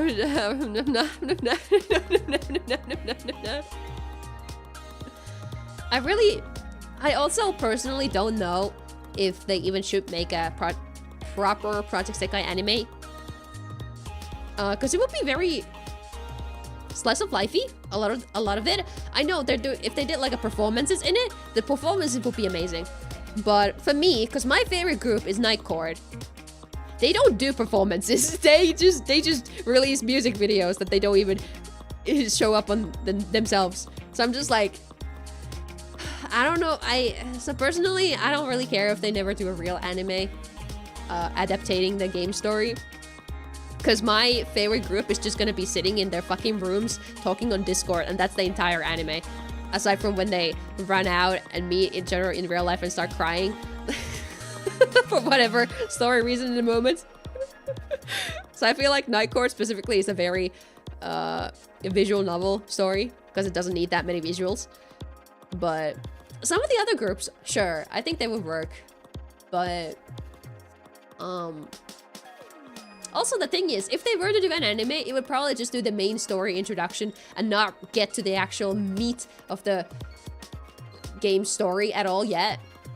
Which is also like an, oh my god, we have to sit through the mediocre introduction stories for the characters, and then only after that, if they decide to do second seasons, then they can get to the meat of the series. Sitting in the same room chatting on Discord would make for a banger stage play. Maybe. I haven't really seen many stage plays, if any. I'm not sure. Maybe there's a possibility. But yeah, I am scared for this movie. You will hear when I've seen it, and you will hear me be very passionate about whatever the end result ends up being. We could probably adapt most of Night Court's first year in an anime season or two would be possible. Right? Yeah, the iPhone is charging. It is. I have not read Vivid Bad Squad, no. I haven't had time. I should read More Jump because I care about More Jump the most after Night Court, but I haven't done it either.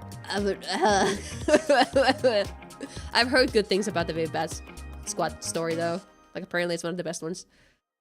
But I don't know how to feel about a Project Sekai anime, and this is not making me feel any more optimistic about it. I fear the ghost woman may incur her wrath of Hatsune Miku onto the masses if it's bad. I could. Yeah, Dan, we talked about that earlier, so you missed it. And I don't really feel like going back into it because I feel like I don't really have the most interesting opinions about Dan. Because everybody has already said what they think about it. And I'm just, yeah, that's true. It's cool. It's great. Yeah, it's hype. I can tell. And that's about it. I think we might be done though. Oh wait, there's a movie sequel to Senpai wa Otoko no Ko. Oh, I forgot I even made this in my plan to watch. That's cool. Yeah, I'm gonna watch this whenever it comes out in streaming services. That's cool. Because Senpai wa Otoko no Ko aired last summer, I think. Yeah, it aired last summer season. It's very good. It's very tactful at sort of gender issues and that sort of stuff. Gender and sort of sexual identity, that sort of stuff. It was very good. It was a good watch. So if those themes interest you, it's a good watch. That's my hot take about Dan Dan. The final episode was ass and it was low-key disappointing. It was a very bad cliffhanger. Yeah, that's what I'm thinking. It ended on a cliffhanger and I'm like, okay, well, I guess I have to wait later to hear things about what happens. Oh, and this one is interesting too, actually. The Rose of Versailles. Don't ask me how to pronounce that. I'm not French. But... So this one's a classic manga from 1972 to 73. It's a fucking classic and the mother of like probably a lot of shoujo. But I've never read it, so I'm very interested to see how this will look. Oh, actually, because the art style looks gorgeous from what I've seen before. Like they've done a gorgeous job at adapting the art style, I think. So I'm very interested in how this movie will look out. So I'll probably watch it at some point. Yeah, I'm also intrigued. Versailles, okay. But yeah, so this one's just very intriguing. That was smooth 3D, I'm not gonna lie. That was well hidden in there. So yeah, you can tell it has a lot of thought has gone into adapting the art style and everything. So I'm excited to see this whenever I get the chance to. France? I know. Yeah, it's the art style alone makes me want to see it, honestly. It's just a classic. Oh, and they got Sawano Hiroyuki on the music? What? I do not imagine Renaissance or whatever France and Sawano Hiroyuki in the same setting. French Revolution. Yeah, oh! Sawano Hiroyuki. For context, this is like the most EDM guy ever. Well, like EDM anime songs, you know. So okay, that's interesting. I do love his stuff though, that I've heard. Fucking love when anime studios keep the classic old school art style, but modernizing them just ever so slightly. Yep. Very good. Yep, it is very much appreciated. But yeah, I think with that we're officially done. We should be. Should be officially done, because yeah, none of this... Oh, this is the I'll Know a Zero episode. Right. Very excited for that. 24.5, so it's not really a real episode, huh? Maybe the day I rewatched I'll Know a Zero is when I watched that one also. Because it's been forever since I watched it. I already considered rewatching it at some point, but then I got distracted and watched something else instead. But yeah, basically, Winter 25 looking pretty hype in terms of sequels. Just to round up my thoughts, Solo Leveling we'll be watching. Watakekko, super excited. Medalist we'll be watching.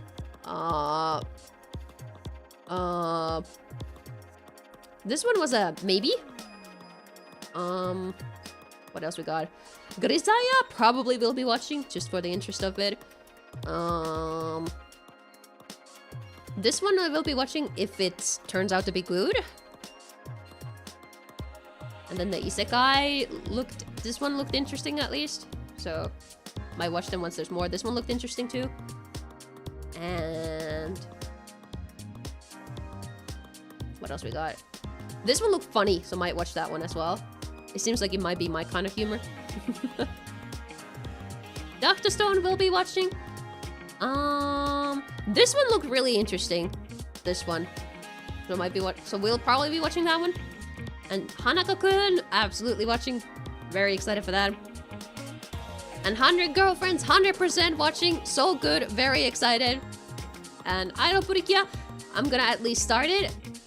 There's always a chance I'll drop it because they tend to go on for like fucking hundreds of episodes. Well, maybe not, but I want to at least give it a start. And more of this. The Kusuriano Hitorikoto, 100% watching. Forgot the English name. Will be watching. Must watch. Very excited. And then we got this cute elf girl. If it gets good ratings, I'm watching that one. Look real funny. And yeah, Aquarion, probably I'll try to get into it. We'll see. 100 Girlfriends gets more boring in the manga the more chapters you go in. Oh, that's fine. I'm still excited to see it. And then of course the continuing stuff like Chi, super excited. Ano Hako, 100% still watching. Shangri-La Frontier, very excited about that too. It's my new sort of shit to be looking at. Is there anything else? Probably not. Nope. It's all that. And none of this stuff. And yeah, I think that's it. Read the manga, so entertaining. Elfson is a must watch. Oh, I see. But yeah, so that's it to wrap it up. Let's go back here. And let me see if my phone has a little more charge. 5%. Okay. I might as well not bother. Might as well not bother. That's not enough to last more than like a couple minutes. Shangri-La reminds me of SAO with the premise. It is like SAO, but it's a lot better, in my opinion. More likable characters. Though less waifus, I guess, if you cared about that.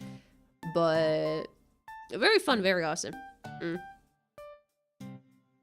But yeah. With that, I kind of want to figure out where to shove you guys. And then, yeah, then we're done for today. Shop. Let me close those tabs. Shop. We got a decent amount of people live currently. And how's the YouTube stream doing? Still going? Yeah, YouTube stream looks fine too. Because I never fully look at it. I'm like, wait, has the YouTube stream? What if the YouTube stream died at some point and I never noticed? YouTube chat, remember to like and subscribe. So true. Get me to YouTube partner so I can give you emotes that you can pay for to use.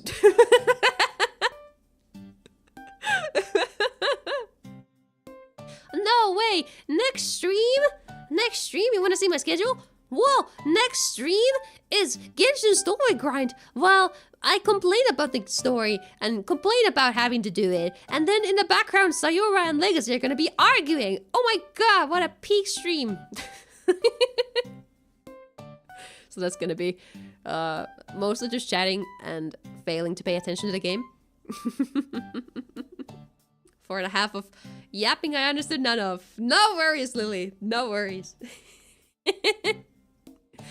But then do pay attention to what's happening on Saturday. My ghosties. There's gonna be something very awesome, very great, very exciting. Be there for amazing things and some announcements as well.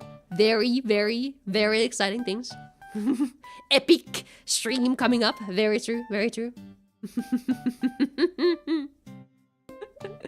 You will not watch Macross on Saturday. You will be watching the GhostGirlMarlie stream. I believe that. But yeah, so that's happening. Maybe they're a big stream. Let's go. Awesome. YouTube subscribe for Saturday fun. So true. Twitch, follow. Give all those follows if you're new here today. Also check out my other socials. I have a Blue Sky. I have a Twitter. That's about it. Oh, we have a Discord server. That's right. Come yap with the Ghost Girl off stream. Yippee! And that's all. Don't forget to use your Twitch Prime or whatever. Consider buying my voice pack or gifting me things on Throne. All of that stuff. But let me say this. Don't waste too much money on me right now. There might be something related to what's on Saturday. You know, so you don't shove everything at me right now. Just be prepared, okay? Be prepared. Consider feeding the mods. That is a good one. I mean, they're safe and sound and everything is awesome. Yes, I are the cutest mod. So true. I think that's all the plugging I got to do today. Show. I'll shove you guys somewhere. Question is where? Question is, where do I shove you guys? Where do I shove you guys? Honestly, since I don't know these people too well, do you guys have any raid recommendations? I haven't asked for one in a good while. You guys got raid recommendations for Twitch? Anybody you know is awesome. You're gonna go watch anyway. Currently live. We're taking those recommendations right now. In the meanwhile, let's look at let's see how far. Oh, I have 10% now. Cool. Let's see how far 10% of battery. Let's just go. Someone is doing art celebrating 200 followers. Frikey. Frikey. What are they up to? Bum. They are not live. They are not live. Last time I recommended someone, I forgot that their raid music was something scary. But sure, Leo, we can go with the one you got. Why not? Let's go to the little celebration. Art streams are basically yapping streams anyway, aren't they? So that sounds like it's a good one. Good one to transition to after being here. Iyomoko? That's a cute name. Art style adorable? Oh, hell yeah. I'm always down for adorable art styles. Let me see what they're up to. Oh, that is a cute art style. Oh, and they just started. That's perfect. That's perfect. I can just send you guys over there and be like, haha, goodbye. Awesome. Alright, let's start the raid. Before I do any more unnecessary yapping. There we go. Shoving you guys that way. Yippee! And yeah, thank you guys so much for coming to the stream today. I had a lot of fun yapping about anime. I do love yapping about anime. I will not stop yapping about anime. And yeah, I'll see you guys again on Friday for the Genshin yapping, and we're just gonna be sitting here in pain. If you wanted to see the Ghost Girl in pain, Friday is your stream. I will be in pain trying to skip through the story. Skim through as much as I can. So that's something. But yeah, aside from that, I got nothing else to tell you. Enjoy anime, enjoy whatever else you're gonna do with the rest of your day, and I'll see you guys later. Bye bye.